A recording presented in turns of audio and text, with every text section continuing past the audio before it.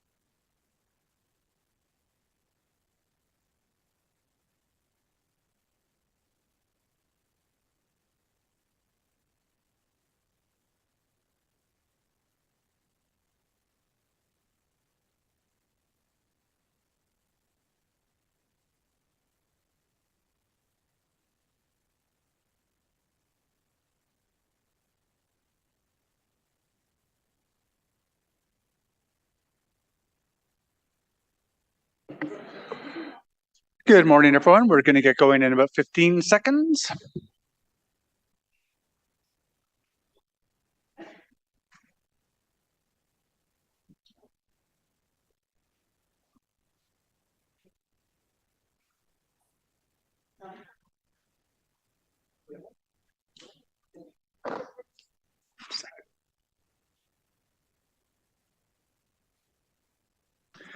So good morning, everyone, and welcome to the fourth Joint Planning and Housing Committee meeting and Agricultural and Rural Affairs Committee.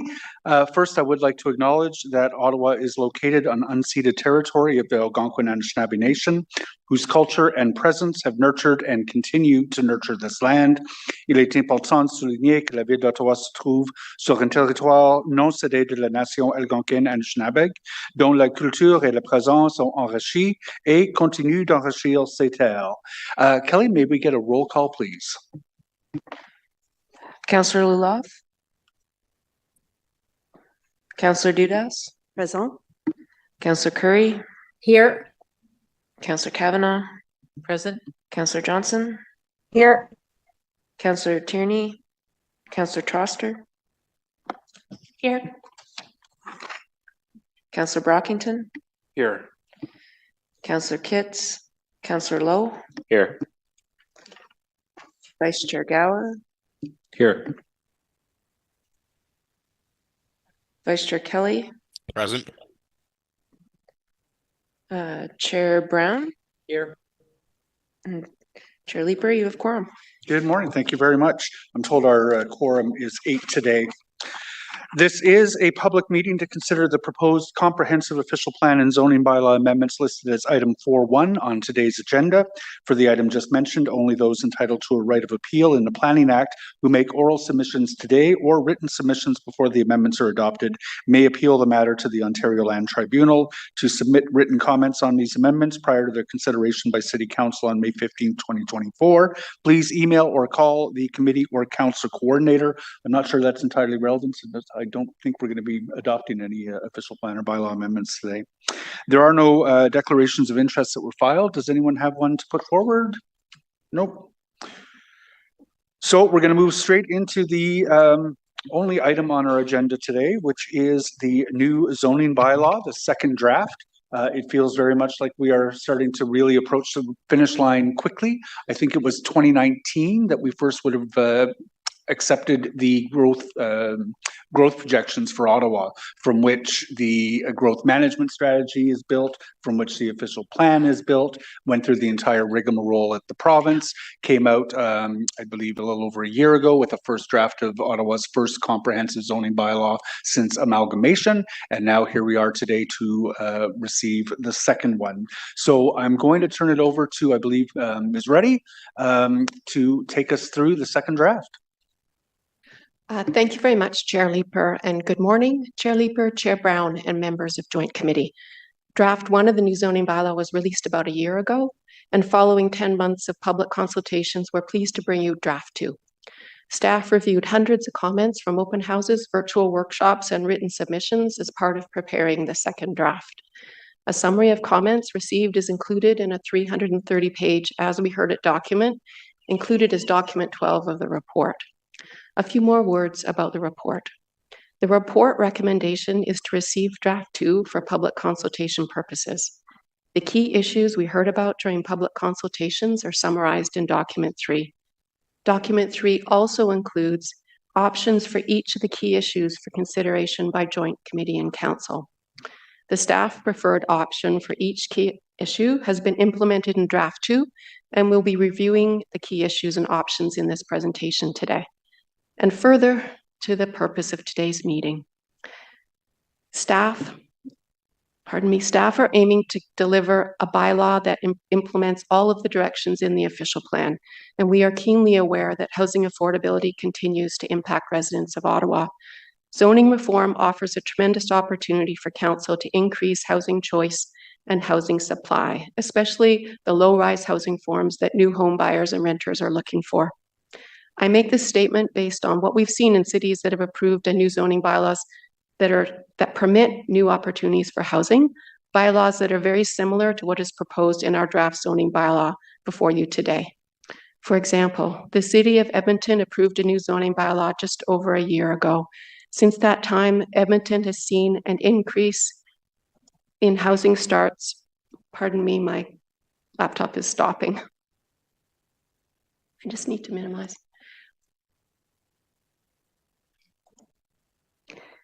Since that time, Ottawa has seen an increase in housing starts and a wider variety of housing types, with 3,000 more permits issued over an 8-month period compared to the year before the new bylaw was approved.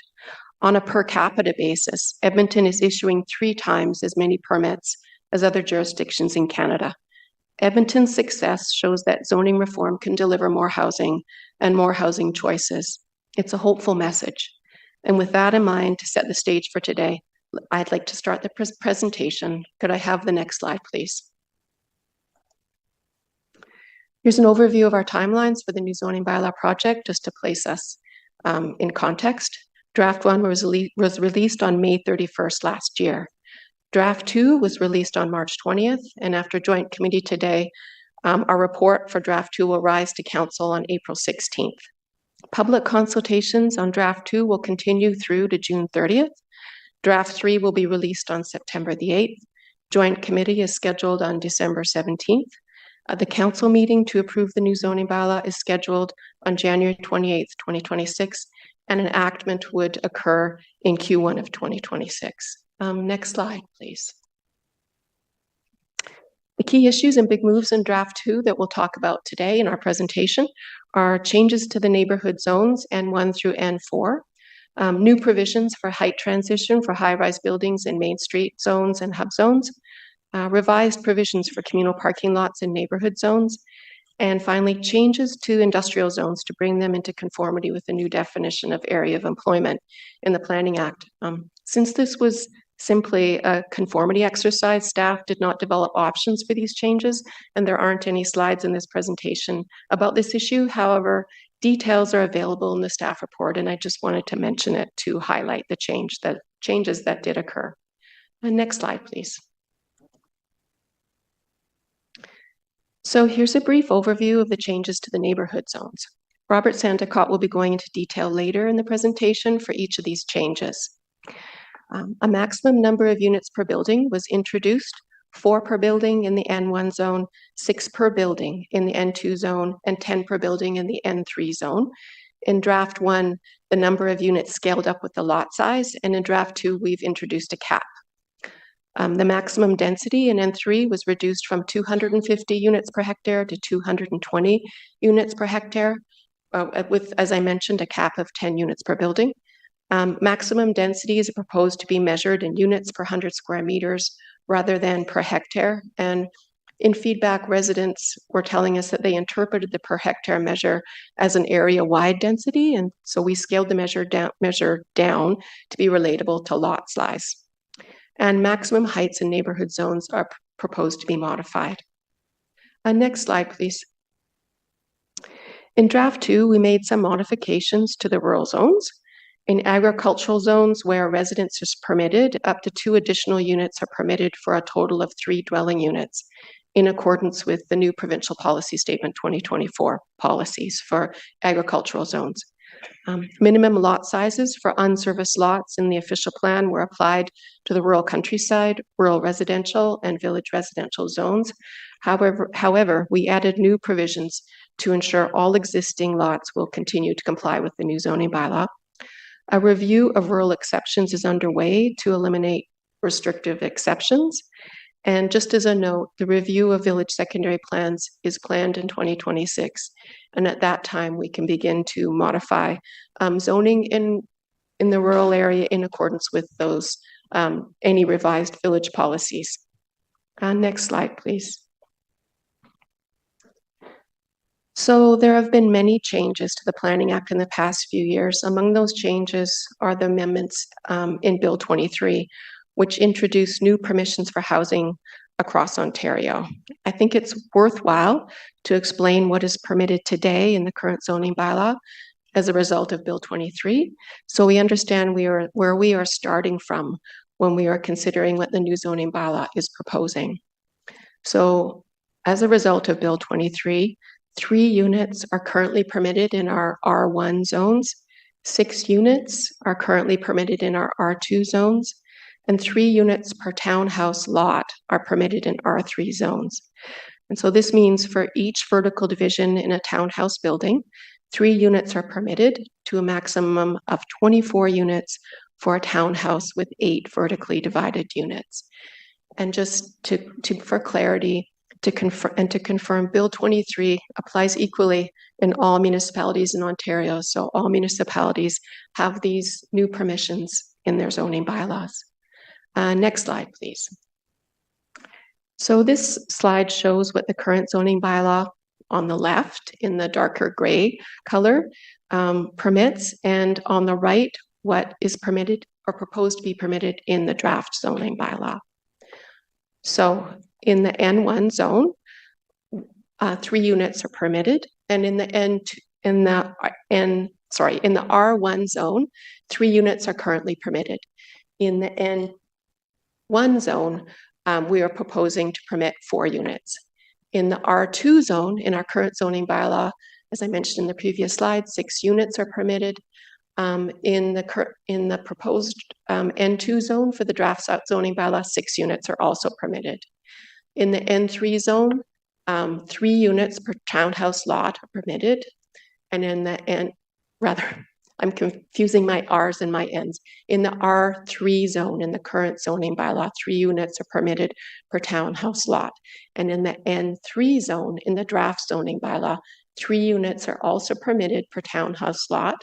However, in addition, 10 units are permitted in an apartment building. In the R4 zone, likewise, similar to the R3, 3 units are permitted in each townhouse lot to a maximum of 24. And in our current R4 zones, anywhere from 4 to 8 to 12 to no limit is permitted in terms of the number of dwelling units in an apartment building.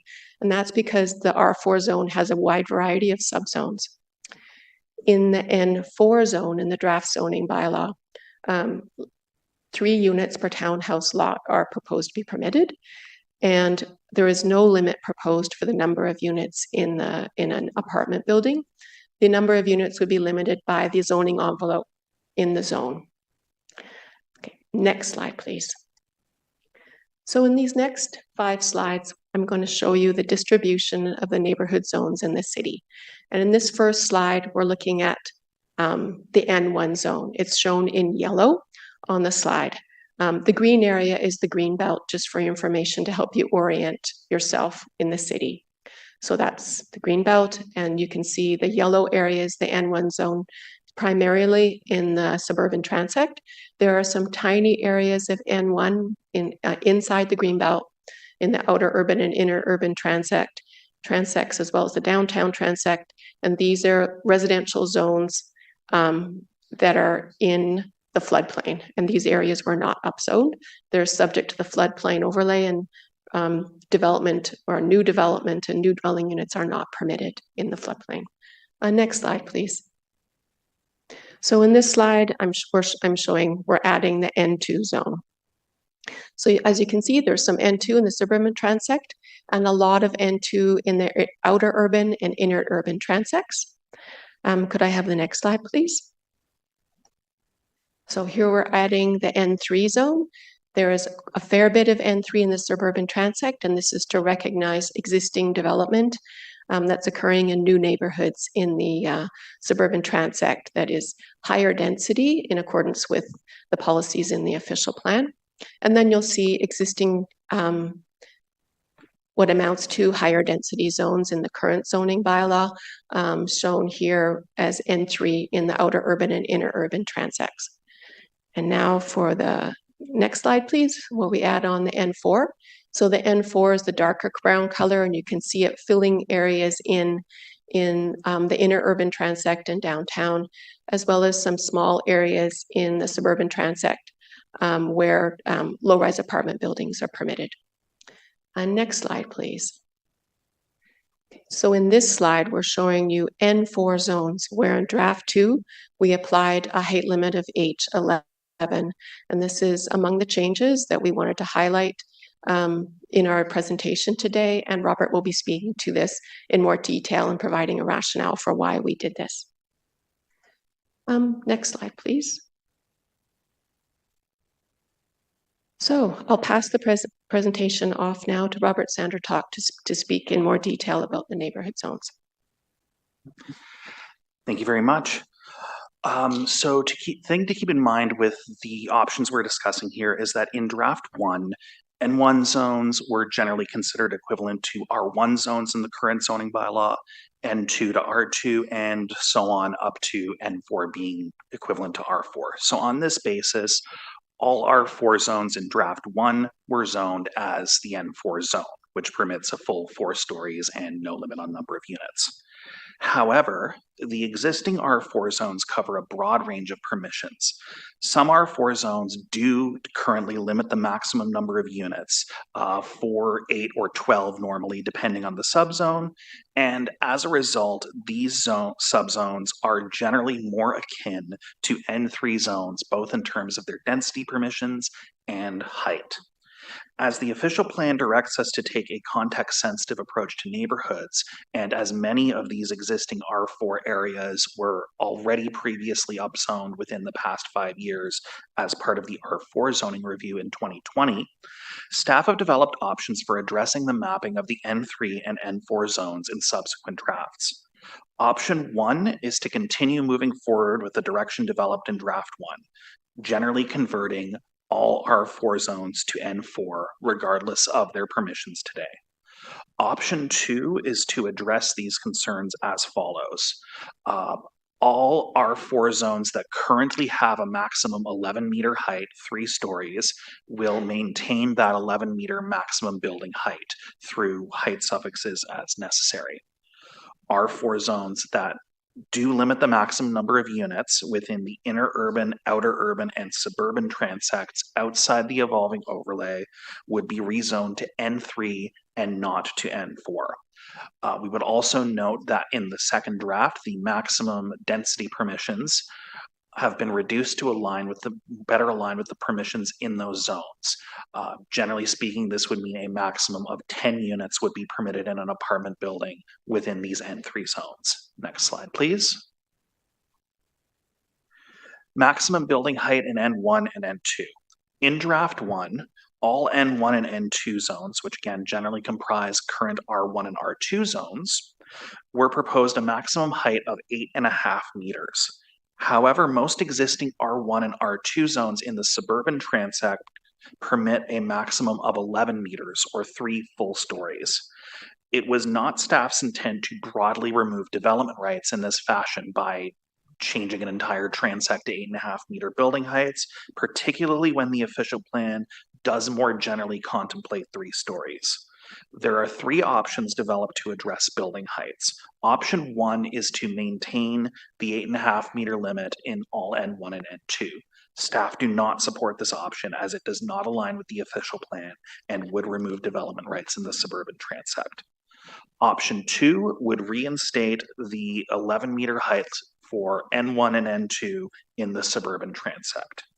Option 3 goes further than option 2 and would set an 11 meter maximum height across the board for all N1 and N2 across the city, except in the case of areas with secondary plans or other area specific direction to have a lower building height.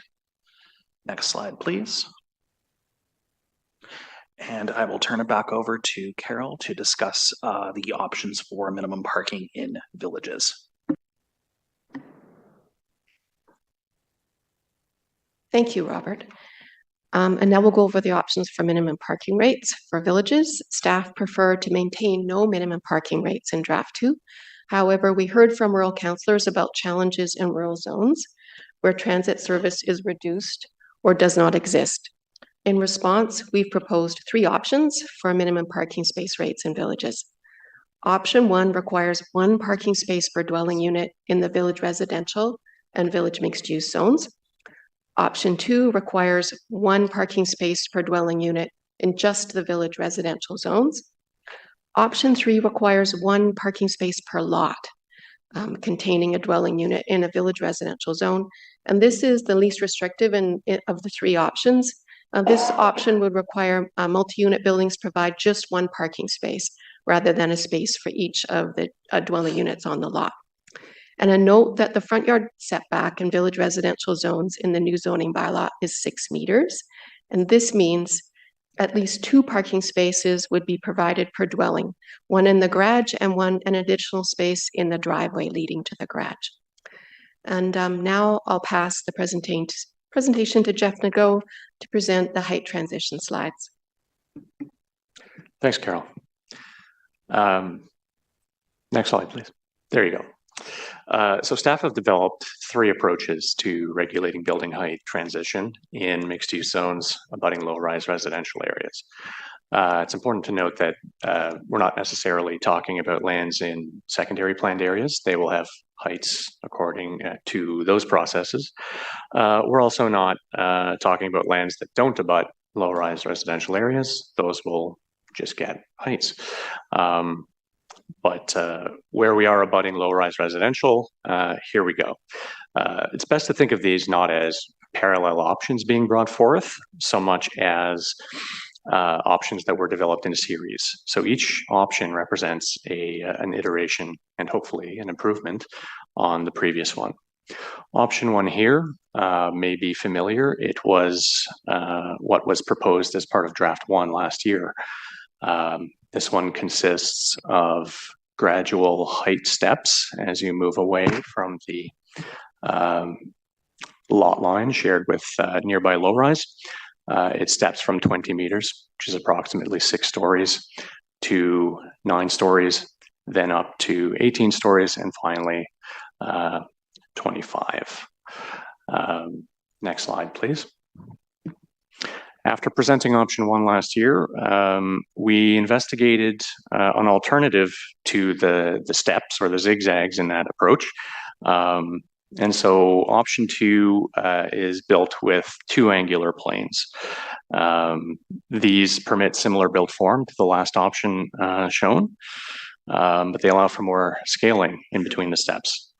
The first plane regulates height in close proximity to abutting residential areas, and it's generally meant to deliver mid-rise and podium heights. After a depth of 30 meters, we have a shift upwards And the second plane originates at a height of 60 meters, which is about 18 stories. The purpose of that is so that it delivers a sufficient amount of high-rise permissions citywide and gradually increases the height of that high-rise with lot depth. Next slide, please. Over the course of consultation, we developed option 3. This is what is built into draft 2 at the moment, and it is the staff preferred option. Through consultation, we came around to this recognition that sensitivity to heights is strongest in close proximity to abutting low-rise. And once adequate transition to those low-rise areas is provided in the form of building podiums or mid-rise forms, it becomes unnecessary, really, to modulate tower heights. It's quite hard to tell the difference as a bystander between a 22 and a 25-story building. This recognizes that and is more permissive than option 2 on more common lot sizes. There are 2 key gates here underpinning all of these options relative to permitting high-rise as of right. The first one is baked into the official plan, and that's that the lot has frontage on a right-of-way of sufficient width, that width being 30 meters. The other gate is that the lot has sufficient depth to provide default transition. So why 30 meters? Well, the official plan generally correlates adequate built form transition with lot size. It does not give us a firm rule for what that size is. We have to understand that built form transition is a qualitative and context-specific question. A citywide zoning bylaw cannot predict the specific circumstances of every future project and site. But what we can do is try to identify a point where the setback is large enough that staff and by extension committee can be reasonably confident that transition can be managed by any proposal. We're setting that confidence threshold at 30 meters. And that's the transition zone shown here in the diagram that the angular plane is limited to. In light of this, and taking for granted the assumption that 20 meters deep is your roughly your minimum viable depth for a residential floor plate, we would expect lots in the 50, 55 and over range to accommodate high-rise development as of right. And then on a majority of lots being 30, 40, 45 meters deep, we're really looking at mid-rise development as of right, or very modest high-rise in the 10, 12-story range. One will also notice on this diagram that the height is capped at 90 meters, which is approximately 27 stories. Why 90 meters? We wanted to accommodate heights that are regularly proposed and approved in the Ottawa market. The proposed 90-meter maximum is the product of a review of all high-rise building permits issued since 2018. 80% of those projects had heights at 90 meters or below. The underlying philosophy is this: for the purpose of determining as of right permissions, staff sought to identify the threshold for what development might be considered typical in the Ottawa context. So which tower heights are commonplace based on what committee has been approving, and which setbacks are large enough to guarantee adequate transition in most circumstances. Those are the cases we want to accommodate as of right in the new zoning bylaw. Amendments should really be reserved for especially tall buildings or for buildings that provide less than the default required transition depth, which may indeed meet the overall intent of the official plan, but still represent a deviation from the norm that we would want to look at. That's all for me. Thank you. Thank you, Jeff. And next slide is for Robert Sandercott. Thank you very much. So options for neighborhood communal parking areas. What do we mean by that? This relates to the issue of managing parking in neighborhoods, particularly with new infill development as it comes in. Parking has been raised as a major issue in relation to the new zoning permissions proposed to come in. In response to that, some development industry as well as community representatives have expressed support for the idea of the use of a communal parking lot in a central location for nearby residents in a given neighborhood as an alternative to providing on-site parking with every infill development that comes into that neighborhood. Draft 1 addressed this by adding parking lot as a conditional permitted use in the neighborhood zones, subject to a number of conditions intended to ensure that it actually achieves its intent of being for residents. One such condition is that it must be located on the same lot as a planned unit development, which in layman's terms is any development with 2 or more buildings on the same lot.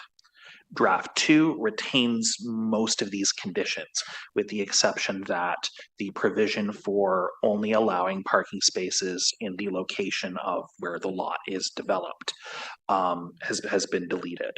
Ultimately, staff are open to permitting this communal neighborhood parking in principle. Concerns, however, have arisen about ensuring that any such parking lot actually serves its intended function as being for nearby residents as opposed to, for example, a commercial parking lot. Next slide, please. So options for addressing this in subsequent drafts. Unlike with the other issues presented, these options are not mutually exclusive. They can be directed in some combination with each other. Option 1 would be to permit a communal parking lot in association with other residential uses, not just a full planned unit development.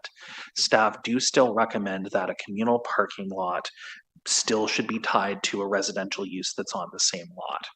Option 2 would be to place a maximum limit on the number of parking spaces available, so limiting the size, ensuring that it would be for nearby residents that way.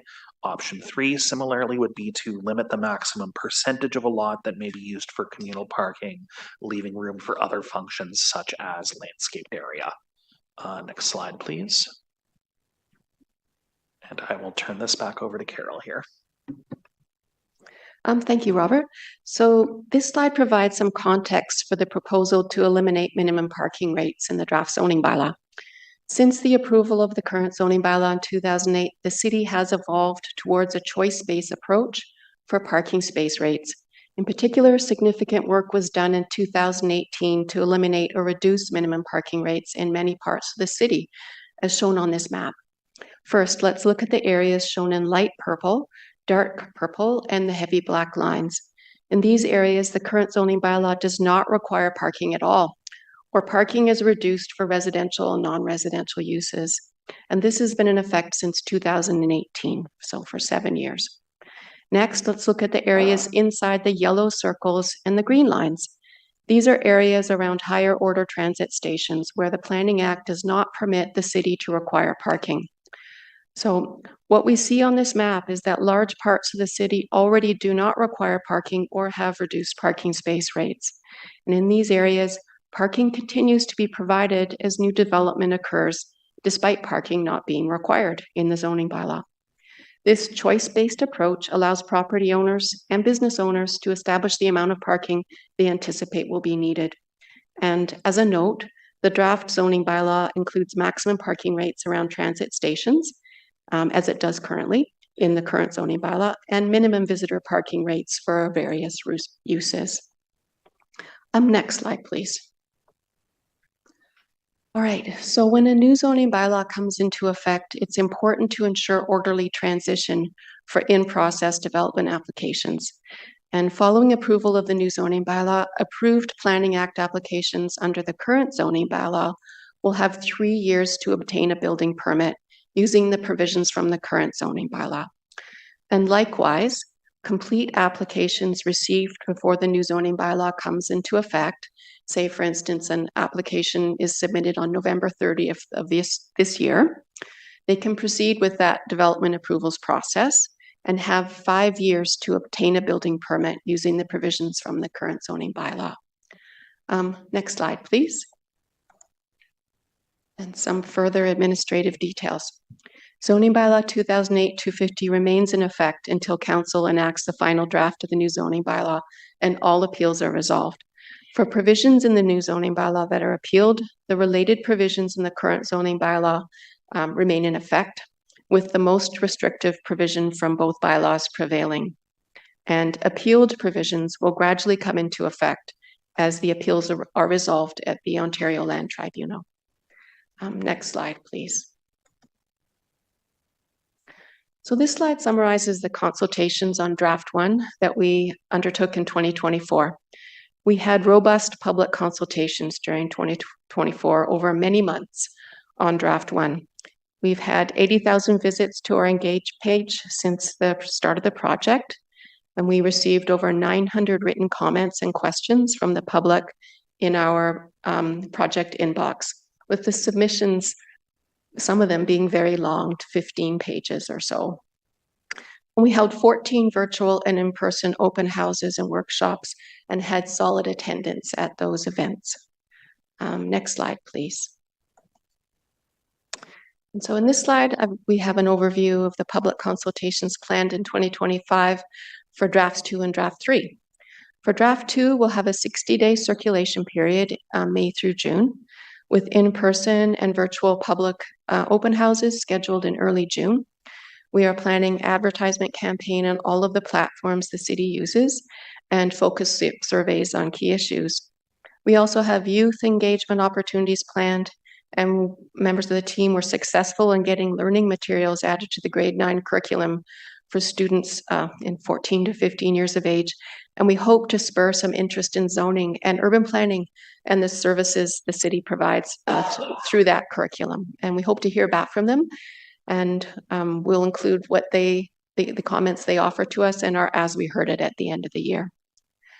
For draft 3, we have our statutory circulation during September and early October, as well as in-person and virtual open houses and our advertisement campaign. And finally, our last slide. Here's a recap of our timelines for the next 10 months. Draft 2 consultations occur March through June 30th. Draft 3 is scheduled for release September the 8th.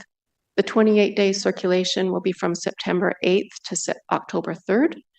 Joint committee is scheduled December 17th. Council is scheduled January 28th, and enactment would follow that council meeting. And thank you. That concludes our presentation. Carol, thank you very much. That's a lot of information, obviously, to take in, and I am pleased that the council and public will have many weeks more in which to fully come to grips with the changes that have been made to the draft and proposed changes before we finally get to the finish line in December. Before we move on to public delegations, there are a dozen or so. I did want to just give members an opportunity to make any motions so that delegations are aware of those motions before they begin their presentations. First, I'm going to go to Councillor Gower, and I'm going to come to a couple of directions after the motions. So, Councillor Gower, Vice Chair Gower, did you have a motion to make?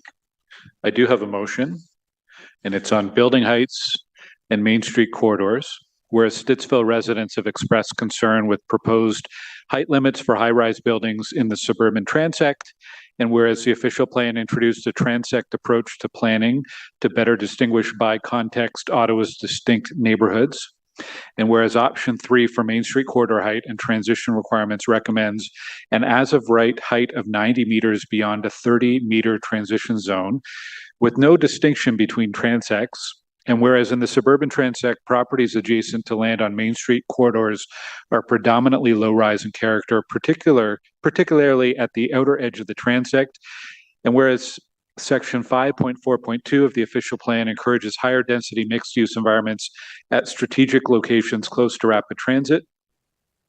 Therefore, be it resolved, with respect to issue 4 as contained in document 3, that staff consider and consult on a new option 4, which limits the maximum as-of-right height for high-rise buildings along Main Street corridors in the suburban transect, based on distance from a rapid transit station.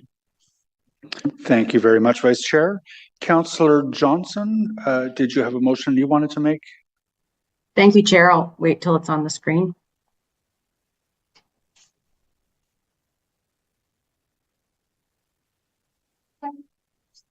Whereas various members of the development industry and community organizations have expressed concerns with respect to management of parking in association with new infill development in residential neighborhoods, and have expressed support for communal parking lots as one potential method for addressing those concerns. And whereas the neighborhood N1 to N6 zone provisions released in the first draft of the new zoning bylaw include conditional permissions for privately operated parking lots and parking garages to allow for communal parking to be provided. And whereas there exist potential concerns with respect to the development and maintenance of communal parking that would benefit from more in-depth study on a transect basis, including but not limited to the design and maintenance of such facilities and the extent to which they can support multi-unit infill development.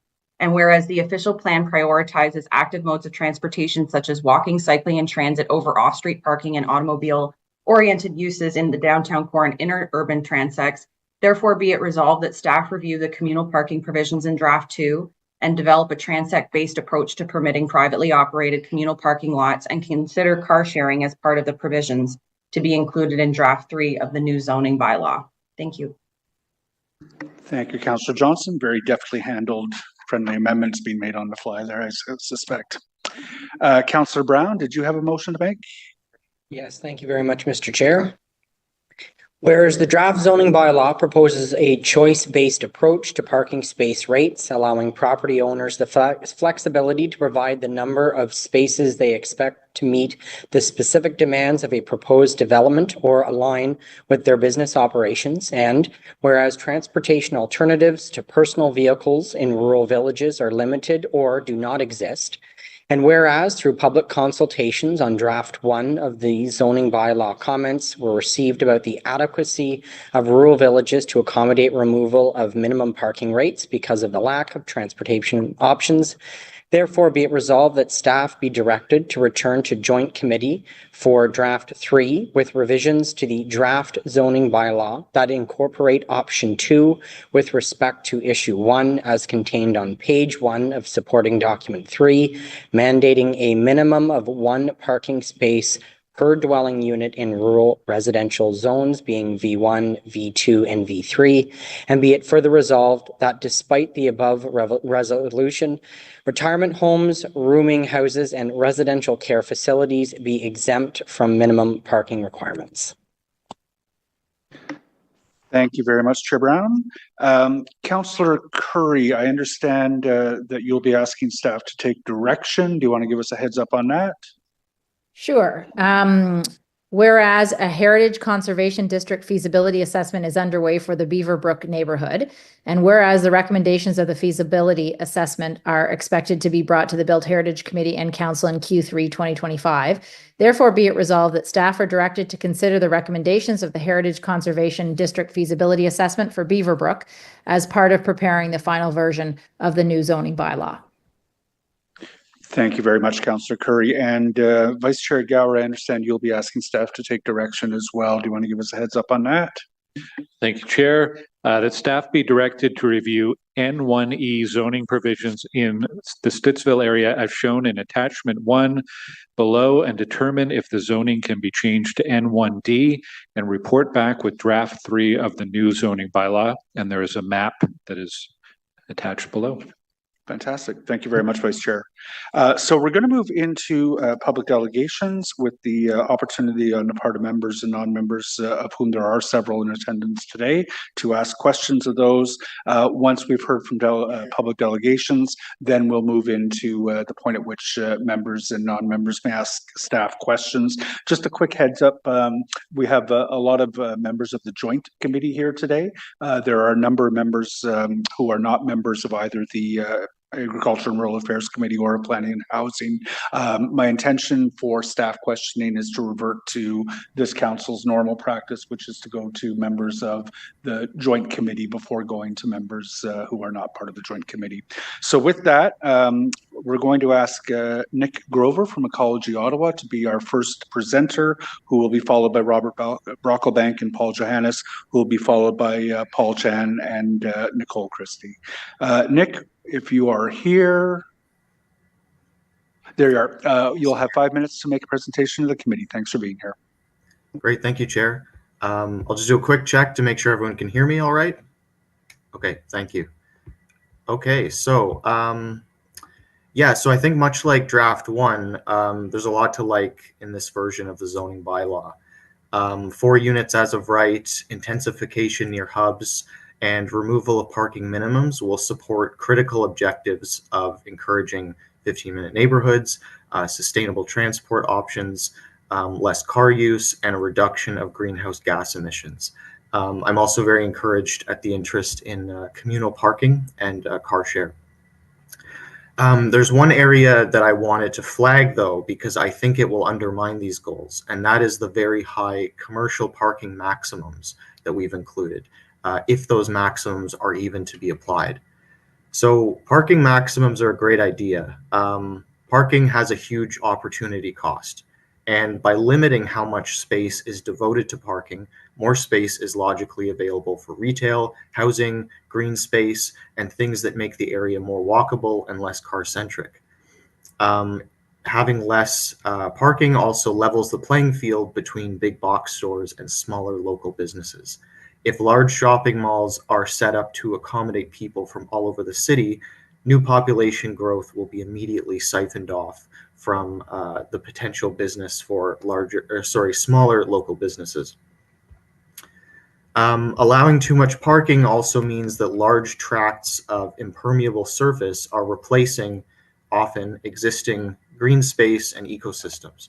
And this can lead to less water absorption, more risk of flooding, and a heat island effect on very hot days.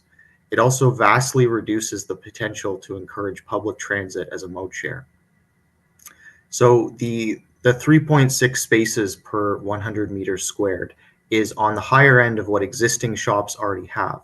And when you look at where these caps are even being applied, new developments in areas B and C within 600 meters of LRT or transit way, it's unclear this constitutes much of a ceiling at all. Tightening up the rules around these maximums will ensure that they have the desired impact in supporting the long-range objectives of our city. I'd like to propose 3 ideas. In addition to proximity to rapid transit, these maximums should be applied in proximity to existing or planned frequent transit stops as well. A bus that runs every 15 minutes is a viable alternative to driving if we encourage it in our planning.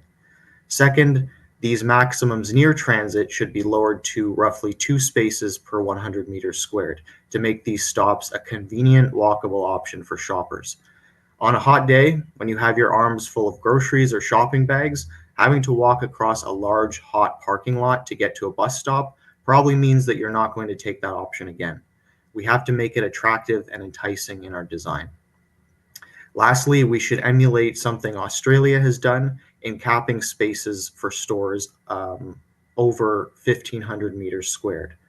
As the population grows, these large stores have a huge advantage if they get to keep adding parking the bigger they get, and siphon off demand from the smaller shops that we should be trying to encourage in neighborhoods. So much in this document sets us on a very good track for the next 20 years of planning, but these years specifically are very crucial from a climate and ecological perspective, too crucial to waste any opportunities to promote sustainable transportation and 15-minute neighborhoods. So let's not waste an ounce of the chance that we have here. Thank you. Thank you very much, Mr. Grover. I don't see any questions for you, so we'll move on to our next presenter. Thanks for being here today. Robert Brocklebank and Paul Johannes will present to us next, followed by Paul Chan and or Nicole Christie, who will be followed by Carolyn McKenzie, who is online.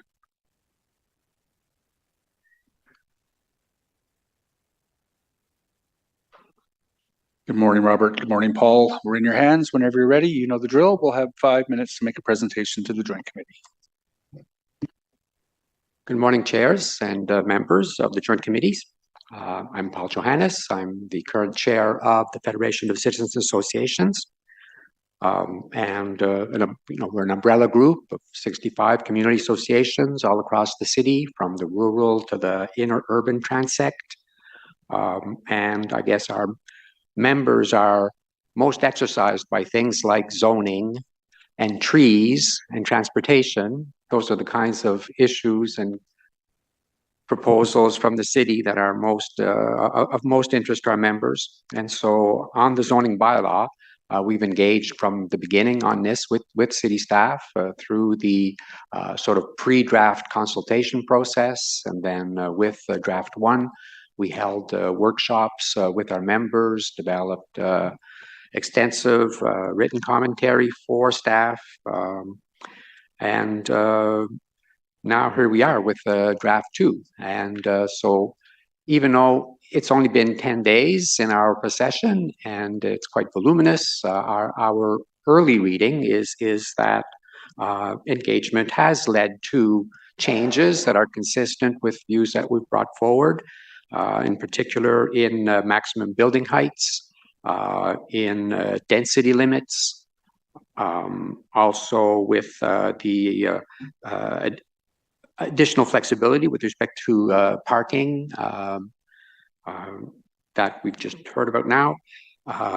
So there's other areas where issues are kind of partly addressed, such as the building height transition. But we're glad to see that there's options being put forward that we can look at and continue to be engaged in. So so far so good, but there's still work to be done, and we're looking forward to future engagement on this. And I'll turn it over to Robert. We welcome the progress that has been made in the project, and we recognize all the work that's gone into preparing the second draft. We've encouraged community and other associations to be fully involved. We propose to collaborate completely in public engagement initiatives and want those efforts to be as fruitful as possible. While our views come from the standpoint of current residents, we want to understand the perspectives of others, particularly the development industry. Many of the community concerns expressed to date are not with the details of the proposed zoning measures, but rather with the wider ramifications of those measures. It is recognized that some of those concerns cannot be addressed directly in a zoning bylaw, but they must be treated through other policies and programs. We hope others will be willing to join us in considering those wider issues. We have community representatives present who would be happy to engage with councillors, staff members, and others in informal discussion, and we would hope that such interaction could make a constructive contribution to our common effort in building Ottawa into the most livable mid-sized city in North America. Thank you.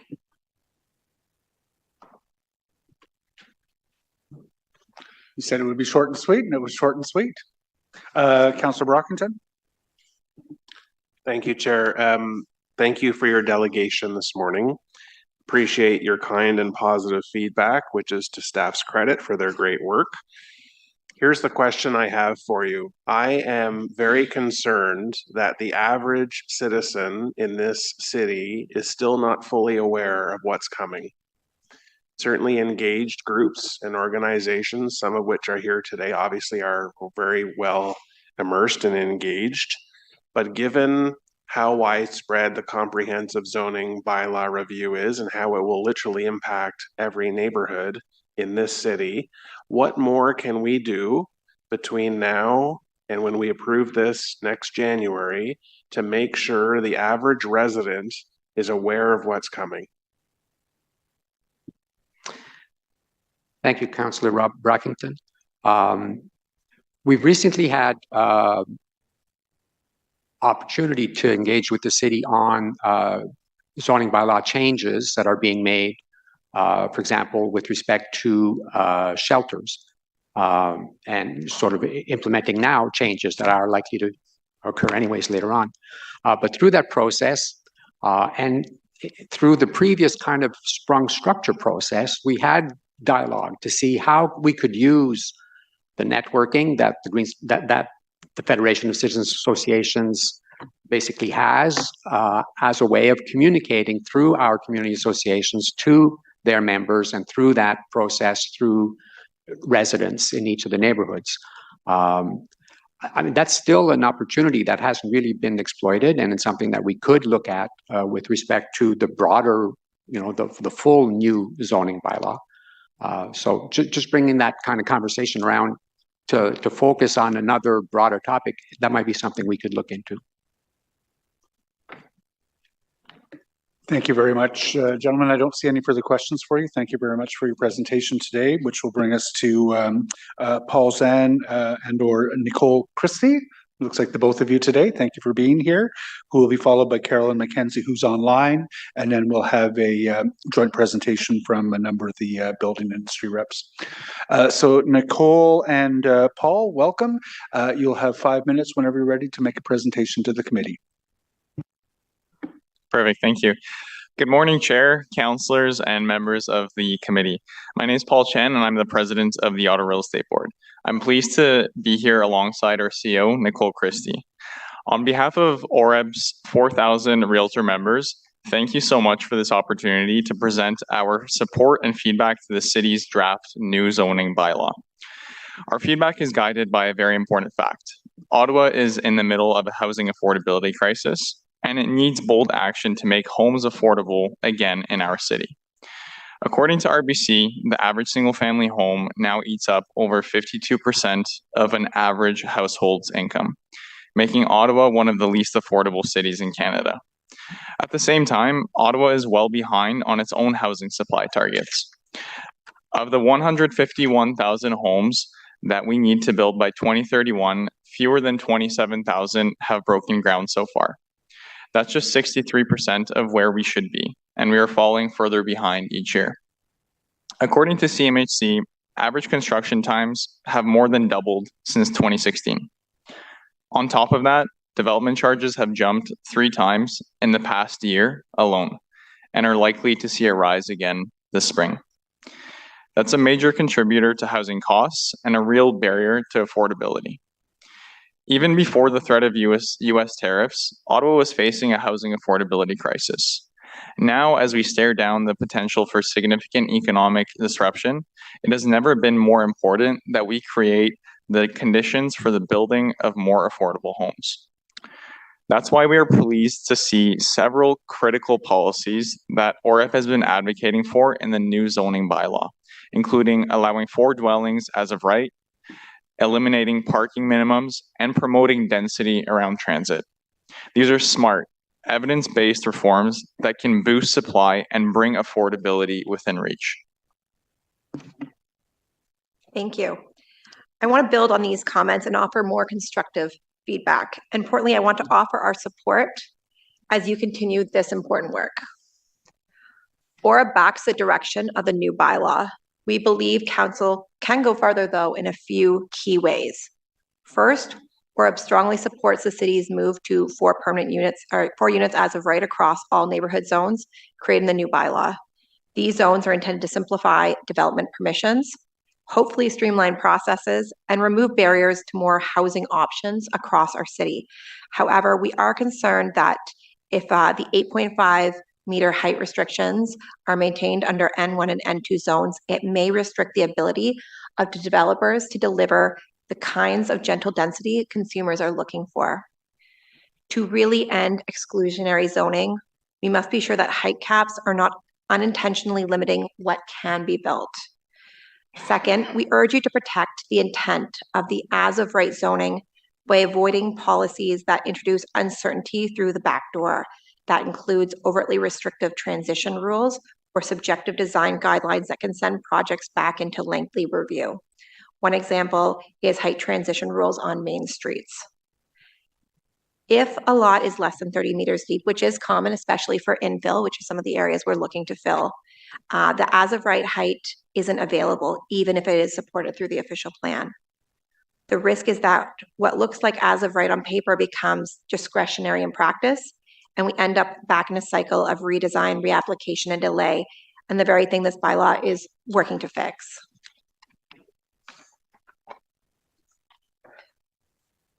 And third, we encourage council to continue creating a regulatory environment that enables new forms of housing, from co-housing and modular builds, and to ensure the bylaw doesn't stand in the way of innovation. In closing, I want to congratulate staff especially and council for the great work that has been done so far and the engagement of groups like us, but also citizens in the new bylaw. We're here to offer Orb support for the important work you're doing. From market data and expert policy analysis, we're here as a partner and as citizens and residents to help get more homes built faster, more affordably in every neighborhood across the city. Thank you for your time and for your work and for continuing this critical conversation. Thank you very much. Very constructive presentation. I appreciated it. I don't see any questions from members of the Joint Committee, so we'll move on. Thank you very much. We're going to go to Carolyn McKenzie, who's online, followed by a panel of the builders, who will be followed by Tony Ferranda, who I believe is in the room. So Carolyn, you're online. I see you. Whenever you're ready, you've got 5 minutes to make a presentation. Thanks. Great. Thank you very much. Good morning, chairs, and thank you again for the opportunity to speak at committee. This morning, I'm here as a representative for Walkable Ottawa, as well as being the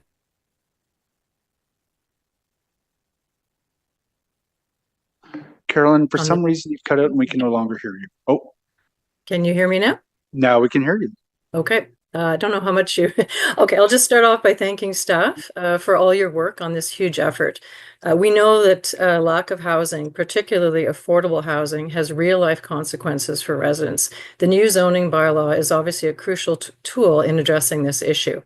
However, there remains several barriers to getting more housing built, one of which is parking, and Councillor Johnson's motion is a reflection of that, I think. Now, you might wonder why someone interested in promoting more walkable, livable neighborhoods would advocate for more parking options for cars in neighborhoods. The answer lies in our need to increase the supply and diversity of housing types, particularly missing middle or low-rise multi-unit apartment buildings. While zoning may permit such developments, they're unlikely to be built without frequent, reliable, and well-connected transit, something that clearly remains a challenge for much of Ottawa. Continued reliance on cars means that people will still need somewhere to park. And the reality is that there isn't sufficient demand for homes in transit-deficient neighborhoods unless they come with parking for most, if not all, units. As a result, developers are reluctant to build small apartment buildings if they can't provide parking.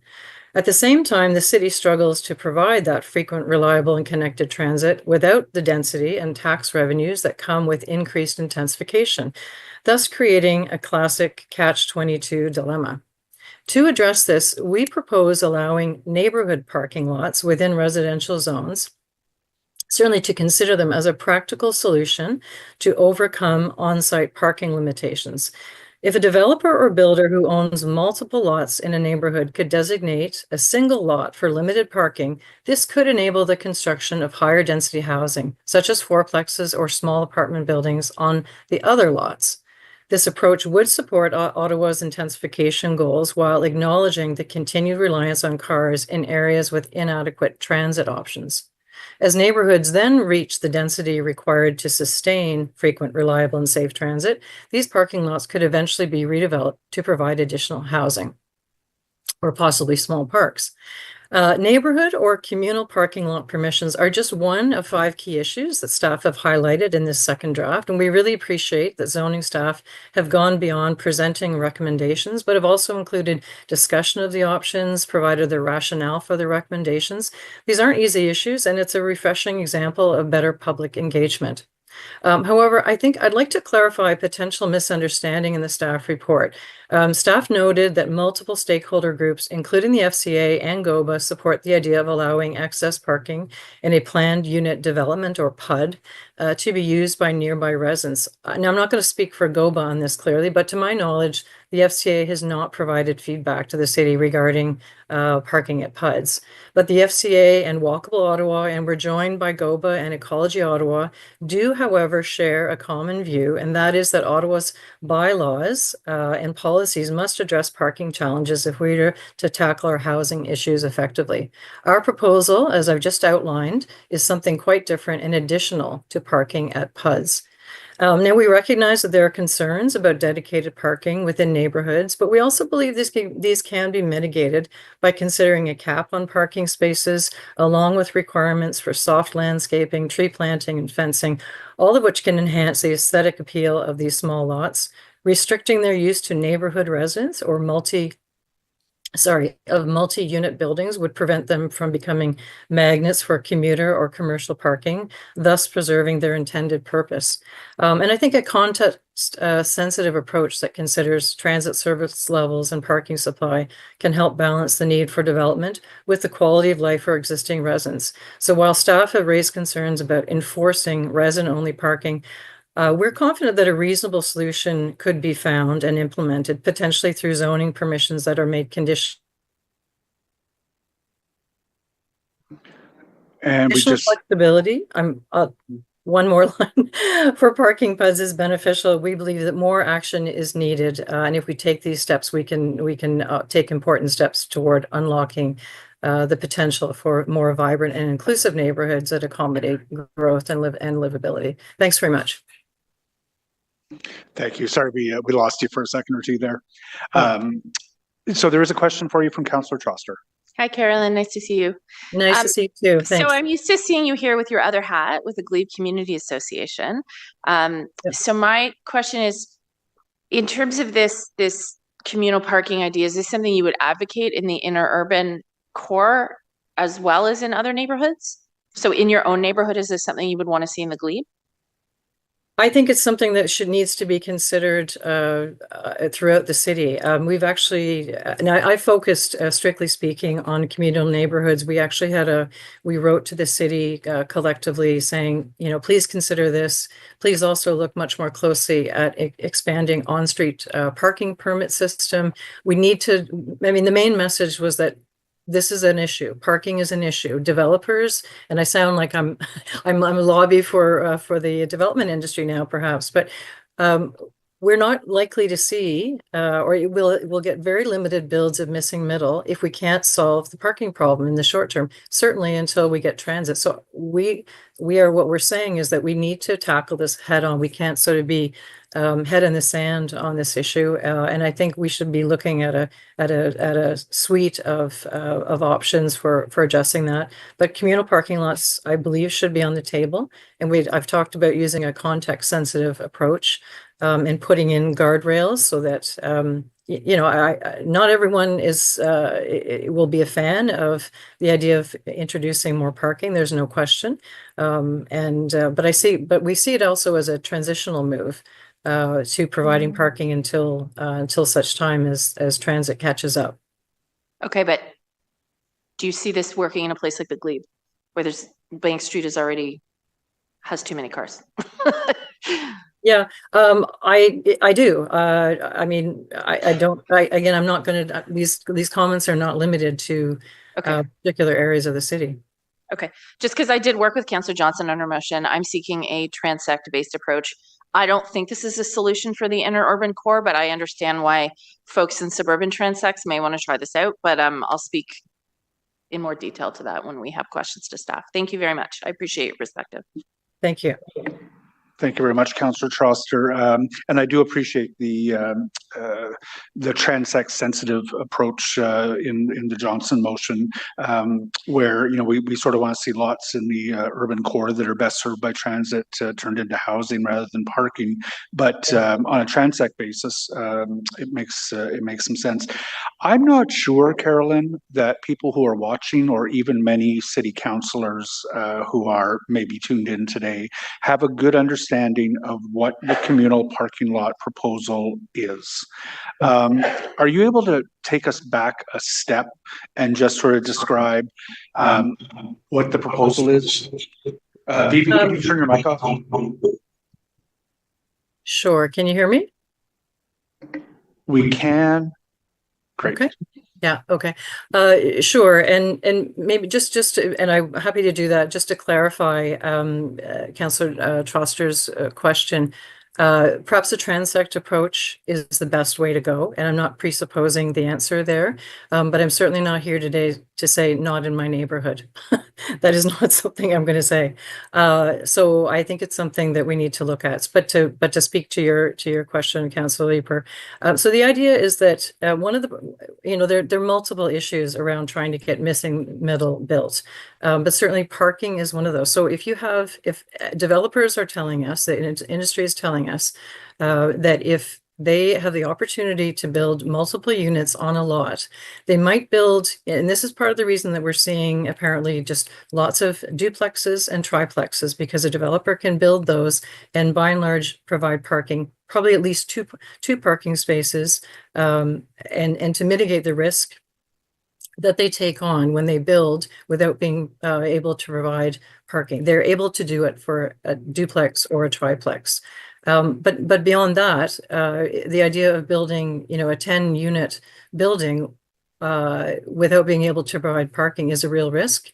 And unless they're in a neighborhood where we've got great transit, and they're not going to take on that risk. But there are many developers, smaller scale developers who are purchasing lots in areas of the city within a neighborhood, multiple lots. And if they had an opportunity to build, say, 8 or 10 unit buildings on those lots and use one of those lots, again, it would, practically speaking, it would have to be in close proximity to be useful to owners or residents of those units. But if they were able to use one of the lots that they owned as a small parking lot, so if I have to walk, a very short walk to get to where I'm parking my car, that could work for people. And that's a choice, obviously, that a developer could make if we give them the option to do that. And in the future, when transit catches up and we have better transit, then the developer who owns that lot could say, you know what, now's the time to transition from a parking lot, and I'll develop that for more housing as well. That's the basic idea. Does that give a bit better view of the idea? Yeah, that does help in terms of clarity. I think there was, I was hearing some questions during briefings and such that may have indicated that folks thought these would be city-owned parking lots or things like that. But these are privately owned lots for which, if a developer chose and they had several lots within a neighborhood, they could put one of those lots to the purpose of parking without running afoul of the zoning bylaws. So that clarity is helpful. I see that Councillor Curry has a question for you as well. Yeah, just quickly. Thanks, Carolyn. I just wanted to ask you if you had actually talked to various developers on this to get some of what you're saying. And before you answer that, I just want to say we, like when we have development files in Canada, often there's underground parking in buildings that are built, so it's done ahead of time. And the other idea that developers have come up with, just in terms of what they're saying to me, is that they could build a building where the first so many floors are already parking. Like, so it's not underground parking, it's that the first so many floors are parking, but it looks like apartments, right? So there's like a look that doesn't, in effect, strange.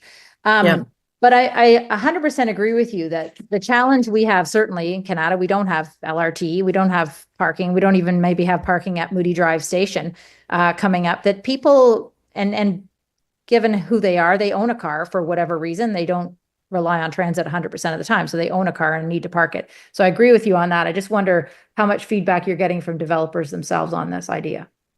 Yeah, well, I guess the short answer is that GOBA, and I'm pretty sure that GOBA will be making comments and delegating, so perhaps you can put the same question to them. But they've joined us, and this is in advocating for this directly to the city. So I guess that's the short answer. They're, they represent the infill industry. Along with others, but it is something that we've been hearing, and there are other options like building underground. Yes, you can do that, but it's awfully expensive, and for a small infill developer, it's generally speaking prohibitive. Whereas and even the option of building a garage, say on the ground level, and hiding it from an aesthetic and a perspective, that may work just fine. But it's also expensive. It's adding to the affordability. Whereas if you could take just a at grade level parking lot and turn it into that with the idea that it could then be used in the future for housing. I think that changes the financials for developers. Again, I'll obviously let them speak to that, but that is certainly what we are hearing, and a good part of the reason of, I mean, I'm advocating for it because I want to see that housing. I'm interested in seeing that housing built, and I think this is just an issue that we need to talk. It's a very practical issue, and as I said, it seems strange for me with my walkable Ottawa hat on, talking about, hey, let's find room for more cars. But I see it as a transitional issue. All right, thank you. Thanks. Thank you very much, Councillor Curry. I don't see any other questions for you, Carolyn. Thank you very much for being here today. We're going to move on to a panel of the development industry reps, Jason Berggraf, Miguel Tremblay, and Lisa De La Rosa. With the committee's permission, they've decided to combine their presentations today, so I'll be providing some latitude if their presentation goes a little bit long. Welcome each. Whenever you're ready, you have 5 minutes to make a presentation to the committee with some latitude. Right, here we are. Thanks very much, everybody, for taking us. Like the chair said, Lisa, Miguel, and I wanted to kind of come up, support each other on questions of a technical nature, and we each kind of have one point that we want to emphasize. For myself, first and foremost, of course, want to thank staff for the significant consultations over draft 1 and draft 2. There was a lot of particular, very focused work that I think is put into a lot of good elements on the draft bylaw, both in version 1 and now in draft 2. But what I did want to speak to in particular was the heights on N1 and 2 in neighborhood zones. And most of you around the room I've had conversations with about this. And in particular, that N1 and 2 height is 8.5 meters inside the greenbelt, but 11 meters out in the suburbs. And we don't see the justification to why there's that difference. Our intensification intensification inside neighborhoods accounts for 25% of our housing targets. So we're really talking about converting or replacing 15,000 houses or lots that were originally never meant to be multifamily, convert those over the next 20 years. So why are we limiting the potential density of neighborhoods inside the Greenbelt? And at the same time, why aren't we following the OP directions, specifically, and I'll point it out, section 5.2.4, clause 1, that says for areas inside the Greenbelt, neighborhoods will be low-rise, generally permitting 3 stories and allowing heights up to 4 where appropriate. So your 3 stories would be 11 meters. In the last 10 years, the proportion of ground-oriented housing built just outside the city rather than in it has grown from 9 to 17%. It's clear that Ottawans want to live in low-rise, ground-oriented neighborhoods. Let's give them the opportunity inside the city. That's it for my portion of it. I'm happy to take questions on it now, or if you want to do it at the end. Keep it going. It's all you. Thank you, members of committee. As mentioned, I'm Lisa De La Rosa, and I work with FO10. I'm here with Miguel, who's going to speak to specifically the angular plane and height transition. But as an urban planning consulting firm, you can appreciate that this zoning bylaw has had a great deal of conversation at our office. It's going to be a document that we work with daily. And so we have a team focus, just like the city, on working through this. And we provided detailed comments to the city on that first draft. And like Jason has said, we really want to start off by saying thank you to staff for working with us through this process. We can't imagine what it's sort of been like to bring what the OP is saying, the old bylaw, and trying to come up with something. So where we're at today is very, very positive. However, there are a couple things that we did want to highlight in draft 2. And I'm going to start with parking. We noted, people have talked about it already, but the maximum number of parking spaces has drastically been reduced in this version. We appreciate the intent of why it's being done, but we think it's a bit aggressive, and we employ the city to go back and look at that. the requirement is going within 600 meters of a funded transit station, and we can get into the talk about what funded versus non-funded being, but it's going to be 0.6 of a maximum. So you're talking, even if it's underground parking, you're going to minimize the number of parking spaces by 0.6 per unit. And outside of that downtown core, it's going to go to 0.75. So that's less than one parking space per unit. And while we agree that people will be using alternative modes of transportation, that doesn't mean that they're not going to have a car. So they need to put it somewhere, and to the speaker's previous point, we need to make sure that those options are available if the developers are willing to build those, specifically in sort of those underground parking lots.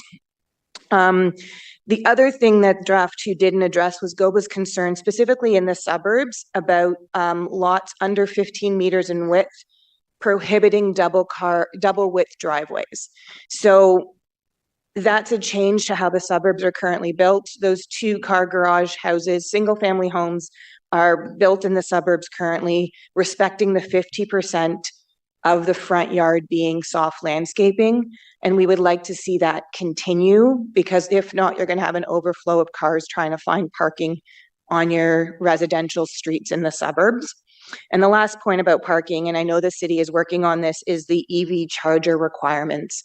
And we just would like the city to ensure that the utility providers are in those conversations moving forward, because they have to be able to supply the energy or the load requirements that any requirements the zoning bylaw is going to require us to put in place.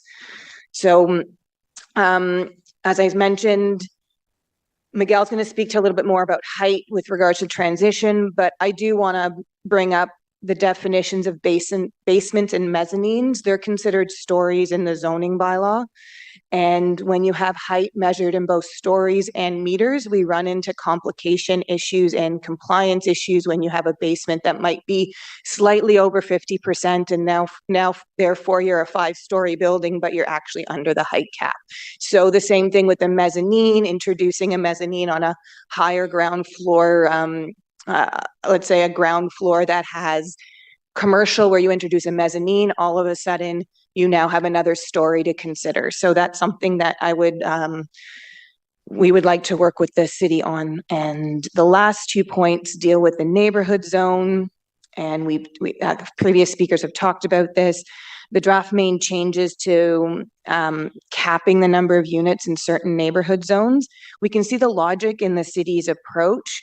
However, we think that the first draft is a better approach. Let the building code, market requirements, and the ultimate building envelope being established by the provisions determine how many units can fit on a lot. And that the last point there is rear yard setbacks have been capped at 7.5 meters in neighborhood zones, which includes the suburban zone. And typical construction in the past, approved subdivisions have lots that are 6 meter depths, which would mean that a lot of the current suburban development would be non-compliant because of the way that they built currently and how they plan to build in the future, because they still, in that 6 meters, you get your private amenity space, you have your ability for landscaping. So we would like the city to have a rethink about the suburban rear yard setback to reflect sort of what is the current norm out there. And with that, I'm going to thank you for my time here, and we have full confidence we can work with the city moving forward on some of these points. And we do want to reiterate that we've had it for 10 days, so there's going to be more comments that are going to come forward, but we look forward to working with the city staff on that, along with members of committee. And with that, over to Miguel. Thank you, Lisa. Miguel Tremblay, I'm a partner at FOTEN Planning and Design. Just before I move on to my own submission, just a point that Lisa raised about the distinction in the bylaw related to funding and non-funding stations. If it's shown in your official plan, it's a future transit station, and by making that distinction, you may be incentivizing developers to under-provide density at a future station that could be funded in the foreseeable future, or maybe even over-provide parking, given that you've put in maximum. So I would encourage you not to make that distinction and really incentivize developers to follow the direction of your new bylaw and apply it evenly to all stations. With respect to my own submissions, I sit on the corridor working group and with Mr. Nadeau, and I find those to be very collaborative and productive and very solution based. And that's why I'm here, because I am actually thinking that the bylaw is trending quite well in terms of building transition along corridors. I think the approach provides some flexibility in allowing for taller buildings, and a more prescriptive approach I think would have had adverse impacts in terms of tower floor plates on the upper floors, and would have impacted constructability and would undermine the city's desired residential density along these corridors and typically transit facilities. The staff report does do a good job of recognizing how the angular plane should be a design tool rather than a prescriptive obligation. I am here to voice my support in terms of option number 3, generally for the same reasons as in the staff report.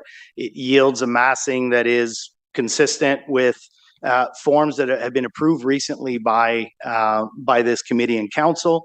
It directs that the angular plane should be applied to podiums and lower portions of the buildings, allowing for taller tower heights and requiring the design to do a better job in terms of the lower portions of the building, which is where there will be most impact to abutting low-rise communities.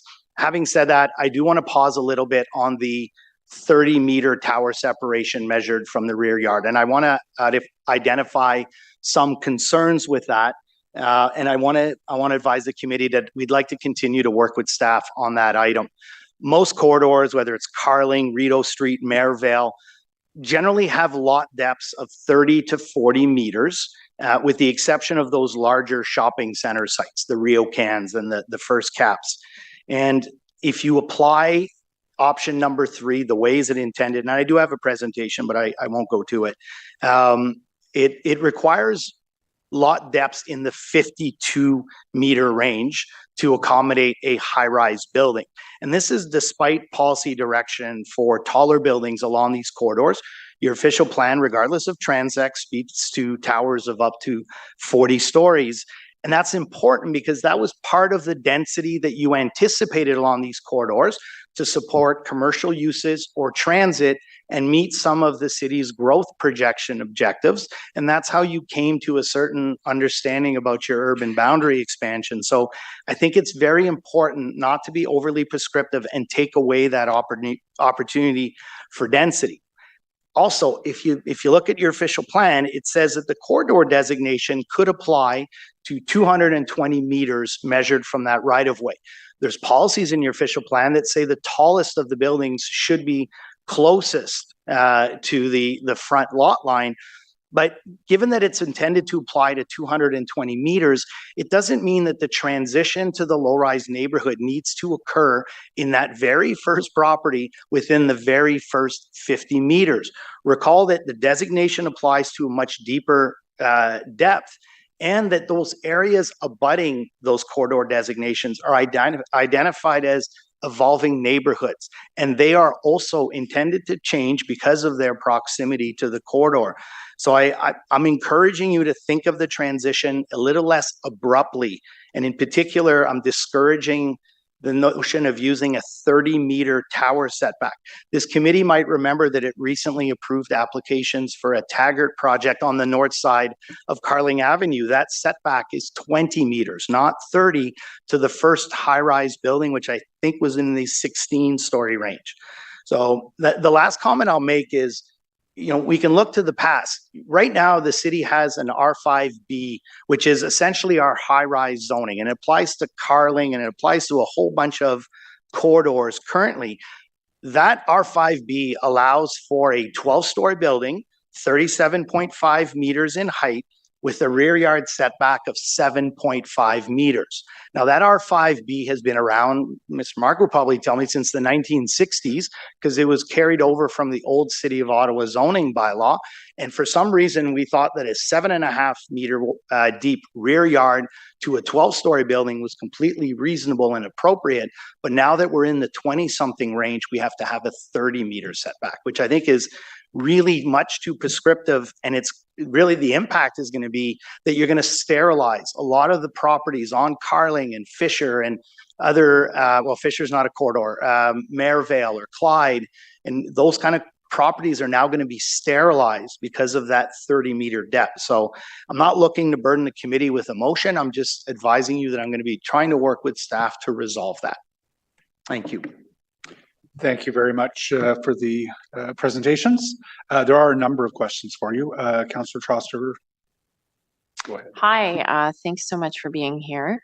Lisa, I have a question. I've heard that adding a parking spot to an average apartment could drive the cost up as much as $150,000 a unit. Do you have a sense of how much it costs to add a mandatory parking spot? It depends on the type of development. If you're talking underground parking, you're not going to go underground for one parking space, but yeah, the magnitudes you're talking about, I think, are pretty accurate. I'm not sure if Jason has any further numbers on that. Like, it really is development specific as to, is that spot taking away potential building mass? Because then you factor that in. It's just a constructability cost. Like, you have the space and you're just going to make it a parking spot. That's a different question too. So, but it's fair to assume that adding parking increases the cost of housing. Correct. And it's a balancing act, because you do understand that there's a market that wants that parking space. So like, a developer is not going to say, I'm not taking on that cost. They're going to do that break even sort of debate as to how many spots do we need for marketability and what are the costs of obtaining those. And so there's a math that happens. And are you aware of the recent results of the city's origin destination survey going into the update of our transportation master plan? Because it shows that nearly 30% of people in Ottawa don't drive. You're aware? They don't drive or don't own a car. I don't know, maybe somebody from transportation staff could clarify that. Anyway, I think part of it is, like, we think about traditionally people driving to work and using their car on a daily basis. And I think the way we use our vehicles is changing. So I take the train. I own a car.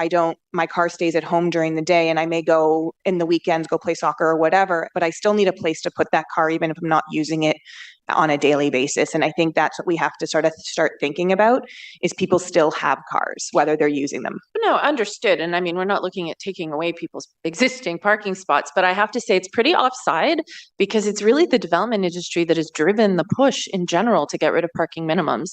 So to hear you come as a representative of the development industry to argue against parking maximums is we're not against the maximums. I think we're against the drop that is being currently put in there. It went from 1.75 to 0.75. Right. But I mean, given the housing crisis and the need to increase affordability, it's consistently the development industry that says, if you get rid of parking requirements and allow the market to dictate and allow developers to make that decision without there being a mandated minimum, that's going to significantly increase the affordability of housing. So I'm just seeing a contradiction here in what you're arguing, and that it doesn't seem consistent with with what I'm hearing globally from the development industry. Like, they have been some of the folks who have pushed the hardest for measures of this nature. If I may add through the chair, I mean, the development community is excited about the prospect of being able to decide their own parking rates, because oftentimes the parking rates were artificial in that, depending where you were, you had to provide 0.5 or 0.7 or 1.2. I think there's some excitement about the flexibility. The concern is that if the analysis comes back that the rate should be 1.0, they've lost that flexibility. And in certain scenarios, and back to the discussion that I just had about funded or non-funded stations, if it's a funded station, they would have to, they wouldn't be, if it's a funded station, they would be subject to the maximum. If it's a non-funded station, they wouldn't be subject to the maximum. Right now, the maximum is 1.75, which I think we'll all agree. I've never seen a building with 1.75 spaces per unit, but I've seen a lot of buildings at 1 space per unit, but what's being proposed is drastically lower, and developers are losing that flexibility to respond to the market, regardless of the proximity to transit. For instance, the Tribeca's right here, right? It's right outside. That has a ratio of 1 space per unit. And I know that 80% of those spaces were taken up. So there is still a demand for parking, and while there's an appreciation for the flexibility, I think it's the maximums that are contributing to the discomfort. Thank you. And would you support, if you want to see an adjustments to the maximums to have them go higher, would you support doing that on a transect basis? I mean, I know you say you want it to be near funded transit stations, but I'm just saying we do not need an increase to the maximums in the urban core. In fact, we need the opposite. I think there's a certain logic by doing it by transects. We already know that right now in the core, for a range of reasons, there's less parking being provided than suburban locations. But I think there is a logic to having staff explore that. I'm thinking that a ratio closer to 1 is probably most reasonable, but maybe it doesn't have to be citywide. Lisa? And I think that there's something to be said about is it being provided underground? I think underground parking potentially could have, because you're talking the bigger buildings, that you're talking more units than that the maximum sort of comes into play. So also the way that parking is being provided potentially could have a correlation with the maximums. Okay, thank you. And I just have one more question. It's not related specifically to your presentation, but you did talk about wanting to have some flexibility for the developers in the market to make decisions that you think are rational for your developments. In that case, what do you think of re-adding parking minimums in rural communities? Like, do you think there is any situation where a developer in a rural community where there's no transit would build housing without any parking? Like, do you think we need to really do you think that we need to make an exception in rural communities? Do you think it's really necessary given what developers are likely to do anyway? I think that parking will be provided based on driveway widths and others, like parking will show up. I don't think you need to mandate it. Okay, thank you. I just find it really interesting because sometimes folks are arguing that we should let the market decide. And then sometimes we're saying, no, we have this rule. We need to have this rule to ensure that parking is available. But I think we all know that if you're going to build in an area where there's no transit, of course, you're going to provide parking as part of the development. So anyway, thank you very much. I appreciate your input today. Thank you, Vice Chair Gower. Thanks, Chair.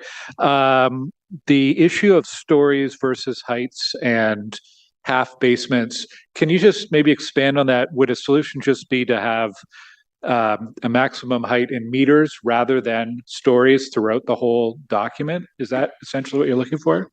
We have asked for that, but we understand that there's a correlation between the OP. The OP talks to stories, like it defines low rise as 4 stories. So there has to be, whether it's in the definition sections or something in the zoning bylaw. I think if you can simplify it and just make it as meters, I think that solves. So it's a simple solution, but I'm not sure it's simple to implement. Okay. I'll ask staff about that later. There is another subtlety that we did put in our materials but didn't raise today. Is we often run into this where, the city encourages a ground floor of 4.5, maybe even 6 meters, for urban design reasons, all sorts of reasons. And then the developer ends up putting in a mezzanine to make good use of that space. And typically the mezzanine is deemed an additional floor. And it's still within the heights permitted in meters, but because it's a 9th floor instead of an 8-story building now, because you have an internal mezzanine that no one will ever see, then we have complications for zoning and building permits most often, where the developer will just say, and we're doing one on Churchill now, where they just said, fine, we'll just take the mezzanine out, but then you're undermining the quality of the building. So our submission on behalf of GOBA was, don't count mezzanines as a floor. Who cares if in that 4.5 meter ground floor, if there's a mezzanine with some party rooms, who cares? As long as you're still meeting the height in meters, that's all that should matter. You can still put height in stories and staff reports and DARs and everything else. Just don't have it on zoning schedules. That's it. Okay. On the issue of Main Street corridor height and transition, you've raised a few concerns. And you made one statement that land adjacent to these corridors is all evolving neighborhoods. And it's not. There is land adjacent to, I know in my suburban transect ward, there is land that is not an evolving neighborhood. So it will be predominantly low rise now and very much into the future. But I wonder if the issue is, or I believe the issue is, we're applying a one size fits all transition and height limits on Main Street corridors, regardless of transect and regardless of local context. And would you be supportive of a transition and height rules that are different from transect to recognize that local context? I mean, a few thoughts. Your official plan does not make that distinction. So it would be potentially hard for you to make that distinction in the zoning bylaw without direction from the official plan. But the reality is some of these suburban transects are characterized by really good transit or are characterized by deeper lots. Ironically, when you get to suburban lots, they're probably much deeper than a lot on Carling Avenue and could actually have substantial potential for density, providing the transition's appropriate. So I'm not sure I would support that approach because you have a lot of suburban sites that are very well suited for high rise because they can provide a good transition and they're near transit. So I don't know if I would endorse that. No. I just like, if we went with option 3, I think we'd end up with policy that is too restrictive in some transects and too permissive in other transects based on the context. But we will continue that discussion. Thanks, Chair. Thanks, Vice Chair. Councillor Kitts. Thanks, Chair, and thanks to the presenters for being here.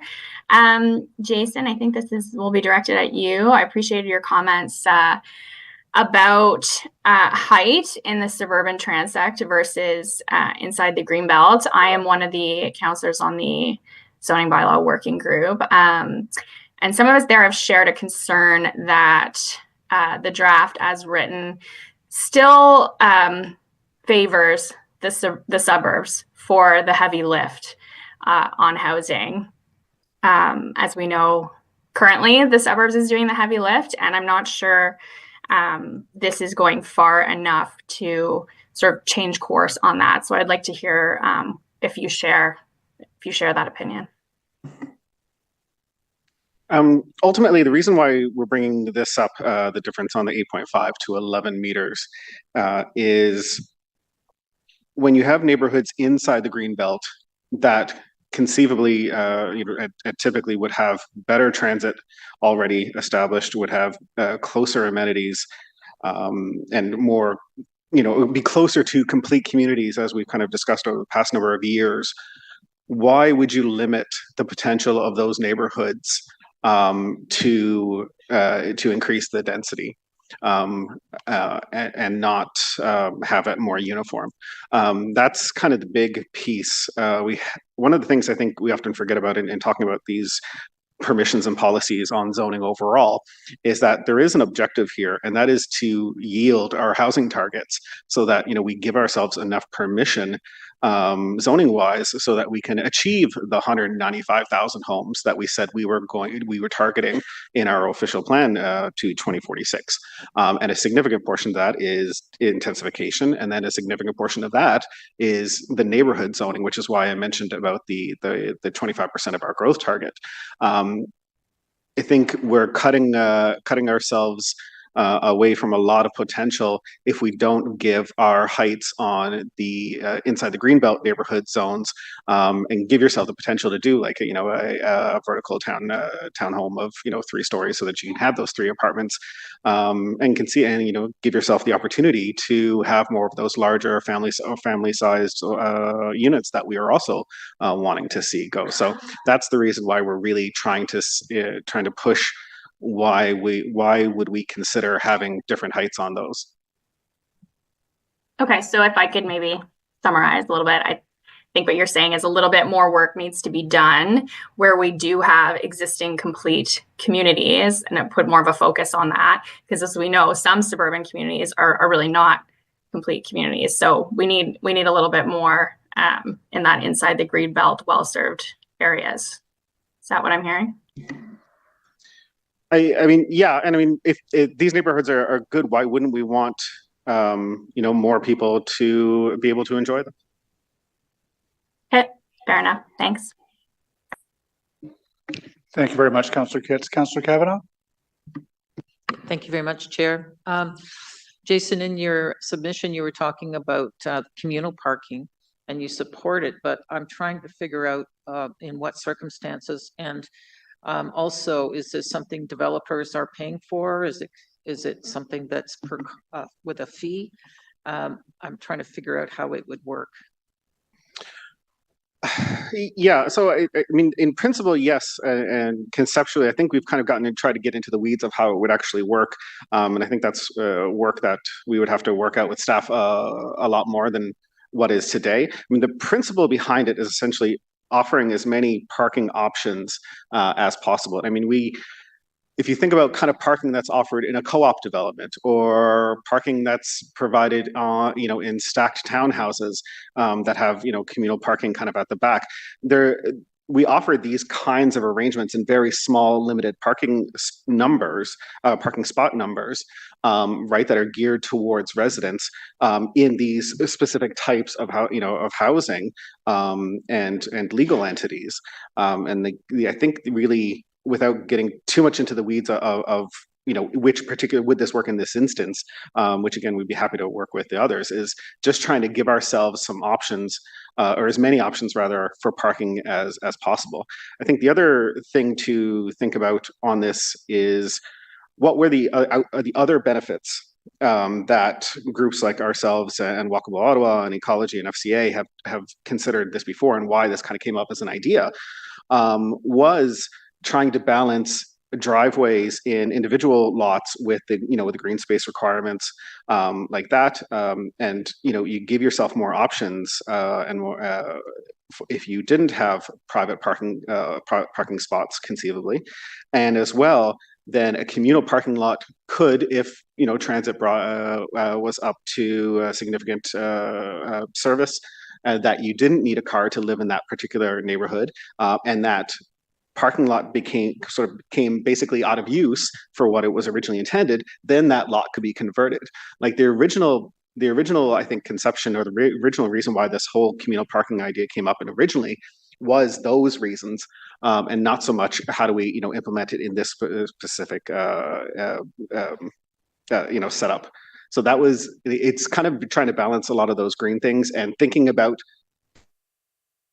the easily able to convert a plot of land 10, 20 years down the road than I think some of the conversation today.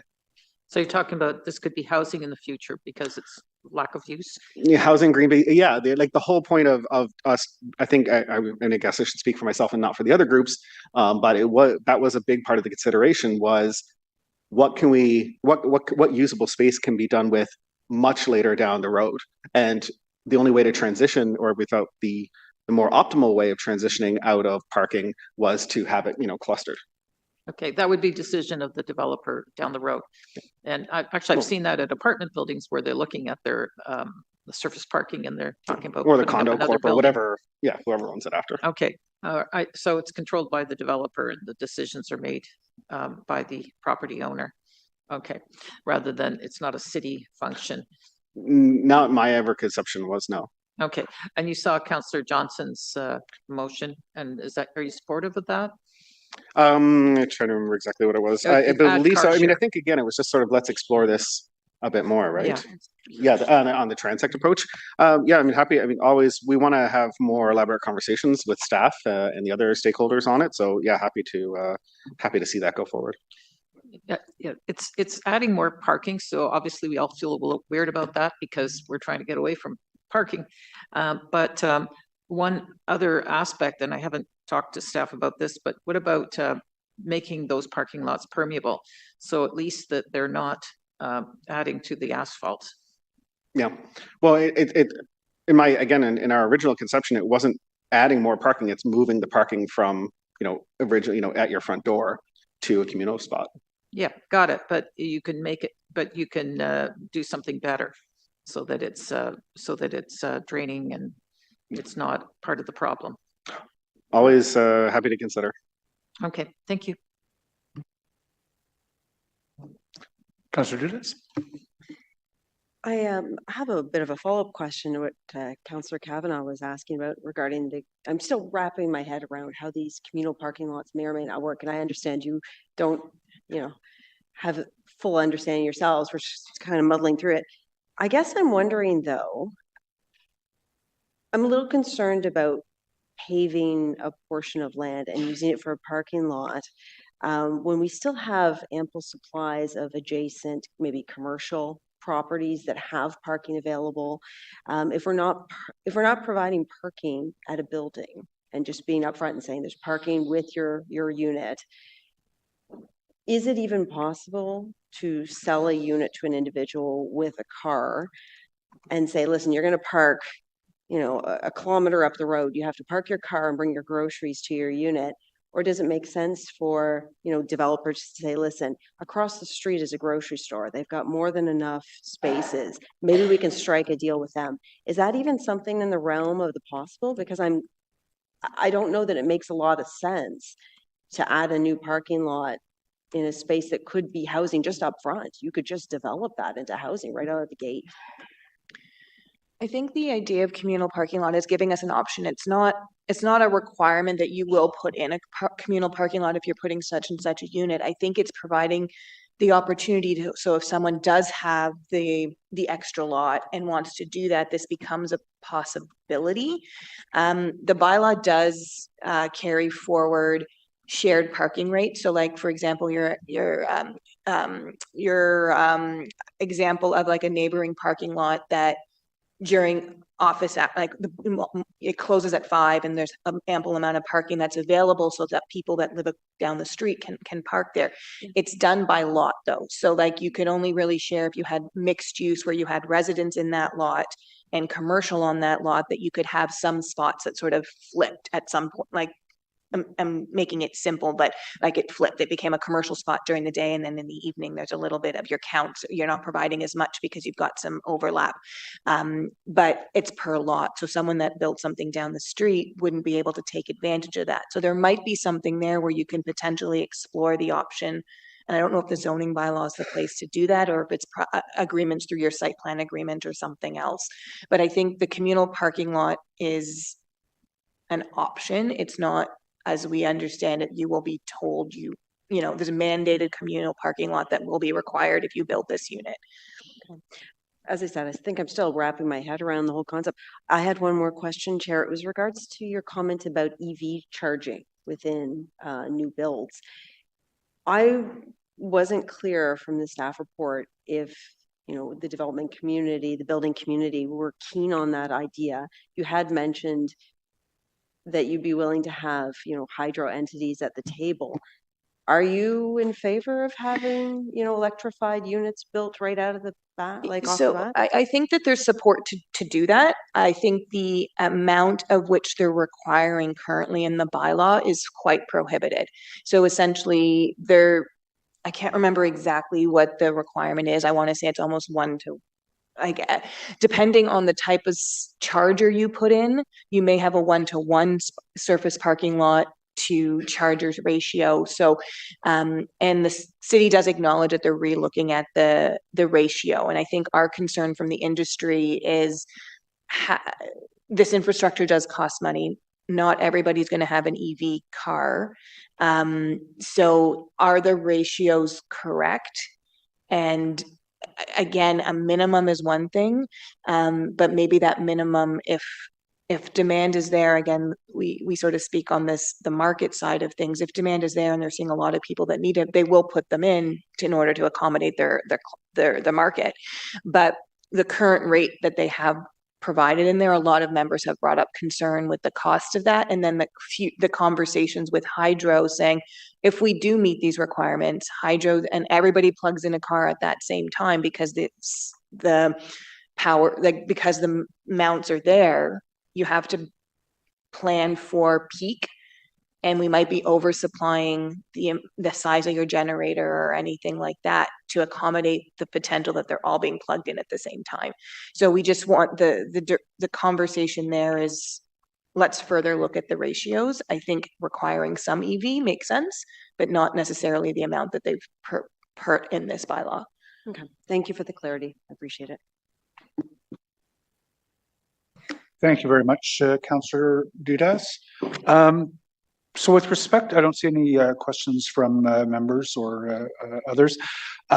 With respect to transition to the tower in neighborhoods that abut the low rise, and I know you have a full presentation, and I sort of want to move on at this point without getting into that. But if you have an 11-meter low-rise multi-residential on the abutting lot, in your view, what is the minimum acceptable distance before you get into a high-rise tower portion? Well, again, not to over rely on the current zoning, but right now the R5 would allow a 12-story building with a 7.5 meter deep rear yard setback. All of the buildings, there's a 14-story building on Rideau Street that abuts low rise on Besserer, and the rear yard setback is 7.5 to the 14-story building. Like we have that standard. It was deemed acceptable a long time ago, and it still is now. Building at 300 Gilmore has a 7.5 rear yard setback, 12 stories, backing onto low-rise residential. It happens all the time. You have some in your ward along Carling. But now that we're beyond 12 and we're in the 20-something range, we have to have 30 meters. I think there's and I know what staff is saying, like we can't possibly anticipate every development scenario, but maybe the starting point shouldn't be 30 meters. Maybe it could be 20 meters and we work from there. I think there's probably a compromise to be reached, and we'd like to continue to speak to Mr. Nadeau and the team about that. Again, the Taggart one is 16 stories or 20 stories, 20 meter setback. Yep. Seems much more manageable to me. And the 7.5 meter in places like Scott Street, et cetera. Although I think sometimes we tend to use the 7.5 to go to the podium rather than the tower portion. Typically, and you know what? I'm not going to pull out I can't pull out a presentation, but yeah, I think the sensitivities are always to the podium, not the tower. And I'm really grateful that staff, I think, is there, that the adverse impacts are not because people can see a taller building from further away, but rather how is that taller building dealt with in terms of the podium and the lower portions. And I think that the approach that staff have identified forces us to deal with that in a reasonable way. Yeah, and I think that is a positive direction, recognizing that the impactful setback is really to the podium, as long as that podium's not too tall. There comes a point where the podium is almost a high rise itself in some of the proposals. Yeah. But once you get to the tower portion, whether that's 16 or whether that's 27, the impact on the abutting properties is really the same. And we saw that at Holland Cross, for instance. Yeah, I agree. And I just want to add one more thing. The towers that we're talking about will still have to most likely go through site plan approval. And that's when you design guidelines come into play. And when we talk about what's happening in that space between the tower and the rear yard, the podium, the articulation, the landscaping, all of that gets sort of ironed out and looked at through that site planning process, which any of these developments are going to have to go through. Okay. I don't see any further questions. Thank you very much for coming out today and making that joint presentation to us. We're going to move on to Tony Ferranda, who will be followed by Erica Shardlow, who's online, and then followed by Paul Goodkey, who's online. Tony, good afternoon. I'll show you to your seat, and whenever you're ready, you'll have 5 minutes to make a presentation to the committee.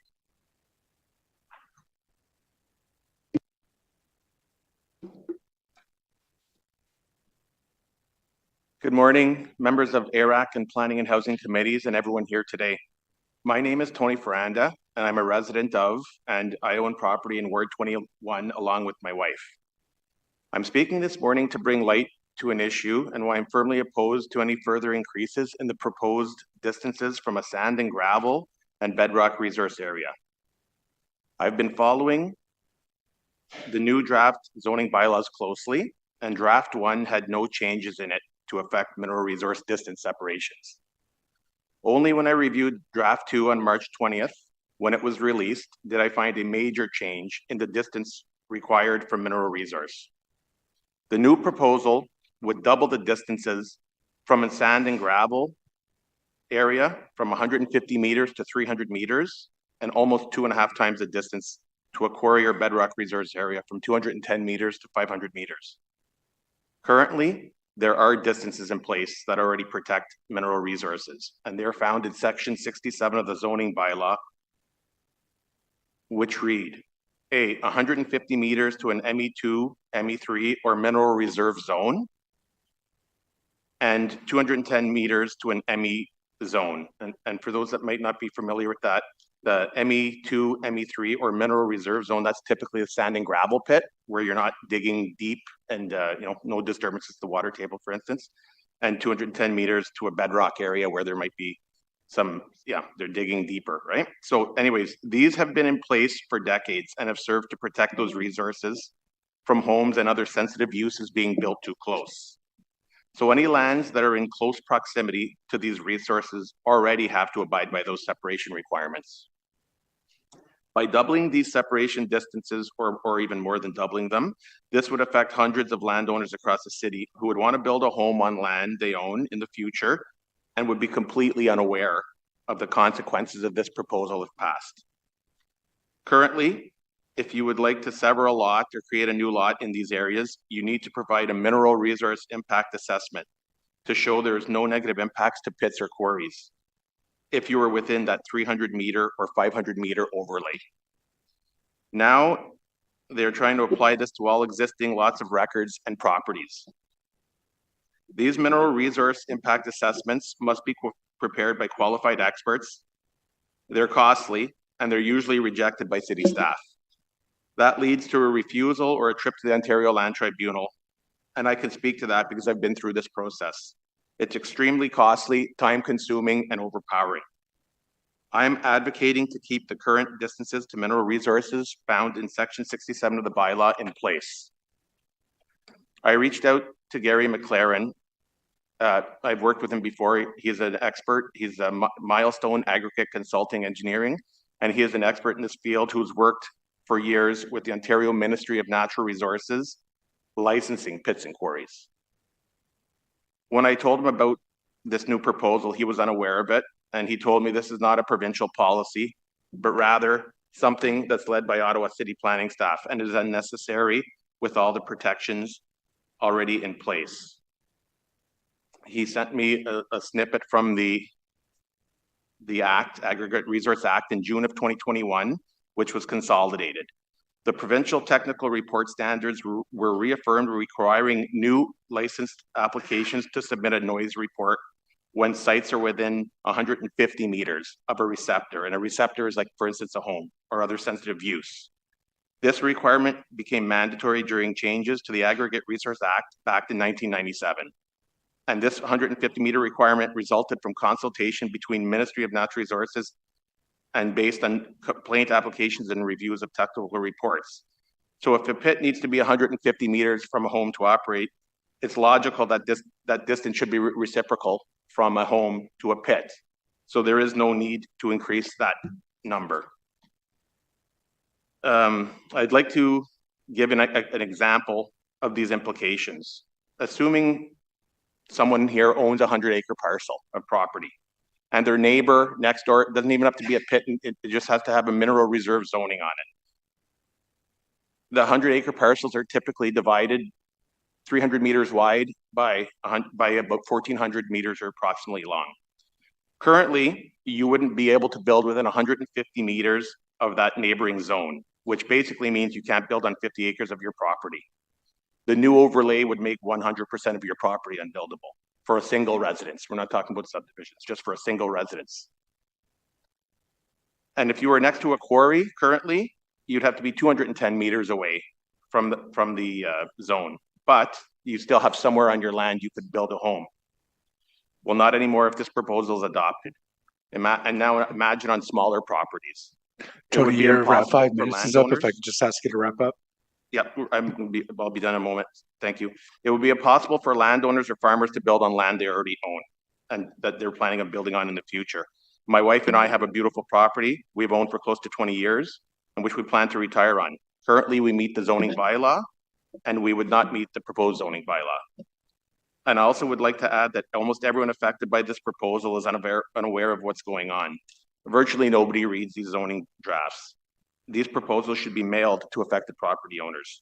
The ones I've spoken to so far were not in favor, as it would sterilize their property. Thank you. Tony, for all I'm your sorry, time the and 5 minutes are up there. I need to cut you off there. Yep, thank you. But I note that Chair Brown does have a question for you. Thank you very much, Chair. Not a question, but thanks to the delegate for coming out today. I know this is almost a uniquely rural concern, as the majority of our resources exist in rural Ottawa, so I'll certainly have questions for staff at the appropriate time. Thanks, Chair. Thank you very much. Ms. Ferreira, I don't see any further questions for you. Thank you very much for your presentation today. Thank you, everybody. We'll move on to Erica Shardlow, who's online, followed by Paul Goodkey, followed by Courtney Argue, and then our last delegate is Wilson Wood, and then we'll take a 20-minute break. Erica Shardlow with Cafes, I think you're online.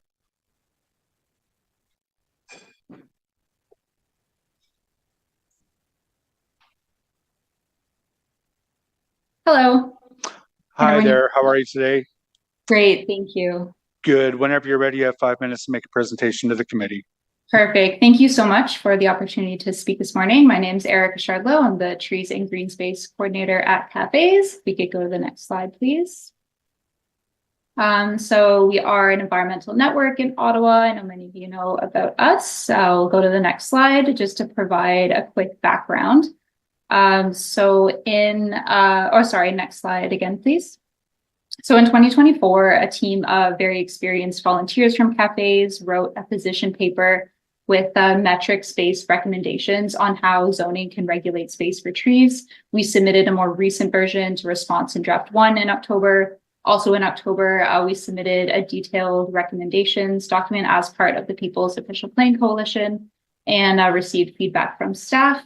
We do want to thank staff for the effort that has gone into this draft. Next slide. So in terms of our high-level priorities, we support a compact, green, and livable city as an alternative to sprawl. Equity is very important. Zoning should provide exceptions in low-income, tree-deprived, heat island areas to increase soft landscaping. We've been advocating for soil volumes for a while now, which includes planting using proper depths and surface areas based on size of tree to ensure that trees have space to thrive to maturity. We think this bylaw is an excellent opportunity to reflect the necessary values that trees provide. We can have a dense city that also has space for trees. Next slide. So we all know the benefits of trees, so I won't go over this too much because there's a lot more. So next slide, please. So in terms of stormwater management, we support the provisions that require stormwater infrastructure to be available. We just maintain that there could be more emphasis on the impact that permeable spaces have in really dense areas with inadequate drainage. We'd love to see soil volumes permitted above underground stormwater infrastructure with the intent on improving attenuation. We've mentioned tree trenches before. We now have a pilot in Ottawa, which is really great. So can zoning permit or provide technical guidance on engineering being installed in the soil volumes underneath trees? Next slide. Okay, so section 210, we support that draft 2 retained, again, the 30 cubic meter soil volume above underground structures. We understand this was edited to apply only in rear yards now, given that front and side yards are often not big enough, which is understandable, but we would like to see soil volumes applied everywhere regardless. Draft 2, as we understand, got rid of the 3-meter setback for underground structures. So we have some concerns. Would these structures interfere with the critical root zones of trees planted above them? We believe this means that the 1.5 soil depth is super important then to give room for tree roots. So definitely this depth should be kept going forward. For alternative setbacks for trees, we really think this flexibility is great. For waste, we support accessible waste storage. Next slide. So for parking, I will mention that we support no parking minimums. We support single lane, shared driveways, the permeable wheel strips. For surface lots, we are happy to see soft landscaping minimums retained in draft 2. We have received feedback before that these lots can take many shapes, so it's really hard to have contiguous large soil space, but we do still recommend adding in the 30 cubic meters of soil volume for surface lots so we can have big trees. Next slide. So for neighborhood zones, we have been suggesting for a while now 6 meter setbacks citywide to ensure space for big trees. We have received feedback that this is difficult. So where setbacks are smaller, like the 3 meters, could we introduce a clause where zoning has to match small setbacks with very large right-of-way space so we can still have that contiguous soil and room for trees? For front yards, retaining the soft landscaping minimum, super important. Just some photos on the slide from Overbrook show the importance of having these setbacks and soft landscaping. For rear yards in the downtown and inner urban transects, the soft landscaping that we have is positive. However, outside these 2 areas, the A and B areas, we are seeking clarity on why the required soil volume was removed from draft 2 and why we now have 25% soft landscaping minimum only in lots with rear parking spaces. So any clarification we can get on that would be great. Next slide. So lastly, in hub zones and main streets, we have received feedback that the priority for these areas is to maintain or maximize intensification. We just really want to highlight that trees are so necessary in these very busy, hot, and dense areas. They're essential for walkability, for shade, cooling, carbon capture, traffic calming, and so many more benefits. So another example where setbacks are really important. We know there are none currently. But we just really need to see trees in these areas. And that is everything. So thank you again very much. Erica, thank you very much for the presentation. I'm just taking a look to see whether or not there are any questions for you from committee members, and I see one from Councillor Stroster. Hi, I just wanted to thank you so much for your presentation. Folks are probably getting tired of hearing me say that Somerset Ward has the lowest tree coverage in the entire National Capital Region, but we do, and it's very important. And I was really excited to see the stormwater pilot in tree trenches in the glebe. I think it's really cool and it holds a lot of potential. So I just wanted to thank you for your work in this area. We have the additional challenge in Centertown if we're having all our sewers redone, and when you rip up the sewers, sometimes the trees have to come out too. So every tree that we lose in the neighborhood is a major problem. So thank you. I'm really hoping that these new provisions really lead to more trees, specifically in the urban core. For sure. Thank you for your comment. Thank you very much, Councillor Troster. Erica, I don't see any further questions for you. Thank you very much for making a presentation to the committee. So Paul Goodkey, followed by Courtney Argue, then Wilson Wood will be our final 3 delegates, and then we'll take a short break. Paul, I think you are online. I see you there. Whenever you're ready, sir. Can you hear me? We can, thanks. Go on ahead whenever you're ready. Yeah, my name's Paul Goodkey. I'm a resident of Old Ottawa East. I'm the past chair of the Planning Committee, going back to something like 2007. I'm of the same mind as Councillor Brockington. I don't think that the ordinary resident has any idea of the tsunami, is the word he used before, of change that this draft zoning bylaw implements or proposes to implement.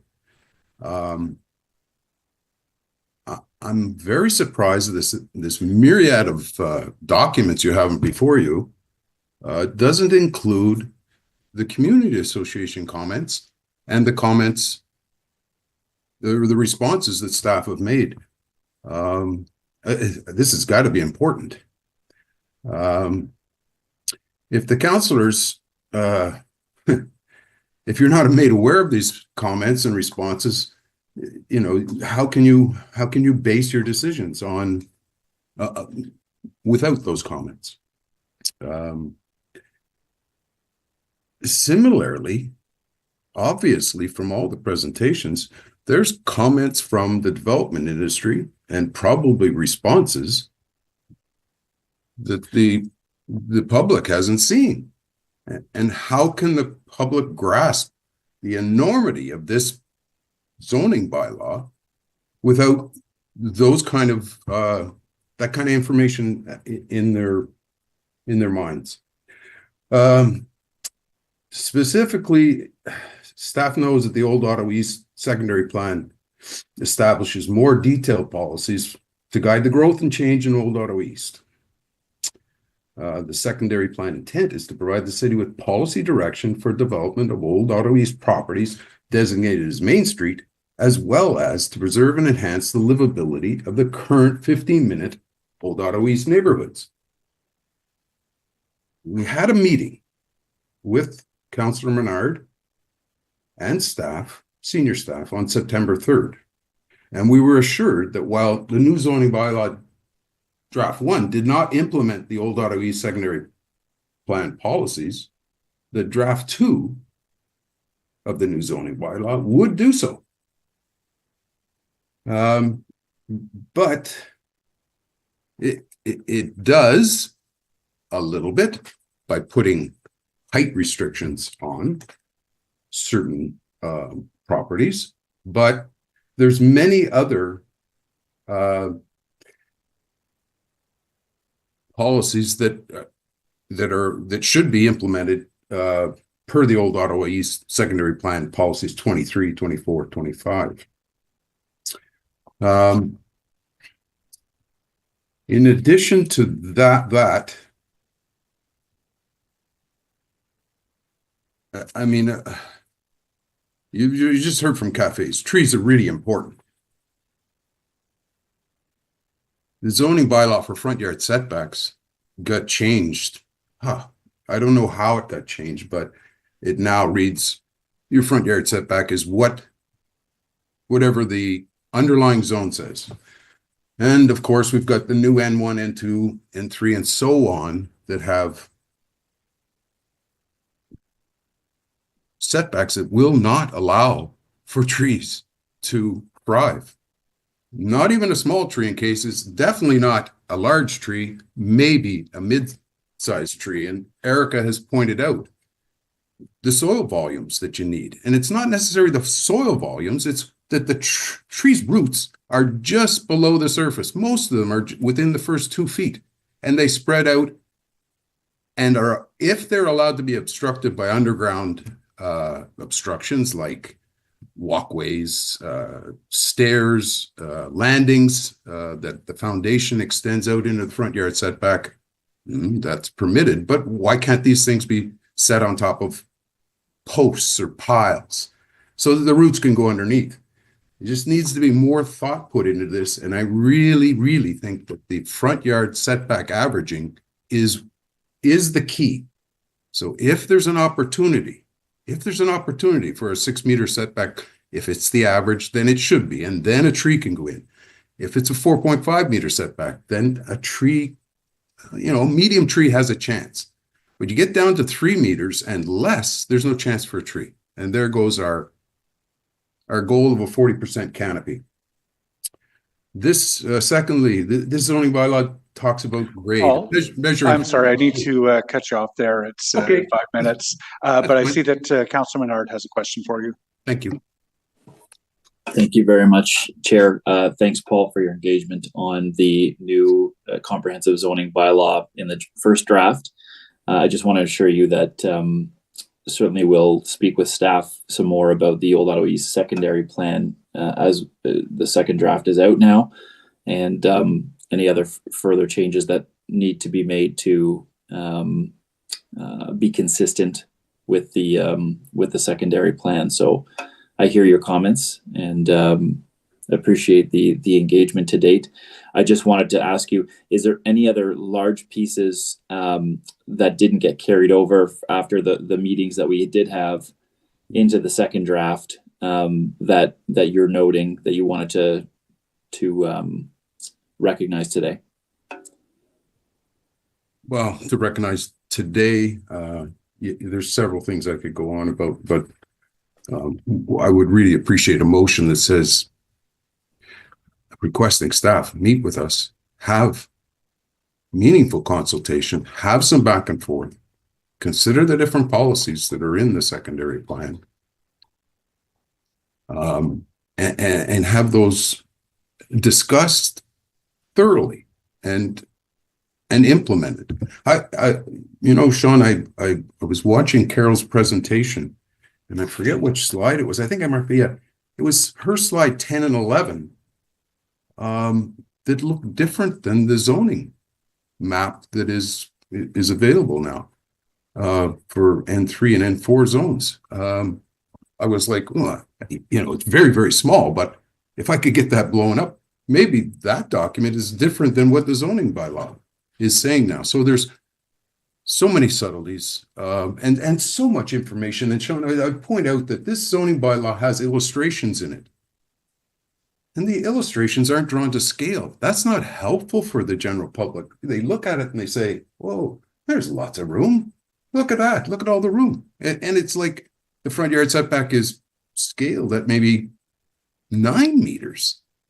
It's those sketches, those illustrations, they got to be drawn to scale. So, Paul, if I may, I just want to keep this on an answer to Councilor Menard's questions would be great. Thanks. Yeah, Chair, I'll wrap up just by saying thank you. I know there were some anomalies we had pointed out with staff as well in some of the mapping exercises early on and some of the floodplain zones and some other areas where that N3, N4 piece came in. And Paul, happy to go through some more details with you too, offline or over email as well. So thank you very much for the engagement to date. Thanks, Chair.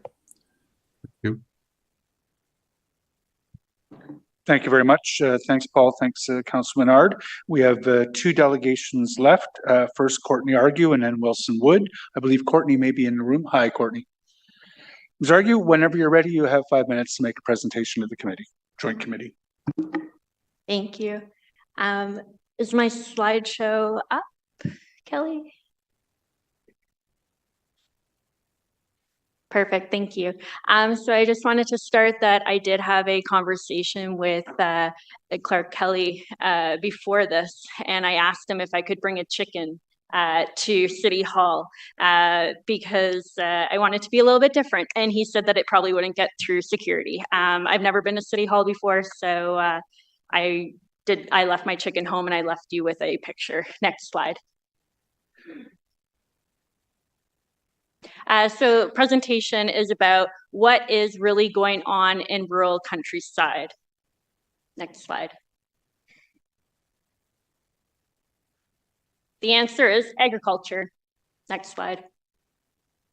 So just to highlight, Government of Canada, some agricultural activities include soil tilling like crops, corn, beans, wheat, livestock raising and showing, poultry raising, dairy farming, tree farming, fruit growing, and maple syrup. Next slide. What does the province say about agriculture? So they say provincial policy protects prime agriculture areas from non-agricultural uses and recommends that large continuous areas be reserved for agriculture. Smaller agricultural areas may not be prime agricultural areas unto themselves. They may be rural lands that together with prime agricultural areas help to create a continuous productive land base for agriculture.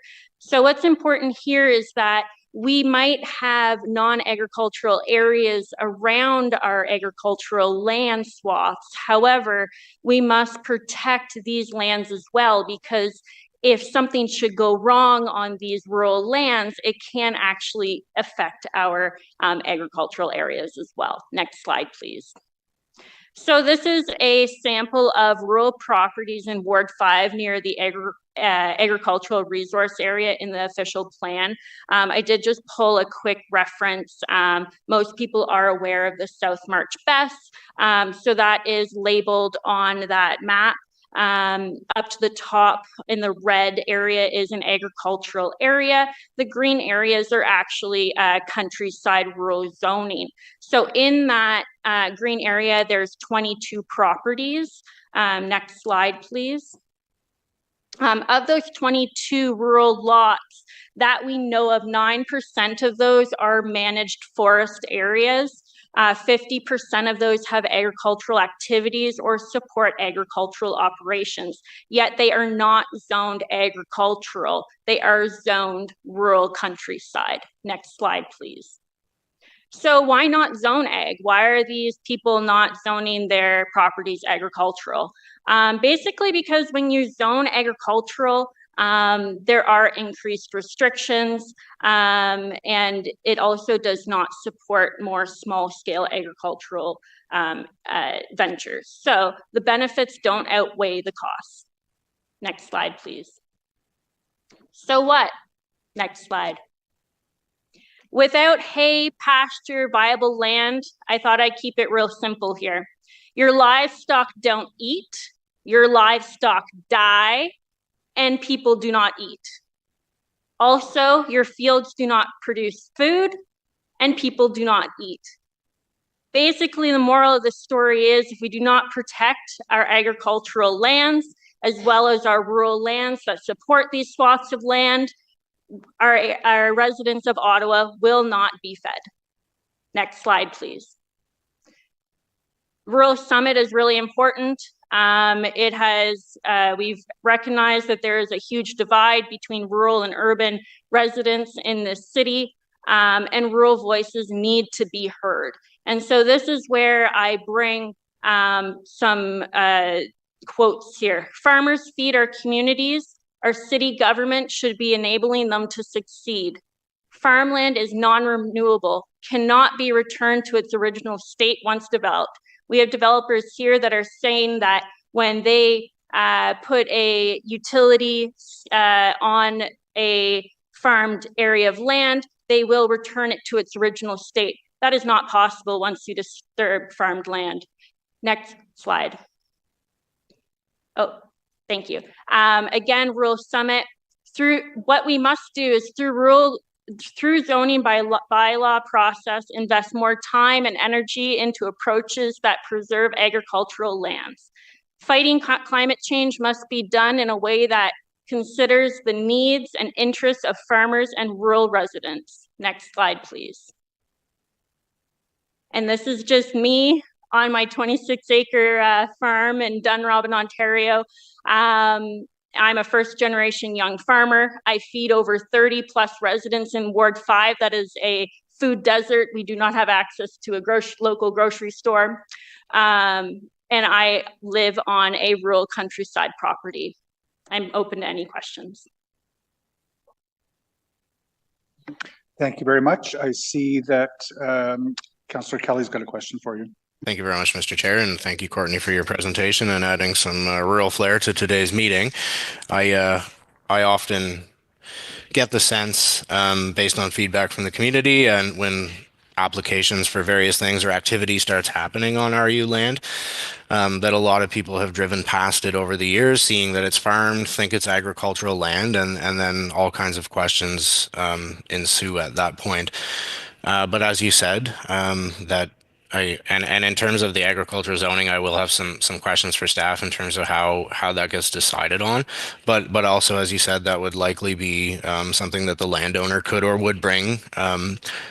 And you mentioned incentivizing them to do that. What do you think we could do with AG zoning or the process that surrounds it to incentivize people to do that? I think that we need to get away from or not get away from it, but to support that farming comes in all sizes. Farming comes in small scale as well as large scale. So a lot of these rural countryside properties, we're going to probably start seeing more small scale to be more self-sufficient, especially in rural wards where we are food deserts. We do not have the resources necessarily to support especially people of vulnerable populations like our elderly folk and people with disabilities. So I think supporting small scale farming ventures are really key, because we also know that the farming population is aging. People are not taking over family farms anymore. And so now is a time to really support these people and support our local economy as well as our country as a large. Thank you very much. Thank you. Thank you very much, Ms. Dargu. I don't see any further questions for you. Thank you very much for your presentation today, which will lead us to our final delegation, Wilson Wood, who I understand is online. Hello. Hi, Mr. Wood. We can hear you. We don't have a camera on you, but that's okay. Oh, there you are. We see and hear you. Thank you. Whenever you're ready, you have 5 minutes to make a presentation to the Joint Committee. Wonderful. Thank you. Once again, we're saving the best for last. Thank you to the committee and the opportunity to present today. And also, I'd like to appreciate the comments made by some of the councillors and other presenters in regards to car sharing specifically. I was part of the initiative to start car sharing back in the year 2000. We started with 5 people in one car. It's a station-based program that allows members to share one of our vehicles, little as 15 minutes up to 7 days. People pay by the hour and by the kilometer. Those fees include gas, insurance, and snow tires. The very first location was actually at a City of Ottawa lot at the corner of Bank and Chamberlain. Today, we have approximately a dozen of our cars parked on city lots. This is a partnership that we greatly appreciate. Today, there's approximately 160 stations in Ottawa supporting 230 cars. This translates to approximately 7,000 users, active users in Ottawa. The impact of this is significant in that numerous independent and academic studies have concluded that 8 to 10 privately owned cars are either replaced or removed from the community by one shared car. So today there are 2,000 fewer cars driving around Ottawa because of the 8,000 users that are taking advantage of our service. Who are the people that drive cars? Well, our shared cars, people who don't own a car. Obviously, they have a valid license. But there's many people who want to limit their car use down to 1 car per family. We hear this all the time. We only need 1 car because we have access to shared cars. Our members primarily use public transportation and choose active transportation modes to get around. So we're a big supporter of public transit. The impact of the proposed changes to Bylaw 307 is very important in that since we began, many of the smaller privately owned commercial lots that we find our cars parking spaces for, they are disappearing and disappearing dramatically and quickly, as they should, as the city intensifies and densities increases throughout all of the neighborhoods that we are located. Finding parking is a challenge. It's a real challenge. So allowing shared cars access to all zones within all of the neighborhoods that we're currently operating and new places that we hope to expand to, where we are near where our members live and work. The use of shared cars improves public transit access to active transportation modes. I do want to also include a shout out to on-street parking permits throughout the city in all neighborhoods. That promotes equity and improves revenue to the city. Shared cars are operating in many, many cities throughout Canada and throughout the world. Ottawa is one of the very, very successful cities where this is happening. So thank you very much. Short presentation. Happy to take any questions. I appreciate your presence here today. Thank you. I don't see any question. Oh, sorry, Councillor Kavanagh. No, thank you. Very timely to hear from you in terms of the car share program. One of the things that probably all councillors are doing this, including myself, is whenever there's new developments and they have parking minimums, we suggest that they have car share at new developments, usually high rises. Is this not adequate? Because that is happening mostly at transit-oriented development, that is developments near transit stations.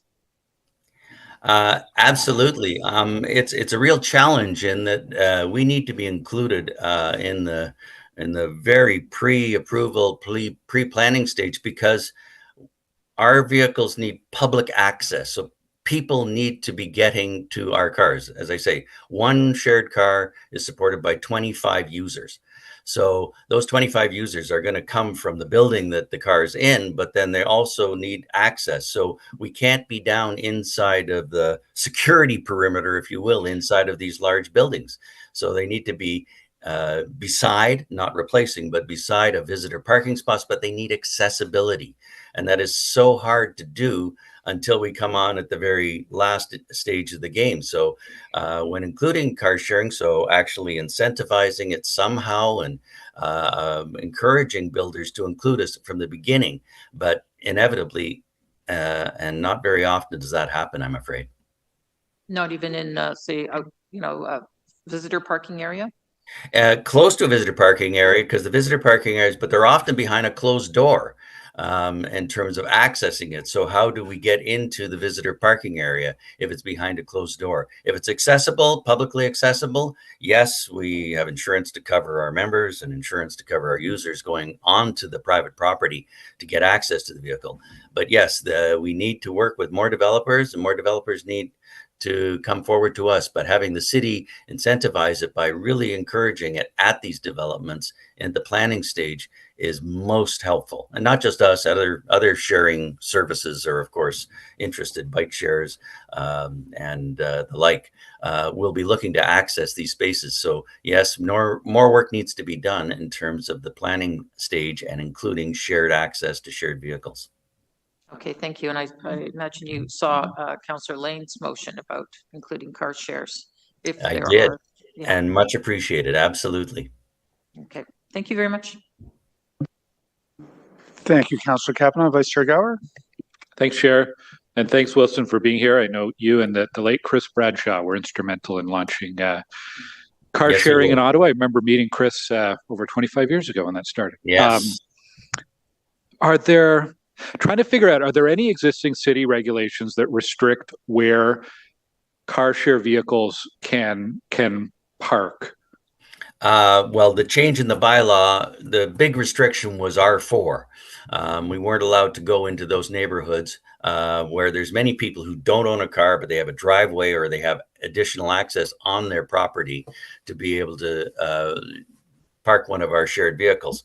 But there's, other than the development industry not including us early enough in their planning stage, and then approaching us, well after the fact. But there's nothing preventing us other than the development and the process and including us in that process.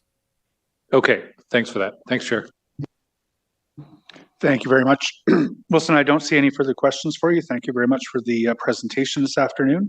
That concludes the public delegations. Let's take 15 minutes and reconvene at 12:20.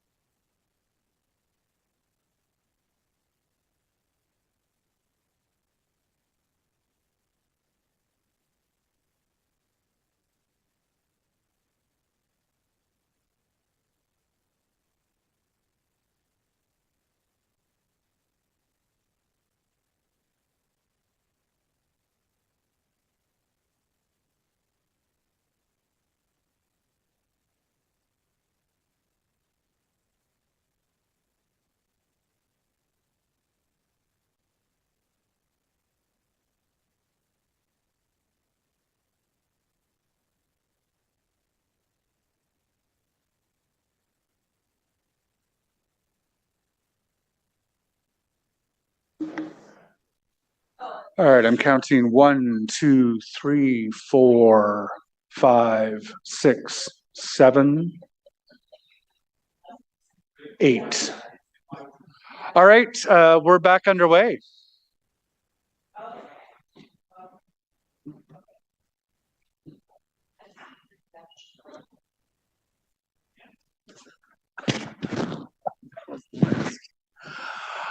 So it is that time in the meeting when we get to ask questions of our staff. I'll look for hands. I don't see anything up yet. Chair Brown. Thank you very much, Chair, and I'll make this brief again. I'd like to thank the delegate, Mr. Ferranda, for raising the concerns that he had. And a quick question to staff. I hope Mr. Moody's in the room. Mr. Moody, based on what we heard from the delegate, do you think there's an opportunity to take this issue back and work on it internally to see if there's some happy ground we could land on? Chair, absolutely. There's an opportunity to have continued dialogue, both with members of council and also with members of the public on this particular issue, and we're happy to do so. Perfect. That's it for me on that matter. Thank you, Chair. Thanks, Chair. Councillor Johnson. Sorry, I didn't mean to lower my hand. Vice Chair Kelly, go ahead. Thank you very much. Thank you, Chair. Sorry, Councillor Johnson. I meant to hit the audio button, not the lower hand button. A couple questions. Staff talked early in the presentation about additional units on or around agricultural operations. And I just wanted to clarify, are we talking about 3 additional units on a current property, or are we talking about additional severances being allowed for additional units? I just wondered if I could get some clarification on what exactly we're talking about there. Through the chair, thank you for the question. It's 2 additional units where a residence is a permitted use in an agricultural zone. And this is to implement those changes in the provincial policy statement that happened recently. So it's a conformity exercise with that. And no, there would be no changes to the severance policies. Thank you very much. My next question is about the mineral extraction overlay and the increased setbacks on that one. And interestingly enough, on Thursday, we're going to be discussing an application for a expansion of an aggregate pit in my ward. And some of my residents have brought this particular issue to my attention. And I just want to make sure, again, that I understand this properly. So it says the overlay is intended to ensure mineral aggregate resources are protected from sensitive land uses, which could hinder extraction of mineral aggregate zones, indirect sterilization. What about the possible indirect sterilization of private property as a result of these increased setbacks? And then I'm also wondering, does this go both ways? Would a aggregate operation or mineral extraction operation be able to expand closer to sensitive uses? So does it go both ways, or are we potentially indirectly sterilizing private property at the expense of not indirectly sterilizing mineral aggregate zones? Through the chair, thank you for that question. So the distances in the draft zoning bylaw relate to distances specified in the official plan to sand and gravel and quarries. We missed those distances in our first draft, and so that's why there is a modification here in the second draft. But what we missed in the second draft was a carve out for existing dwellings. We should have had a provision in there, or rather not existing dwellings, existing lots of record. There should have been a provision in there stating that a dwelling is permitted on an existing lot of record. So we'll be happy to work with you, with your office, and with official plan staff to clarify the intention of these provisions and correct any errors in the provisions in draft 2 and in ready for draft 3. Okay, thank you very much for that. And I guess my last questions and comments are around minimum parking standards, and I don't think anyone will be surprised that I want to talk about that. And I may reference the village of Carp a couple of times today. Very popular rural village with a lot of neat attractions, the Carp Fair, the farmers market, tons of awesome local businesses that people come from all over to to visit. So if you drive through Carp on a busy Saturday or a busy any day really that things are going on in Carp, you will notice that there is a lack of parking. Two-way traffic on Donald Beeman Road right near the four corners of Carp can often be difficult. So I am very interested in the communal parking idea, not overly excited about it being at the expense of spots on developed lots. And nor do I think this is a particular rural issue. Every morning I drop my daughter off in Ward 4 at daycare. The second I turn from Second Line onto Klondike, I see trailers in driveways, cars parked on lawns, and of course cars parked on the side of the streets, and you can see the effect that that has on things like snow clearing and buses getting through there. And so I'm of the opinion that the current minimum parking standards are not enough. When we talk about reducing them or eliminating them altogether, I think we're forgetting a lot about people in the trades. You know, we've heard a lot about we need more units. Well, we need people to build those units. And I've worked in the trades. I know lots of people who work in the trades. Oftentimes you're bringing tools to work and moving to another job site during the same day. So if we're talking about getting rid of parking standards, we're also talking about building housing that will not accommodate people who work in the trades, will not accommodate personal support workers, delivery drivers, families who have children in sports or other extracurriculars. So I would caution the direction that we're going, against the direction we're going in terms of parking. And yeah, that pretty much sums up my thoughts on parking. Thank you very much. Thank you very much, Vice Chair. Councillor Johnson?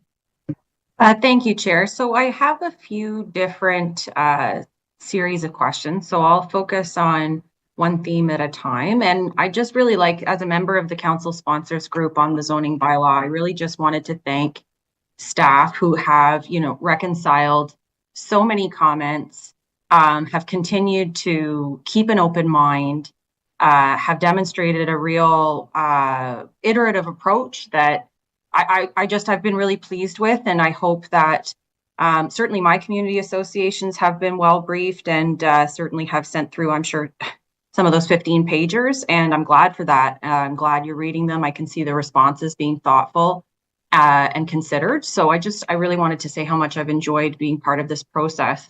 My first series of questions, I might focus on secondary dwelling units and just to get you to say in your own words, in this new draft for secondary dwelling units, does the definition change, or are they easier to create or more challenging to create, or do they remain fairly the same?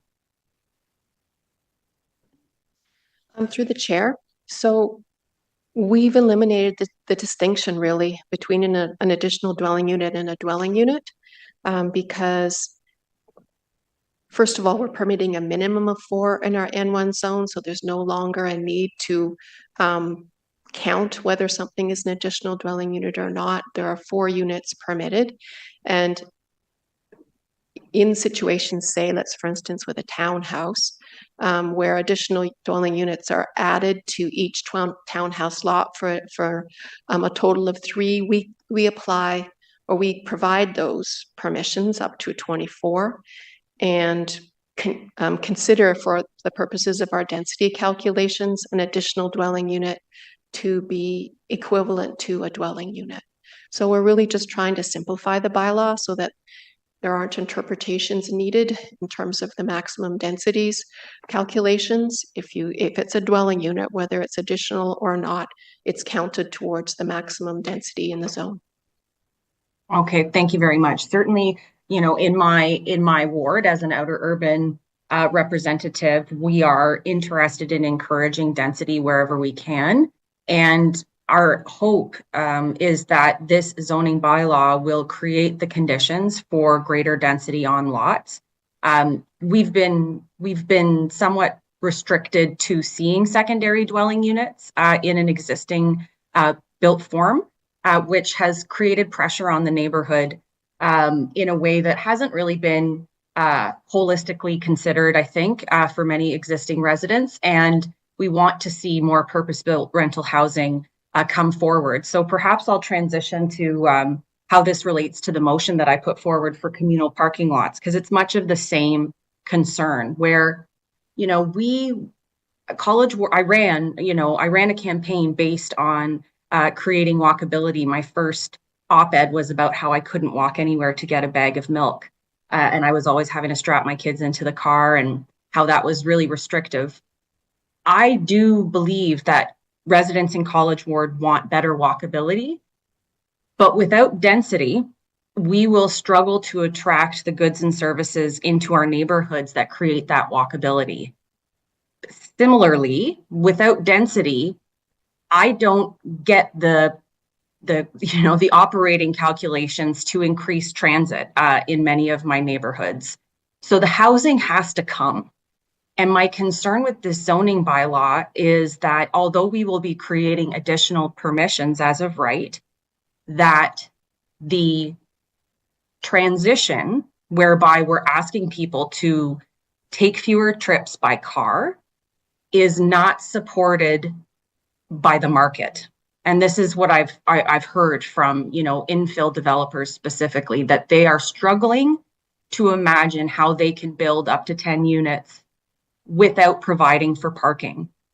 We don't have an on-street parking permit regime in the outer urban wards, and I know that the zoning team are concurrently running a permit parking expansion study to try and complement some of these challenges. But in the meantime, I'm putting forward a motion for there to be a transect by transect consideration of what could be a communal parking lot. I had some great discussions with Councillor Troster in working up to this motion, because certainly I don't think for parking solutions a one size fits all, but I would be hesitant to remove the opportunity for a communal parking lot in the zoning bylaw at this stage without bringing it forward to the community for consultation. At this point, he hears my voice and then it's like he just comes right in. At this point, we don't know to what extent College Ward residents would be comfortable with having a communal parking lot next to them. So I want to use this next stage of the draft 2 consultation to allow for that conversation to be had. I appreciate the challenges with the idea of a transitional parking lot, whether a parking lot would remain a parking lot forevermore. But I would be reluctant to close the door on such a conversation at this stage when I have been told that we will continue to see either monster homes being built with an appropriate driveway or other restrictions based on parking that limit the built form. So it is a transect by transect approach so that we can sort of dig into what the sensitivities would be for each geography. But I do think we need to respect, and it's been demonstrated that the market has an a naturally overseeing impact on whether or not housing actually gets built.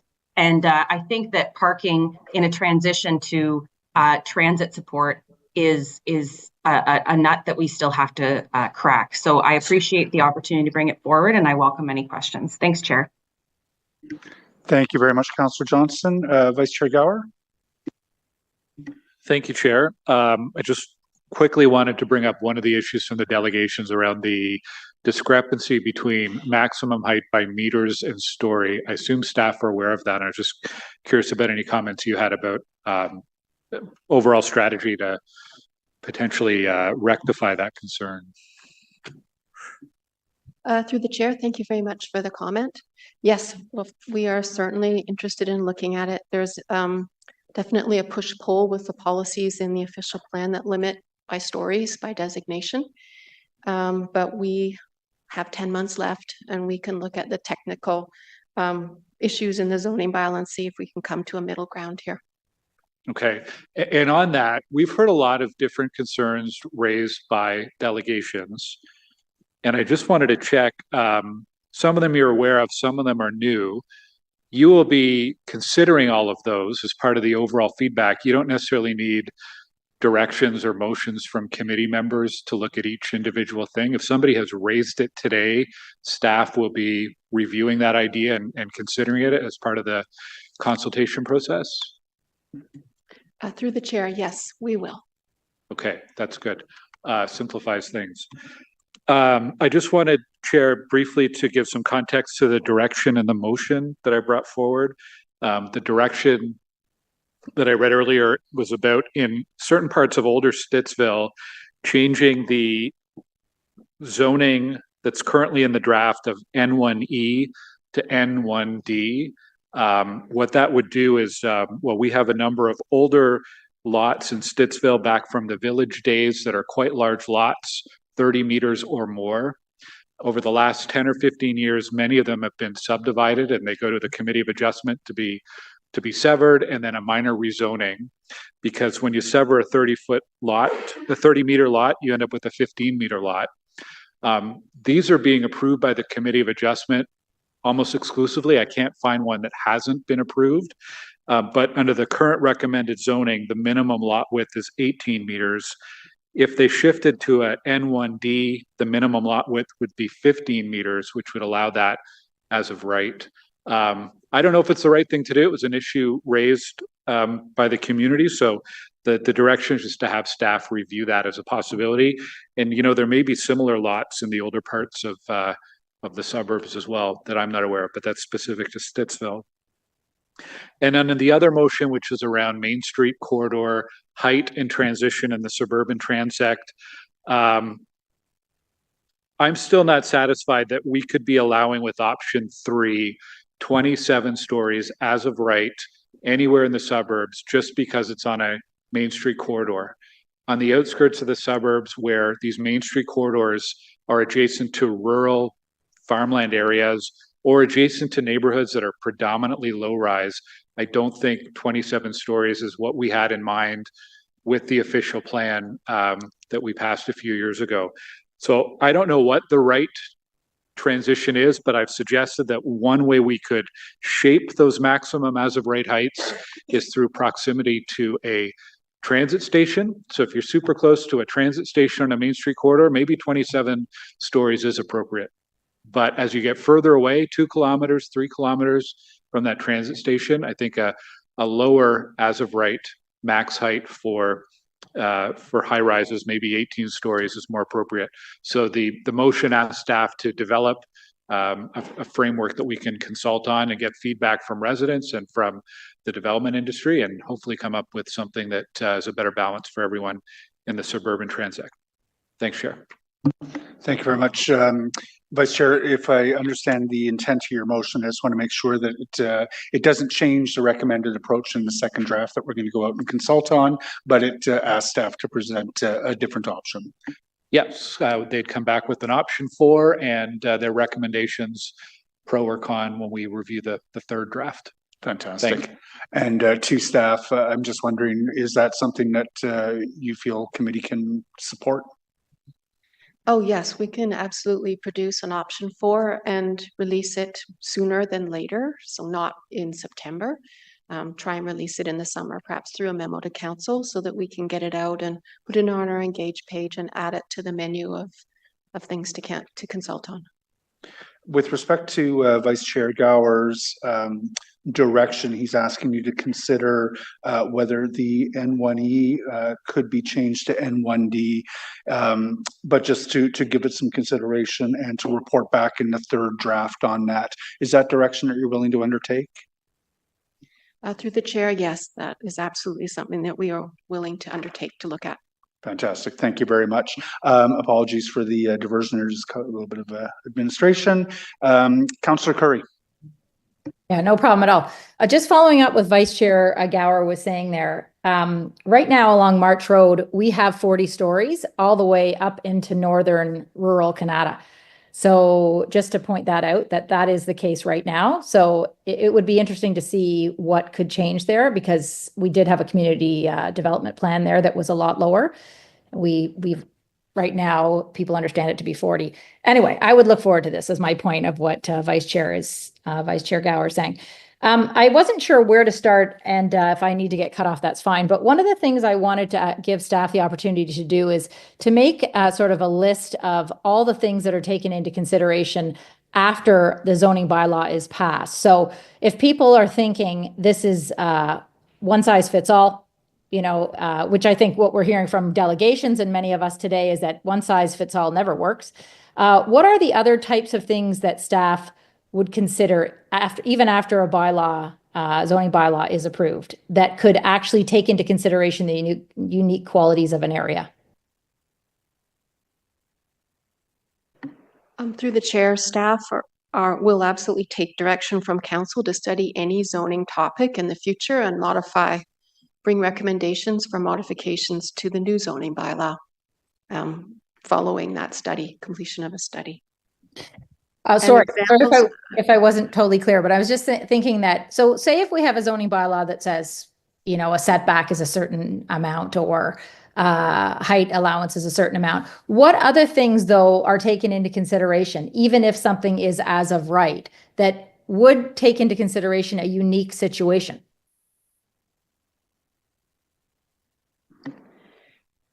Through the chair, we include provisions in zoning that refer to various conditions where different standards apply. And that is something that is currently in the current zoning bylaw, and as well, various standards dependent on conditions are included in the draft zoning bylaw throughout the bylaws. And this is in support of the transect approach to development. So there's certainly the opportunity to do that. Thank you. Would some of those things include a community development plan or a secondary plan? Through the chair, a community planning permit system is something that's separate from the new zoning bylaw. It would replace the zoning in the area of the city where it applies. And I'm referring to the Canada North Economic District, where I understand a community planning permit system is in process and actually due to be released at some point this year for its first stages of approval. And once that community planning permit system is approved by council, it would replace the zoning that is proposed in draft 2 for that area of the city. Mr. Chair, and what about a secondary plan or a community design plan or development plan that the community put together years ago? Community design plans have a different standing under the Planning Act.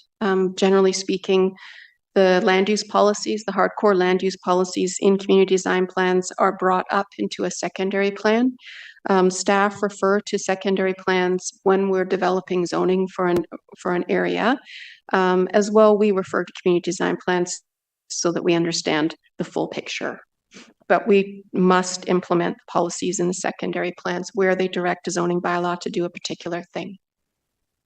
Good to know. Okay, my other comment is on parking. We've had a lot of discussion about parking already.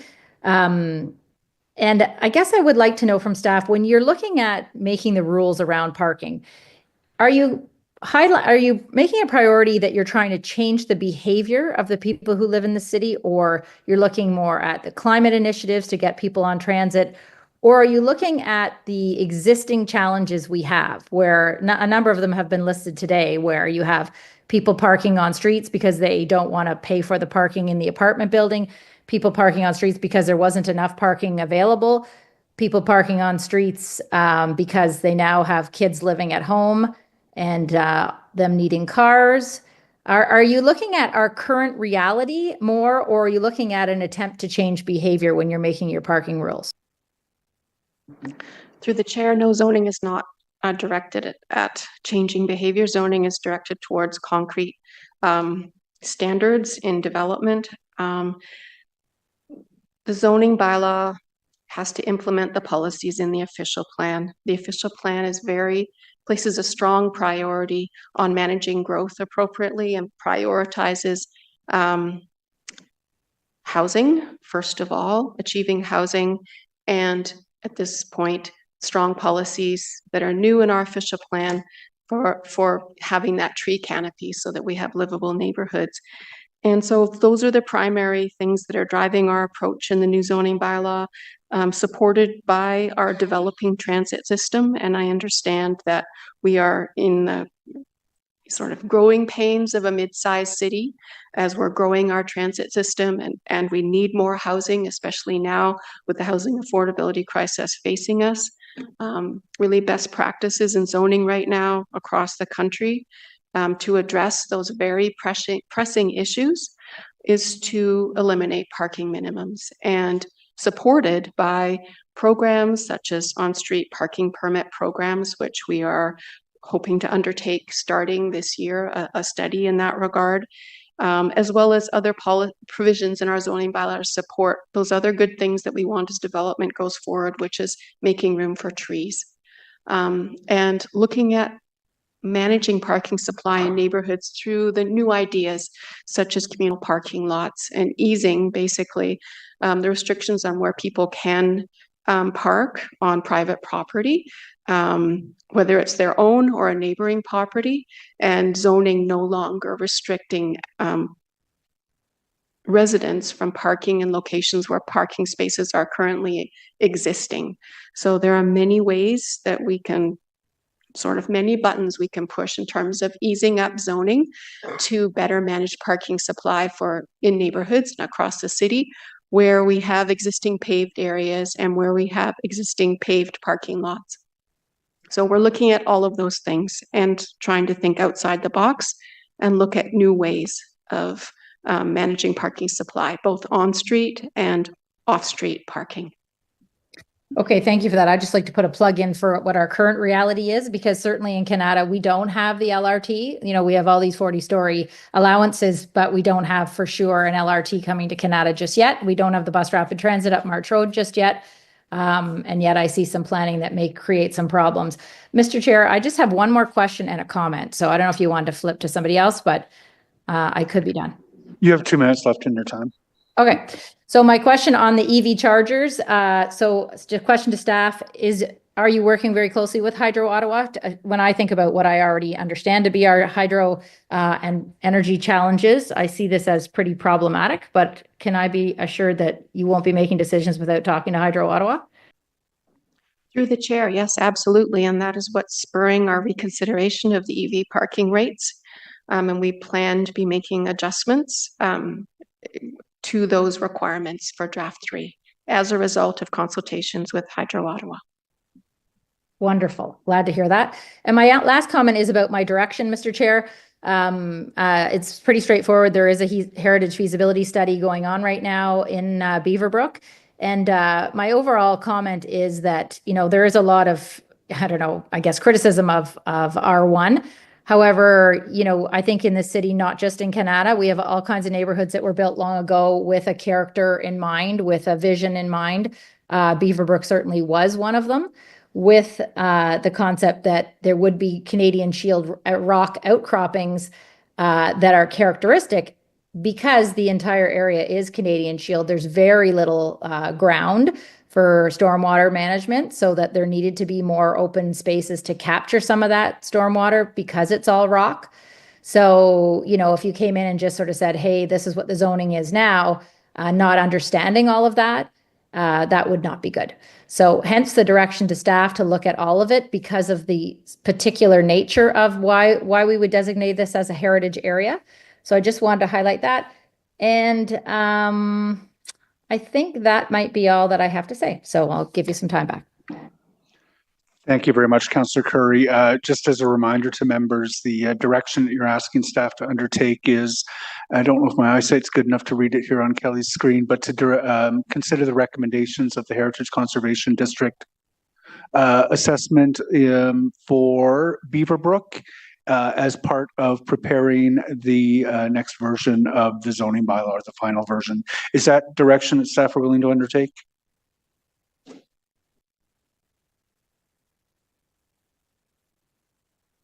Pardon me, I thought that was through the chair, I thought that was a question for Councillor Curry. Yes, we are absolutely willing to work with heritage staff and in responding to the recommendations of that feasibility study for that HCD.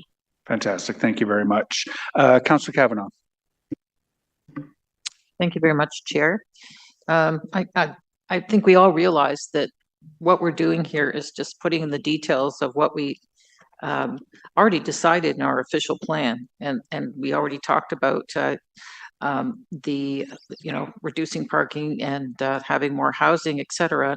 And now these are the rules of the game. So it's a lot more detail. So I think we're starting to feel the reality of it.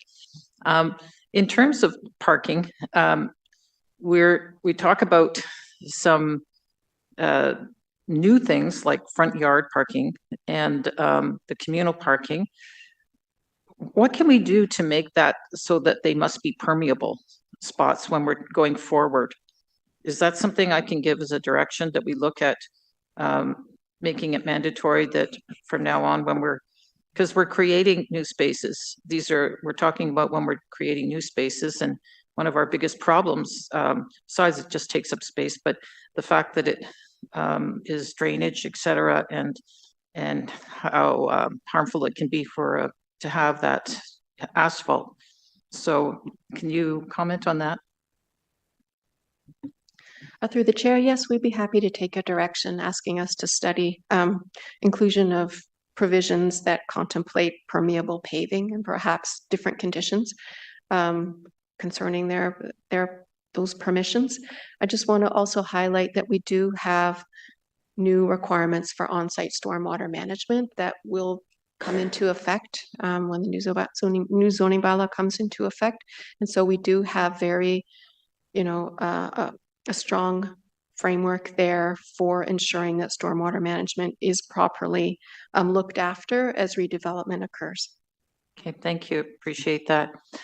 Bike parking, I noticed that in some cases it's capped, which surprised me because we're trying to get people to switch over if they possibly can. And it's capped at 30 spaces. Was it for, I'm trying to look, one space per 250 square meters to a maximum of 30 spaces. Why is there a cap? Through the chair, we did some calculations on some very large retail space floor plates and found that we were getting numbers in the range of 200 bicycle parking spaces being required, and that seemed like too much to us. And so we are thinking about, we thought that the caps were applied to require what we consider to be a reasonable number of parking spaces for these large retail floor plates. And we're happy to take your thoughts on that for draft 3 or through the summer, anytime you want to get in touch with us. Wow, that's a big jump from 200 to 30. So,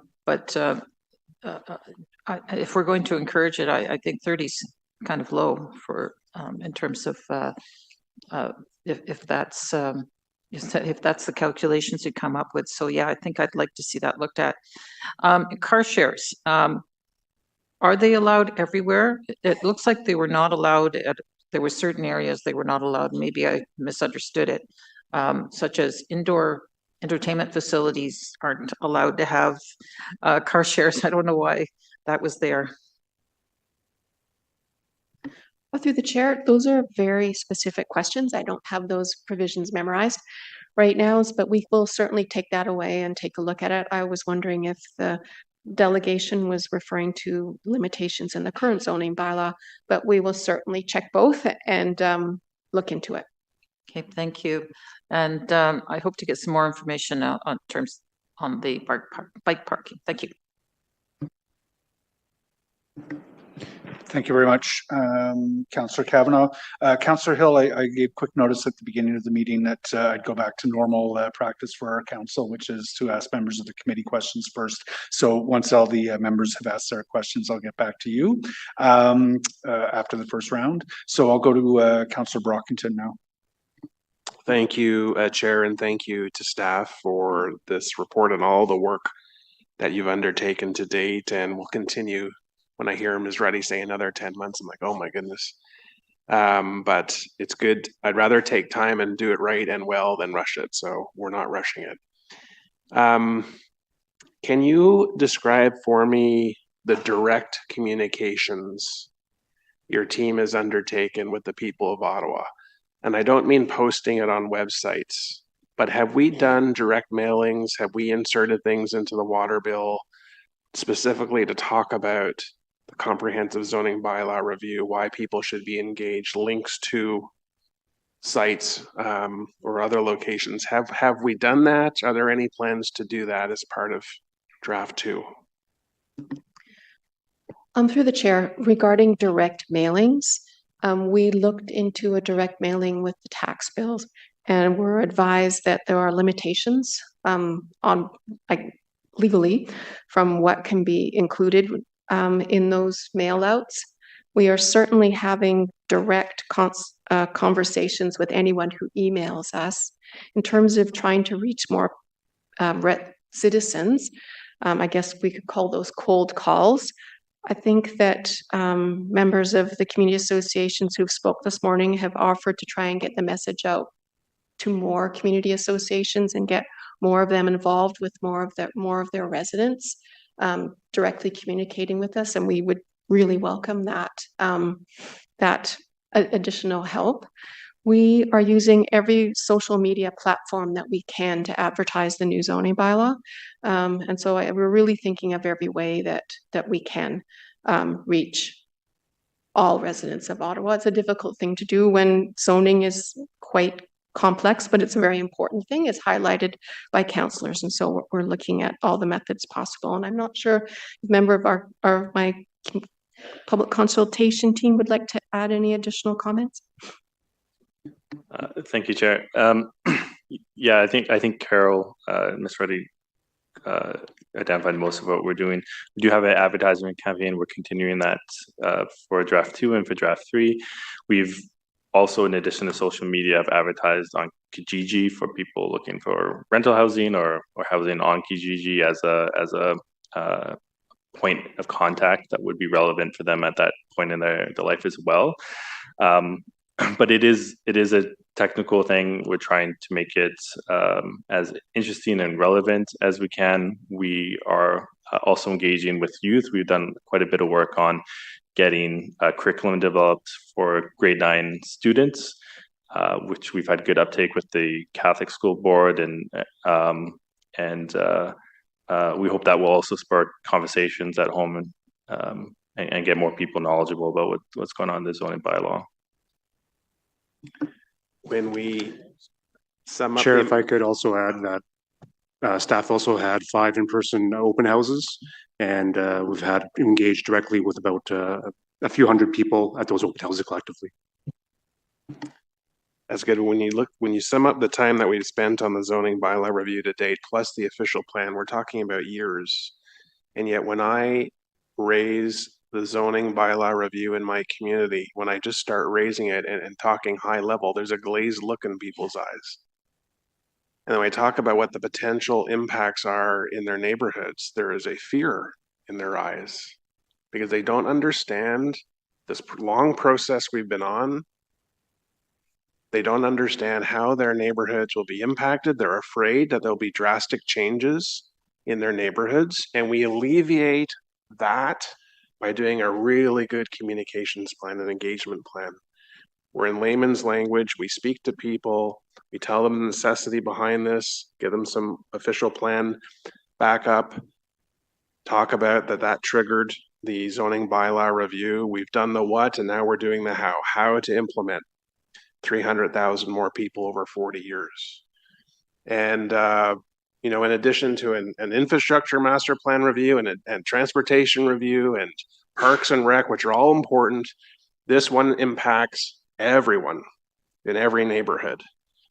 And so we're deliberately taking the time to do this study well. And I think there's still opportunities to engage the public better and in a more fulsome manner.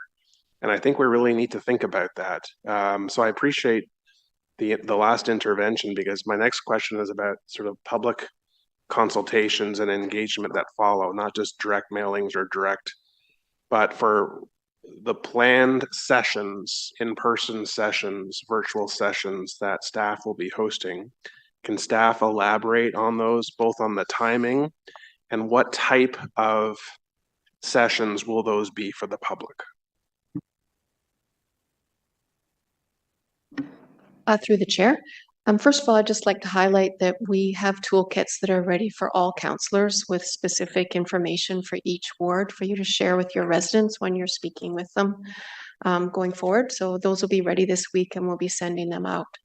In terms of open houses and workshops that we'll be having this year, we are planning in June, around the beginning of June, an in-person public open house at Ben Franklin Place. We'll be pairing with the official plan team for official plan amendments that are going to be consulted on during that similar period of time. So part of the building will be used for the official plan, so residents can go and speak to planners about the changes to the official plan that are coming.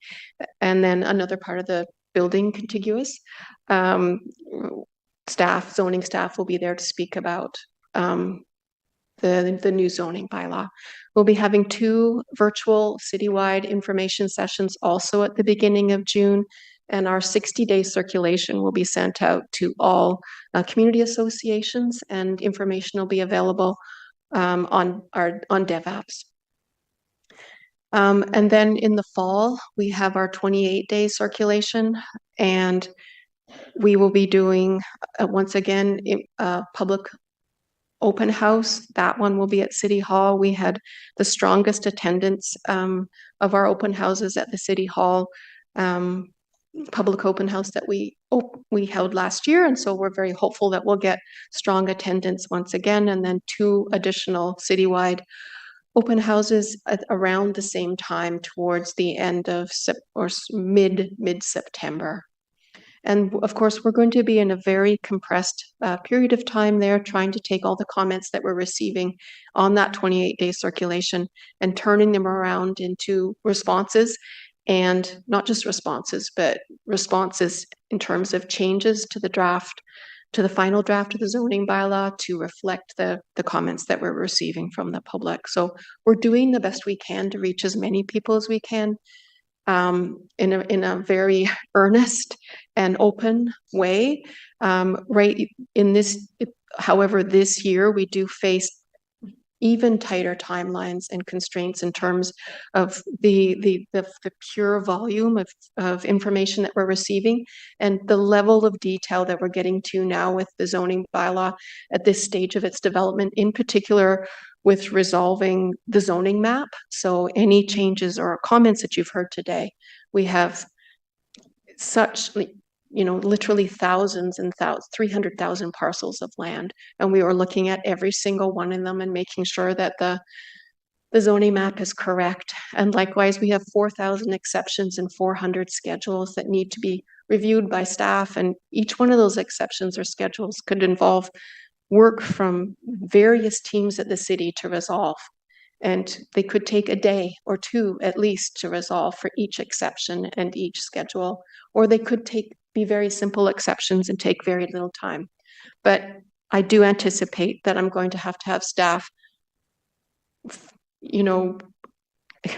very intensively working hard in the office to get all of that very detailed work done, so we have a properly resolved zoning bylaw at the end. So we're trying to use efficient communications and efficient engagement so that we can optimize the time that we have left available to us to make modifications in response to comments. The open houses will be just that, an open house without a presentation, or is a presentation part of the open houses at Ben Franklin and here at City Hall?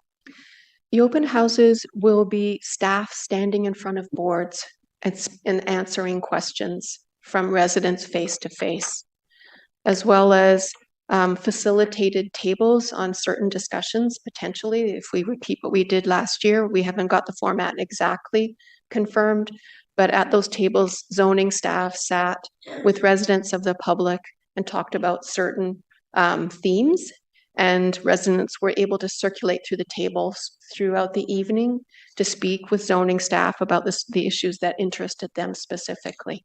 So these will be face-to-face conversations with residents. So if a member of council wanted to work with you and your team for a tailor-made ward presentation, Is your team not able to honor that request because of all the commitments and constraints that you're under now, or is that possible? Because it's one thing to come into an open house and have sort of a high level viewing of the poster boards and speak to a planner one-on-one versus coming into a community center in a ward and understanding how my neighborhood or how my ward may be impacted by the current proposals as part of this review. Is that possible? I'll speak first, and I think then Vivi and senior staff may wish to speak, but Councillor Brockington, I can say that my team cannot deliver that level of service Ward 24 ward-based meetings, unfortunately, this year, and deliver the draft zoning bylaw on our timelines. And we do have a 3-year time that we are supposed to deliver a draft zoning bylaw in under the Planning Act. And so I'm highlighting that as a requirement that staff are trying to achieve, to faithfully achieve in terms of what the Planning Act is directing us to do. And in order to deliver the new zoning bylaw on the timelines that are approved by council, we can't deliver 24 ward-based public consultation meetings and meet those timelines. And if VVG would like to make some comments, please do. Through you, Mr. Chair. That's correct. I think it's a resource issue and there are timelines. One of the other things I should mention is with our Housing Acceleration Fund, we need to have this wrapped up by the end of the year. So consultation is open until the end of June, and the team has to turn around the report very quickly and to get into and meet the statutory circulation timeframes as well. And it is quite difficult to meet and have very tailored meetings with individual wards. This is going to be the third round. I understand that some people have not been paying attention, but this is, we've had draft 1, this is draft 2. Now we're doing the refinements for draft 3 in the final. I appreciate that, and I'm not making a comment about how busy the team is, and I certainly appreciate the good work the team is doing. I think my final comment would be, been around here a while, and certainly the city does a lot of great work and undertakes a lot of important reviews. This is at the top of the list. I can't think of something that probably has the potential for such impact for future decades that we're going to leave on the next councils to have to deal with their residents in the communities. The decisions that we're going to be making will be implemented as development starts to unfold in the years and decades ahead. And I want people to be aware of it, and I want them to know how their local neighborhoods where they live will be impacted. Because when we get one application for a development now that has basic parking minimums or no parking, people they have such a strong reaction. Wait till we implement minimum parking or no parking. Wait till we implement the densities as part of the zoning classifications or the heights. At the very least, I want people to be aware. They can make up their own conclusions, and that's why I think this is very important. Certainly, I'll work with staff after today on what possibilities exist for that tailored approach. But Chair, I have a lot more to say, but really the one on public outreach is very, very important. And that's why I wanted to stress that today. Thank you. Thank you very much, Councillor Brockington. I'm going to go to Councillor Dudas, then Councillor Luloff, then Councillor Lowe, then Councillor Hill. Then we'll start round 2 of councillors' questions who are members of the committee. So, Councillor Dudas. Thank you, Chair. One of the experiences that my community is dealing with right now is a bit of a shock when a property is severed. So with the changes to the Provincial Planning Act from Bill 23 that required municipalities to permit a total of 3 units on each side of a semi-detached building for a total of 6. I don't know if a lot of folks just assumed that's one property, we're going to get 6 units, we'll adjust. what we're seeing, and I've seen it through my area, is a property that is larger will be severed and will end up with 12 units. Or another property on another street, an older street, was severed into 3 lots, and now we've got 18 units, which is less. But I'm really eager to know that when staff are out communicating with the public about the changes, not only that we are going to be seeing through our own zoning bylaw, but are being enforced by the province, which is a lot of what we're dealing with here, that we're also sharing with them that when we talk about one lot of land, it doesn't necessarily mean that that cannot be severed into multiple lots, which will then have more units, which will then have more impact on the surrounding community. So we're talking a lot about consultation and transparency. Can I ask that when we go out and consult with the community, that that component is included in the presentations and the communications?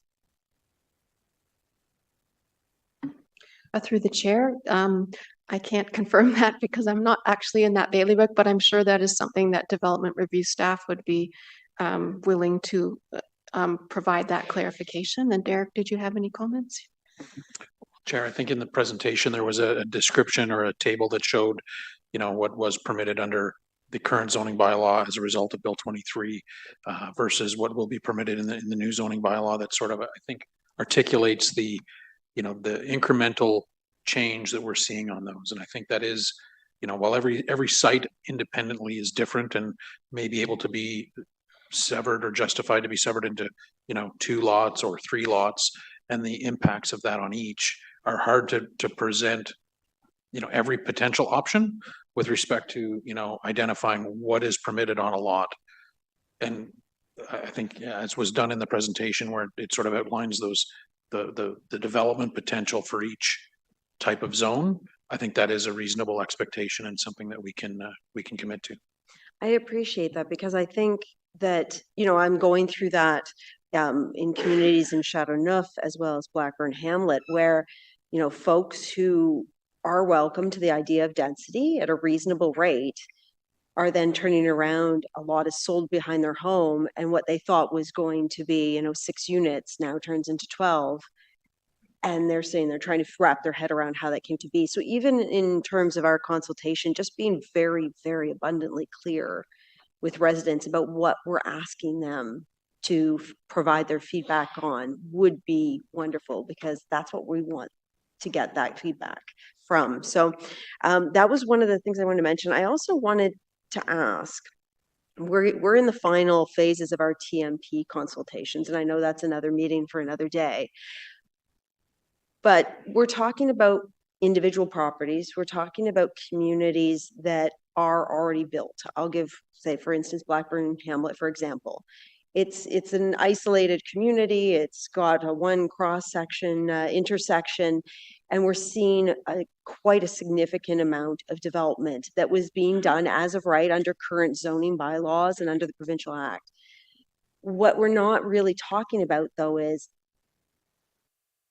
sure, we're talking about parking. We're not really talking about the impact on that intersection. We're not talking about the impact on, our MUPs and our sidewalks and those pieces. So can you provide me with some reassurance, I suppose, that we're going to be considering that as we build the rest of our infrastructure around these communities, that we'll be able to not only accommodate parking, but we'll also be able to accommodate the ideas of what happens when we add so much density that an intersection could fail at a faster rate than we ever anticipated?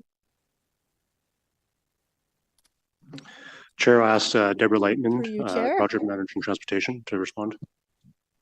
Can you hear me? Yes, thank you.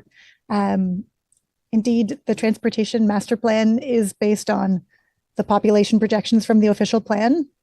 And so the kind of city scale and regional scale road and transit projects are based on our official plan, including expectations about intensification as per what the zoning bylaw is trying to implement and achieve.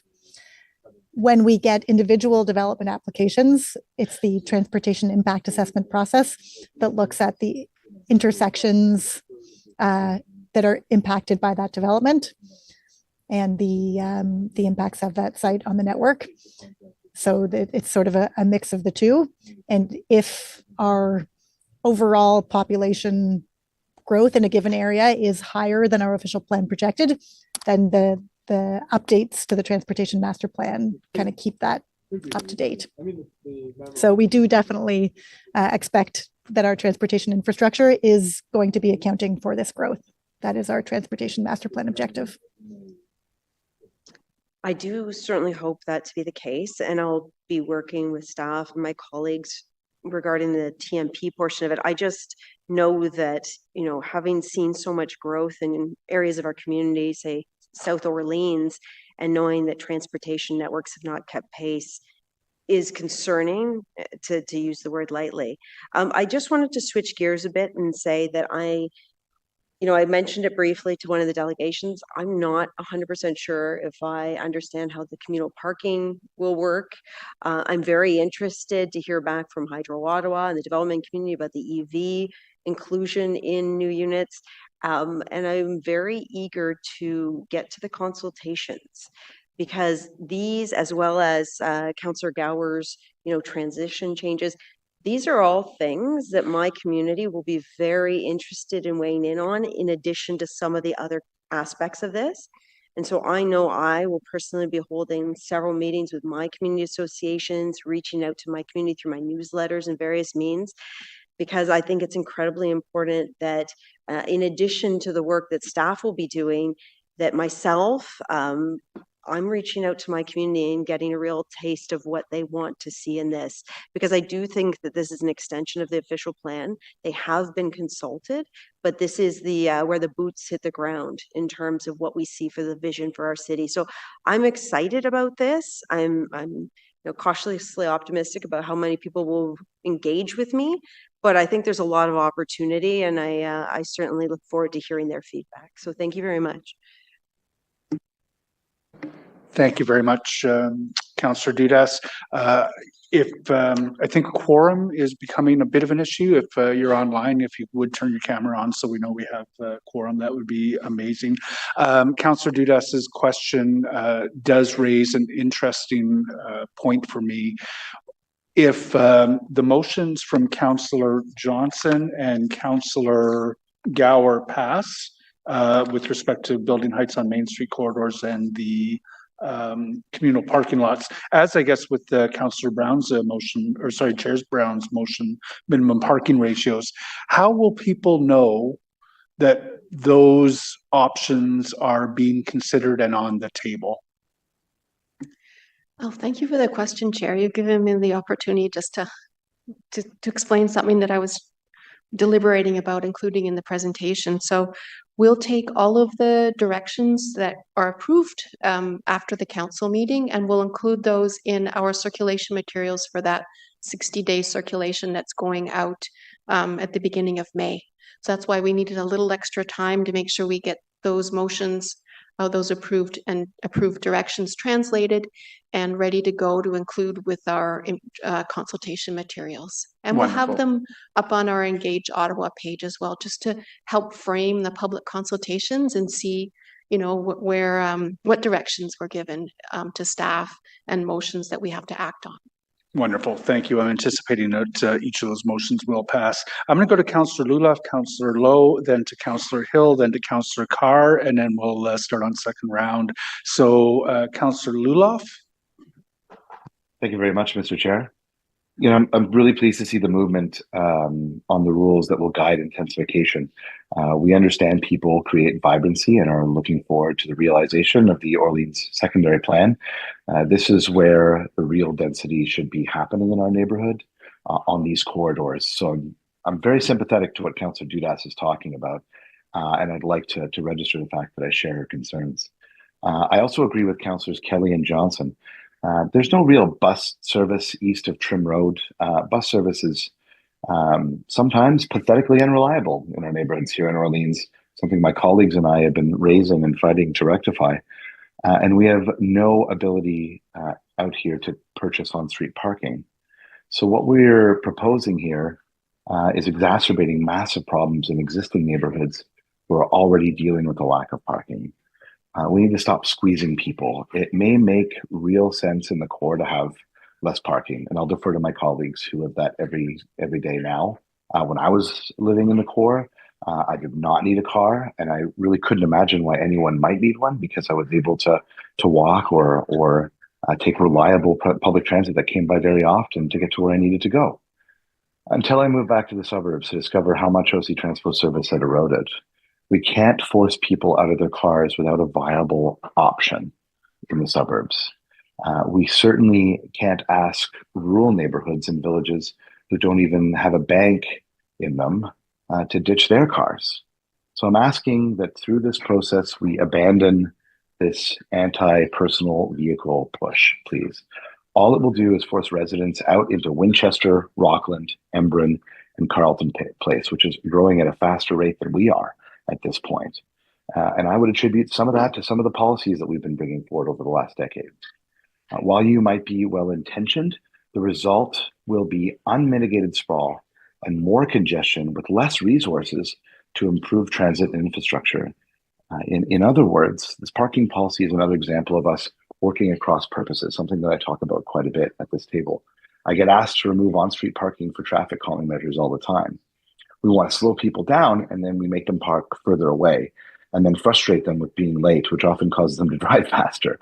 We tell people that they should take the bus instead of cars, but we don't provide adequate bus service.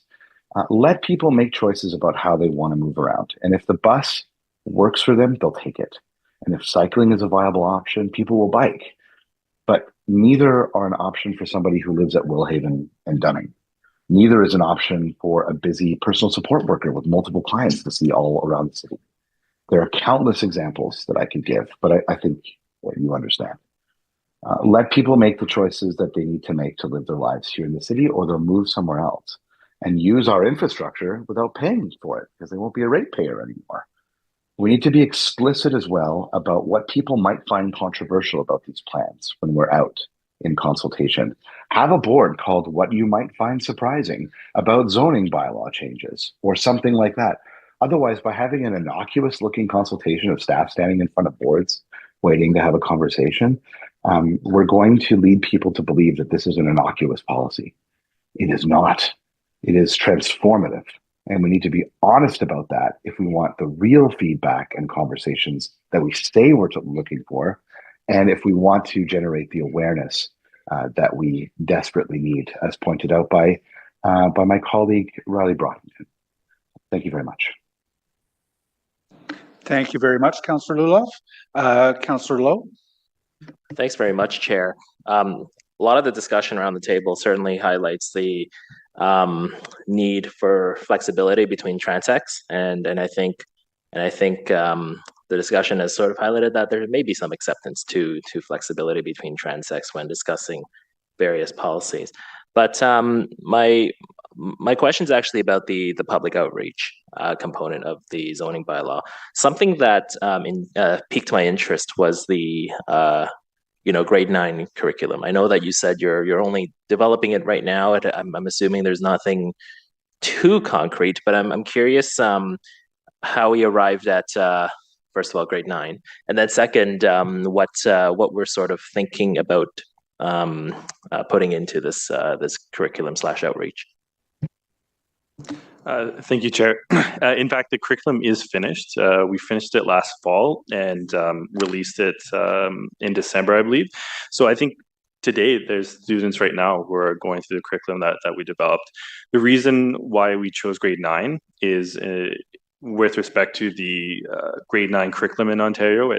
There's a great dovetailing of what the new zoning bylaw is with respect to grade 9 curriculum and talking about planning and what your city should look like. So there's really good dovetailing. So right now it's going on. I don't think we've received any responses from any schools yet, but we've encouraged them to, as part of the curriculum, once they go through the exercises, to send it to us, and that's going to form part of the, one staff will review them, but they will also form part of the as a report that we release with these drafts. Okay, thank you. The reason why I brought that question up is I'm not trying to belittle any grade. It's just I just remember civics as being grade 10. And I think perhaps there's something more appropriate there. But if you, I respect that decision, and I won't really question that too much. Thanks. Thank you very much. Councillor Trusser, Councillor Hill's had his hand up for quite a while. Okay. Councillor Hill, we're going to go to you just because you were up there fairly quickly, and then we'll go to Councillor Trusser. Yeah, thank you very much, Mr. Chair, and to VV, Carol, Royce, and the whole team. As a member of the zoning bylaw sponsors group, I've been able to see your work up close, and I really appreciate the flexibility to address the concerns that I and my colleagues raised. You've heard me make many of these points before, so I appreciate your patience, but I want to christen some of my thoughts with this draft today to Joint Committee. And I am very glad to see that some of my feedback was incorporated, such as some of the reassessment on the angular planes and the secondary plan processes. We're making really good progress with this next draft zoning bylaw, and I would just reiterate a number of the comments that I've heard today through this discussion, but I still do remain concerned by several of the choices that we're being asked to make in this iteration. We are in a housing shortage crisis, which may well only get worse given current market conditions, inflation, the tariff wars. We need to use all of the tools in our toolbox to address that, and it includes intensification where we already have homes and expanding to land where we do not. Some of the choices in this draft reduce the ability to create density along the LRT downtown, and we are currently seeing a separate push in the regular planning committee to remove some of the expansion lands, and that's most evident right now on the debate regarding Taywin. N1 and N2 zones are intended to be 11 meters or 3 stories, and limiting those 3 stories to just the suburbs hurts our ability to make housing more affordable. This is not a suburb versus downtown conversation. Half Moon Bay is one of the densest neighborhoods in Ottawa. Barrhaven is doing its part, and I don't want to pretend that it has been without cost. Coming out of winter, we often have run into issues with parking bans and snow clearance, but for more affordable house prices, that's the cost that many of my residents have chosen to bear, is to live in high density communities. But how can I look them in the eye and tell them that this level of density is appropriate to them when it's not, covered in this zoning bylaw from the perspective of heritage and secondary plan protected neighborhoods that are located along the LRT? I have a similar issue with the N4H11 exemption, which would cap building heights at 3 stories instead of 4 stories in select N4 neighborhoods. If you look at a map, this exception is not applied evenly, and this change would mean that many of the neighborhoods in the urban transects that we've designated as appropriate for our highest level of density would be excluded from future height density, while pockets of the N4 neighborhoods in the suburbs remain untouched. I understand the need to respect the historical nature of some of the urban neighborhoods, but if a project is deemed necessary, how is it less respectful of our heritage to build 4 stories instead of 3, or to include a heritage facade while allowing for greater density? I certainly want my daughters to be able to have the same opportunity for home ownership, and at minimum to be able to live without being house poor, and that is the reality for too many young professionals today. We can't have one standard of density in the suburbs and then a lesser standard in areas that are near to the LRT. We certainly can't do it if some of the same folks that are calling for less urban density also are trying to remove expansion lands. The best outcome is a balance of both, a bit of horizontal expansion and a whole lot of transit-oriented vertical growth. We've spent billions of dollars on a transit system, so we need to maximize its use. So thank you very much for the opportunity to speak today. And despite not being a member of this joint committee, I very much enjoy the discussion and the fact that, as Councillor Luloff just mentioned, this is a transformative process, and I do appreciate the fact that I'm able to be part of it, and I look forward to engaging more fulsomely at Council in a few weeks' time. Thank you, Mr. Chair. Thank you very much, Councillor Hill. Councillor Trosser, as a member of the committee, hasn't spoken yet, so we'll go to her. Thank you so much. And thank you so much, Councillor Hill. I actually agree with you. I think, I do think it's problematic to accept some neighborhoods from the same density requirements. I would like to see more equity in this regard across the city because, I represent one of the densest wards in the city, and it's, that we only have so much land left. We can only go so high. We really need everyone to take density, especially if we want to reduce sprawl across the city. I just wanted to speak to Councillor Johnson's motion because we did work on it together.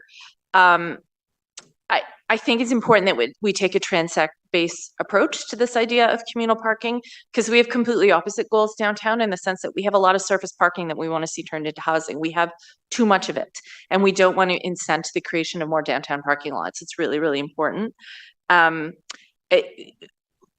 I really want to emphasize the fact that this master plan is, or that this zoning update is also in line with their transportation master plan. We do want to emphasize a modal shift, and for families that already own a car to not have to buy another one. I mean, my family owns a car and I aim to use it as little as possible. And that is I don't think you have to be a purist in this regard. But I do find it really interesting that some of my more conservative colleagues who would argue in other contexts that we should let the market decide don't trust the market when it comes to something like parking. I think developers are smart enough to understand where they would need to have a little bit of parking in order to make a project marketable in a particular neighborhood. I think having a minimum just creates an additional burden. But I find it very hard to believe that any developer would build in an area without public transportation, without providing parking, because the building just simply wouldn't sell, right? So we hear about the need to reduce red tape when it comes to housing development and the need to use any lever possible to create more affordability. And parking is really expensive. It can cost up to $150,000 to add one underground parking spot per unit. So, I here I am saying the word parking over and over again. I wish I had a clicker for the number of times that it has been said since we started this meeting. But this zoning is fundamentally about creating more housing to deal with a housing emergency. We don't have a parking emergency. We have a housing emergency. So I'm troubled by this suggestion of increasing parking maximums, and I'm troubled by suggestions that we should have parking minimums. I think we could treat the whole city equally this way, and also understand that if developers are going to build, they will understand what their market is. There is absolutely no way they're going to put a building with no parking in a rural village. If they did that, it wouldn't sell. So I understand the need to cater to the different realities across the city, but I also think when it comes to some basic minimum standards for density and some basic minimum standards for parking, I think we should actually see some equality across the whole city. Thank you so much. Thank you very much, Councillor Troster. I'm going to go to Councillor Carr, and then we'll go to round two of members of the committee. Thanks very much, Chair. I'll be relatively quick. First of all, of course, I'm not a member of either committee, but I appreciate how much staff have helped me personally with zoning. When the official plan was released prior to me being elected, of course, it was a huge topic in Alta Vista, and I've been able to communicate fairly effectively to my residents about what this means to them just through my newsletters. And I hosted my own sessions, 2 of them this year, and I have 2 booked for next month. So I know staff helped me a lot. I have a very strange question. In reading the draft 2, there has been a change in neighborhood zones. Instead of talking about per hectare, they're moving to per 100 square meters of lot area. And I guess I don't fully understand the reason for that change, because it seems to me that almost every city across the country, and indeed in the States, well, I think they use acre, use unit per hectare. And I'm wondering what the rationale was. Is it just to make people feel more comfortable with a lower denominator? It seemed a strange choice to me, and I'm wondering if somebody can explain that to me. Through the chair, thank you for the question on that. The shift to units per 100 square meters of lot area was basically intended to more directly communicate that what the zoning is trying to limit is the number of units that are on a lot. And so the decision to shift to a measurement based on the lot area more directly communicates that that's what's being limited. It's not some sort of limit so much on like a neighborhood level basis. Rather, it's one that's tied to the lot. The use of a per 100 square meter lot area measurement also, it's fairly easily translated from the units per hectare measurement in draft 1, in the sense that a hectare equates to roughly 10,000 square meters. So to convert from the units per hectare measurement in draft 1 to the units per 100 square meter lot area in draft 2, it's simply taking those UPH numbers in draft 1 and dividing them by 100, moving the decimal place over a couple points. But in short, it's generally the same measurements with the exception of N3 being reduced from 250 UPH to 20 UPH.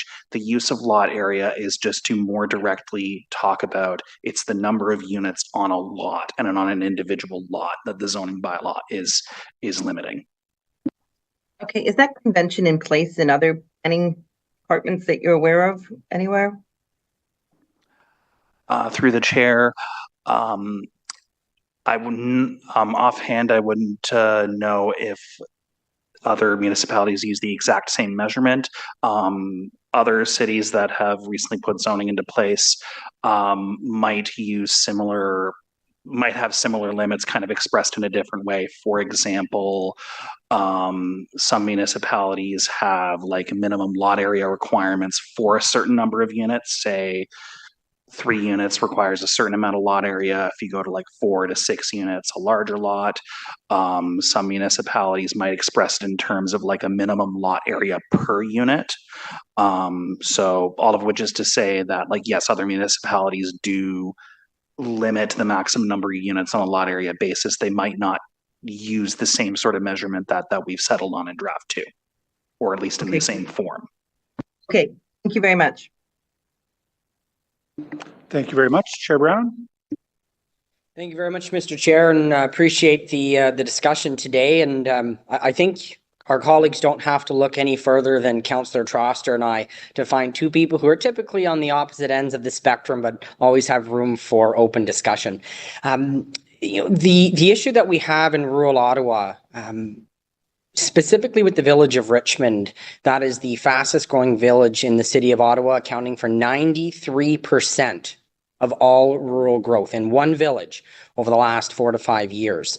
And at any time, I'm willing to host a tour for my colleagues who'd like to come out and see where the market has failed to provide adequate parking. And to borrow a phrase from Councillor Troster, I don't think you need to be a purist. You can believe in free market, but also have some guardrails. That's what my motion intends to accomplish. My comments are also informed by conversations with our professional services, both the fire department and our road services. They've identified issues, real world issues, that are not lining up with the plan that was approved many years ago. We have issues when trying to access these subdivisions. The city is spending more money bringing specialized equipment out to clear some of these roads. And both Mayor Sutcliffe and City Manager Stephenson have come out to the Western Development lands in Richmond to see this development. And both were, I won't say confused, but surprised that the city would permit this type of development to happen in the rural area where we don't have access to other modes of transit. If you were to walk from the furthest point in the new subdivision in Richmond to the grocery store, from Ottawa Street to the grocery store is 4 kilometers. Nobody's walking 4 kilometers to get their groceries. This is within the village of Richmond. 4 kilometers there, 4 kilometers back. If you were to leave Richmond to go to Stittsville, it's about 8 kilometers. If you want to go up Eagleson Road to Canada, it's 7 kilometers. You're not walking to these other towns. I'll say they're towns. You're going to drive. And I think Lisa, one of the delegates, said it well. You still will own a car, and if you can use transit, that's great, but it doesn't absolve your need of a parking spot. And that's I think the real underlying goal that I'm trying to achieve here and provide a solution where it's okay that we grow in the rural area. It's okay that we grow in the urban area, but we have to do it appropriately. I would disagree that this is one area where we can treat the city as one size fits all. I think over the last 25 years of amalgamation, we've proven time and again that one size does not fit all. I think it's okay to have a different approach for different areas of the city. That's certainly what we heard through the Rural Summit, and something I know that each of my rural colleagues is fundamentally looking to improve upon in this term of council and going forward. And so I would hope that my motion has the confidence and support of this committee, Mr. Chair. We are not looking to impose our values on others. What we're trying to say is it's okay to own a car. I know if you were to take the 19 urban wards in the city of Ottawa, my ward is bigger. Again, picking on Councillor Troster for a moment, only because I told her I would. My ward is 114 times larger than Somerset. So what works in Somerset won't necessarily work in Rideau Goulburn and vice versa. And so what we're looking for here is not a one-size-fits-all solution, but a different solution for different areas of the city to accommodate what we're looking for and to achieve those growth targets. Thank you very much, Mr. Chair. Thank you very much, Chair. Vice Chair Kelly. Thank you very much, Mr. Chair. And as tempted as I am to wade back into the parking debate, I think I'll leave it where I had left it previously. Although my ward is bigger, just want to add that. We had talked about consultation, and I wanted to follow up on some comments from both Councillor Brockington and Luloff, and actually Councillor Lowe as well. I've noticed a certain phenomenon in the last 2.5 years, or however long I've been here now. In terms of public consultation, we all have our newsletters and our social media channels and push things out to the best of our ability. 11 of us are new and still building up that list. I know my predecessor had several thousand more people that received his newsletter by the end of his 19th year as councillor, so I've got some time to catch up, but that may be happening across wards. And so one thing I've noticed is that I get a lot more feedback, as much as I try to get it in anticipation of these reports hitting council for the final debate. But it's not really until that happens and the media grabs these stories and starts publishing them that the public really get tuned in, and then all of a sudden we're inundated with a ton of feedback from the public. So again, I don't know what the answer to that is in terms of refining the process, but certainly want to mention that it is an issue, and this is what seems to me to be a very transformational process, as Councillor Luloff said. And on that note, I'm going to put my rural hat on. You had mentioned several, I think two. One was at Ben Franklin, the other one I can't remember, likely City Hall. In-person opportunities for feedback. And I was just wondering what the strategy for rural consultation has been like for this process, and are you considering doing an in-person event in any part of rural Ottawa to gain some specific feedback on that? Through the chair, so based on your comments, maybe we can think up something more effective for rural consultation, and we will definitely take that away.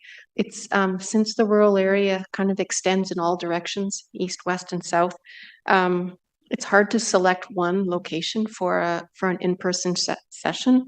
So I'd like to take that away and think about some effective ways to consult with rurals and then get back to rural councillors about that. And I'm hoping that would be an amenable suggestion to you. Absolutely. Thank you very much. I appreciate that.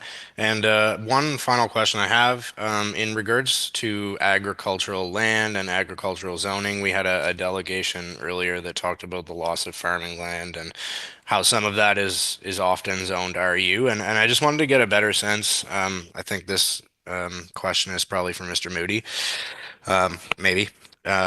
What goes into the consideration of the zoning? Like, I know we have a process when someone wants to sever a lot off an agricultural operation that the rest is zoned in a way that you cannot develop on it, and that process is now automatic, doesn't need to come to council. But in terms of ag zoning itself, we do see a lot of land that is farmed that isn't zoned ag, and I'd like to understand, how that is and how that comes to be. Are there things in provincial policy statements that are guiding this? Is soil and location part of that discussion? Can you help me understand what goes into all of that? Sure, Chair. There are a number of uses that are protected in the provincial policy statement. We talked today about mineral extraction, and that is one of one of those protected uses.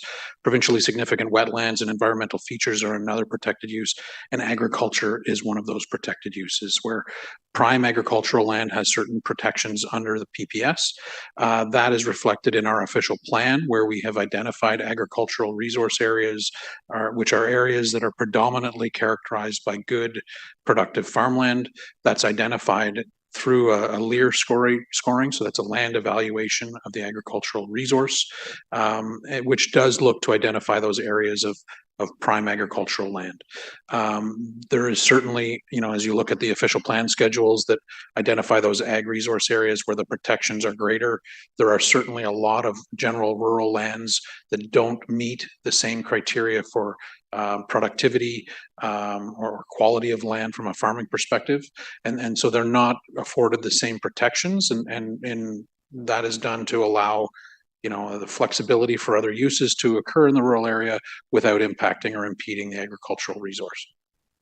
Thank you, Mr. Moody. And just to follow up to that, if a landowner who owned land that was zoned RU and has been farming it and for whatever reason wanted to bring an application to rezone it agricultural land, would those criteria that you've mentioned now play a role in that application? And would we potentially say no to that if a landowner wanted to zone their property, AG?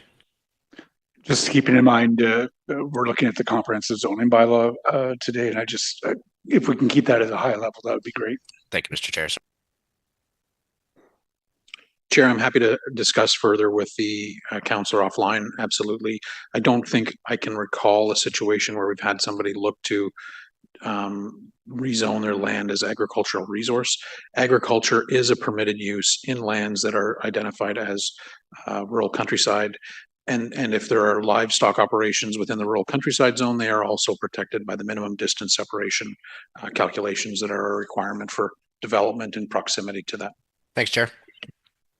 Thank you very much, Vice Chair. Councillor Johnson. Thank you, Chair. So just on the direction from Councillor Curry with respect to Beaverbrook, are there other neighborhoods that are currently being or under a feasibility assessment with Heritage that should be considered as part of, in a similar vein to what Councillor Curry has put forward? Through the chair, we have Leslie Collins available to answer that question. Leslie, are you there? Oh, wonderful. She's just taking her seat.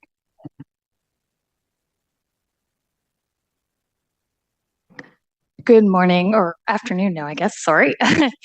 Through you, Mr. Chair. Yes, Built Heritage Committee and Council directed staff to undertake 5 Heritage Conservation District feasibility assessments over the next few months. So we have Beaverbrook. We have a section of Wellington Street West in Councillor Leaper's ward. We have a portion of Lower Town East in Ward 12. Sorry, what else do we have? Island Park Drive, also in Councillor Leaper's ward, and sections along the Rideau Canal in a variety of wards. So yes, there are several others. I would say those others probably have a less potential for impact through the proposed changes to the zoning bylaw. Okay, great. I just wanted to understand whether there was other areas that should have been considered, but I understand that. So I guess I'll just quickly circle over to rooming houses and the implications for the new zoning bylaw on rooming houses, please. And a lot of this is just to correct my understanding as I was reading through the proposed changes. So am I correct in understanding that the new minimum unit provided in a rooming house is 20? Through the chair, thank you for that question. It is the lesser of 20 or whatever the density is permitted in the underlying zone. The way that the equivalency works for rooming units to dwelling units is generally like we're looking at 2 rooming units to a dwelling unit. So for example, in let's say an N2 zone, which could permit up to 6 dwelling units in a building, that would effectively be a maximum of 12 rooming units in that rooming house. Okay, thank you for that clarification. I was starting to get a bit tripped up on the ways that we were doing math. So are rooming houses subject to Section 208 for amenity area minimums if they reach an 8 or more dwelling unit? So that would be a 16. So the way it's intended to work is that requirements that apply on like a per dwelling unit basis, such as amenity area, are also intended to apply to things like rooming houses with that basically that same equivalency, that 2 rooming units to a dwelling unit. Okay, so if we were to see rooming houses that were starting to get larger, they would be subject to other pieces. That's very good. So similarly, you know, if we were to see larger rooming houses being approved, you know, they do have to have commercial waste collection. But I didn't see any setbacks from the lot line when it came to waste collection. I saw the, you know, the container that they had to be in, but are there any setbacks for waste collection in that respect, so that it doesn't go like right beside an abutting property, or is that permitted?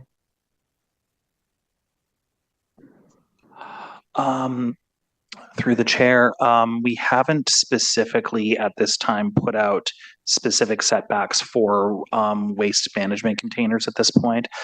If they are contained in something like an accessory building, there might be accessory building setbacks set for that. But as of draft 2, we haven't looked to impose that at this time, but certainly open to taking that back in future drafts. Okay, I mean, I would be interested in what the neighborhood impacts would be for things like waste collection on neighboring lots, pardon me. And then, you know, also when we're talking about proposed home-based businesses, I note that a proposed home-based business, it will be permitted, you know, in so long that it doesn't have, you know, a number of impacts on neighbors, including parking pressures. Yeah, I'm sorry, I'm saying it again.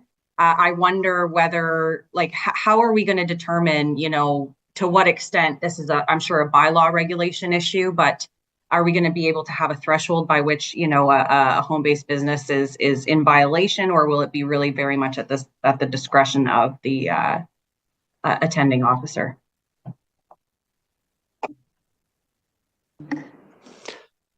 Through the chair. Yeah, it looks like this is mostly a question of the attending officer's judgment.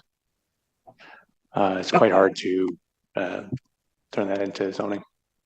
Yeah, no, I appreciate that.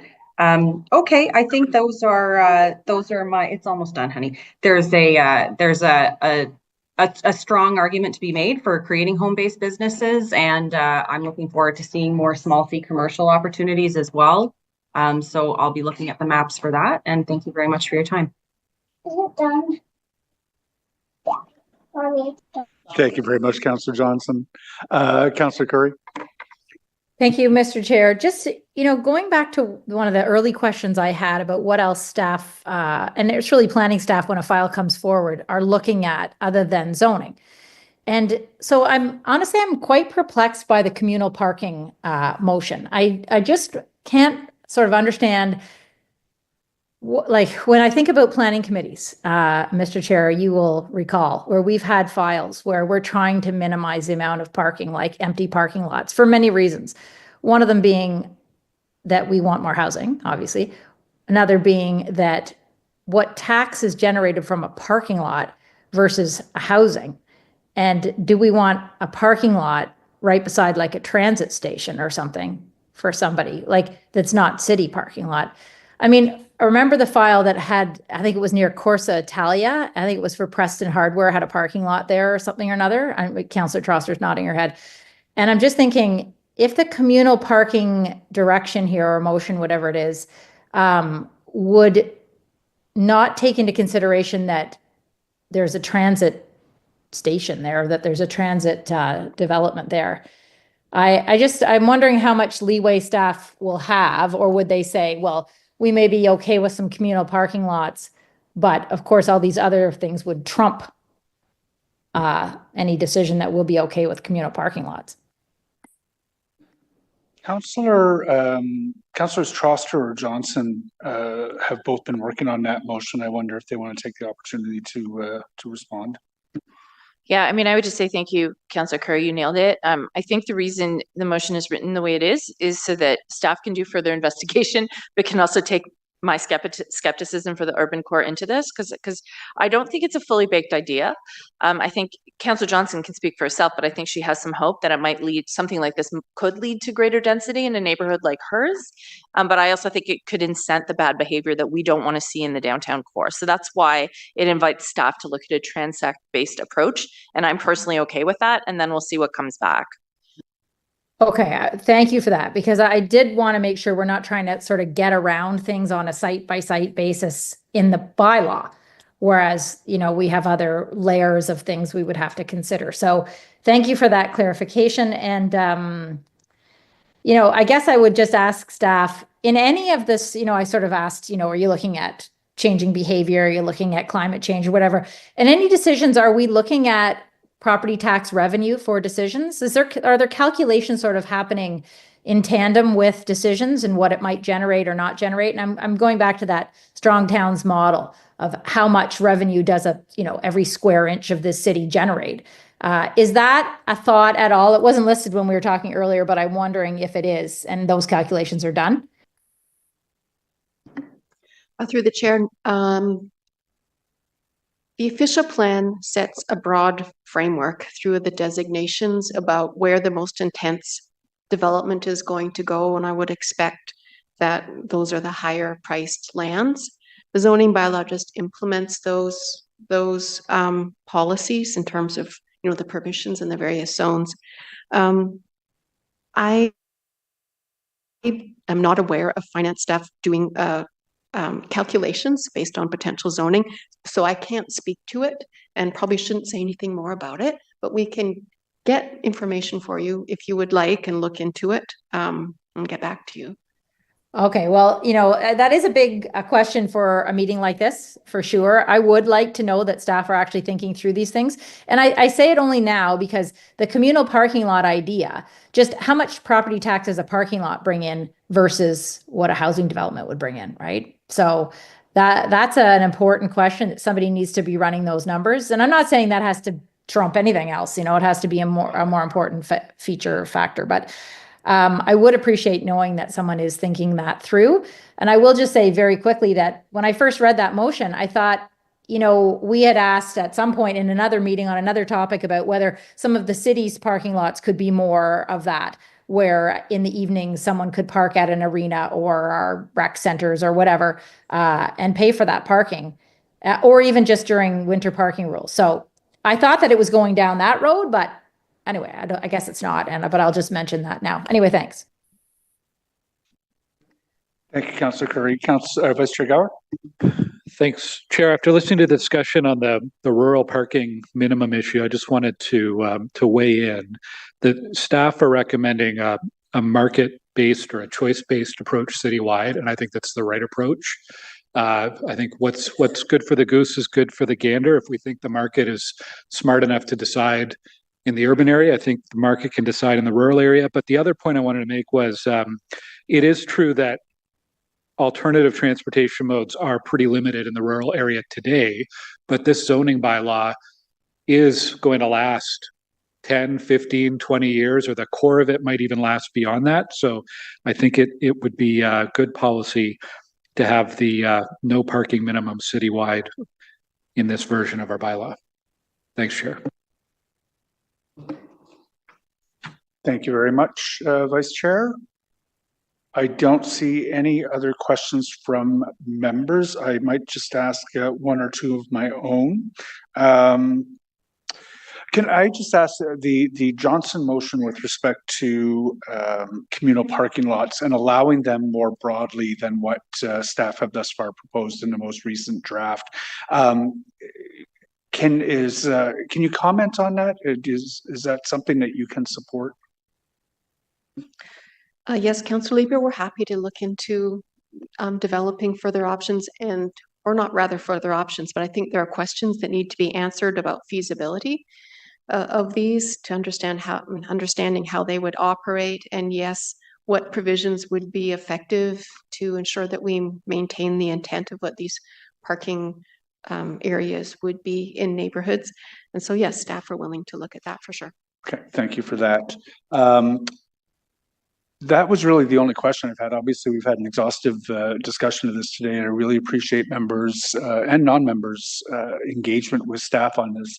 To Councillor Brockington and others' points, the zoning bylaw as it's being proposed is going to be transformative in the city. It's going to extend significant new density permissions from certainly one end of the urban area to the other. I know that there is in my ward, I do appreciate that the height limits in areas like Hintonburg and Mechanicsville that were proposed to go beyond what had already been done in the R4 zoning have been dialed back a bit, but an entire new swath of my neighborhood is now proposed to go to an R4. Wellington Village is proposed to go to an N4, where previously it was restricted to things like triplexes and semi-detached. So there's some really significant changes coming to Kitchissippi Ward. Certainly I've been doing my best to talk to residents about what it might mean. Can I just put a plug in at a couple of months ago, I had FOTEN and a number of independent planning consultants come to a workshop where they offered a storefront to residents. Residents could come in and say, here's my property. What would the new zoning bylaw mean for me? Dozens of residents came out to ask their questions on a property-specific basis, found it extremely helpful, and I know that FOTEN and the other consultants would be happy to come out to your ward and do that as well for the appropriate agreement with the councillor's office. But that was extremely helpful. I don't have anything further to add other than I am glad that we are just getting that much closer to the finish line on this. I urge every councillor who's listening in, every councillor at this table, talk to your residents and let them know about the changes that are being proposed and encourage them to participate in the opportunities that are going to be presenting themselves this spring and summer. I will move through the motions first. They've gotten out of order on my desk, but I don't think there is much of an important order to them. On the Johnson motion, is that carried? Carried, thank you. On the Gower motion with respect to building heights on mainstream corridors, is that carried? Carried. Thank you. On the Chair Brown motion with respect to minimum parking ratios in rural villages, is that carried? Carried. Yeas and nays, please. Yeas and nays on that, Chair, or Kelly, can I get a vote on that one, please?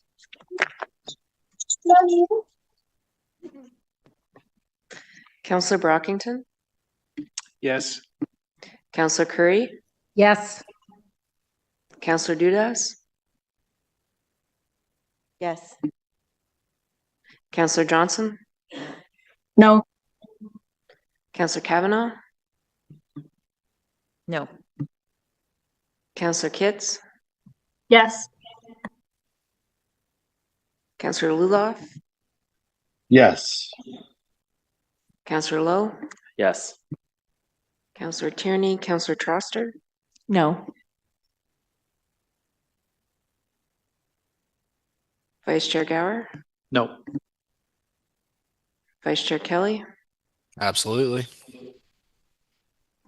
Chair Brown, Yes. Chair Leeper, Yes. 9 yeas, 4 nays. That carries. Thank you very much. None of those motions amend the main report, I don't think.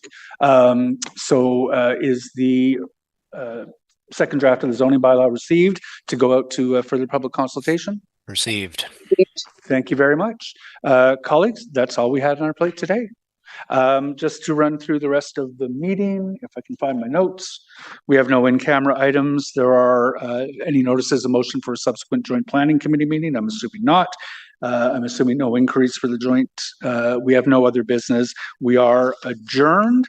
We will be meeting as a, says April 9th. So the Planning and Housing Committee is the next to meet, right, on April 9th?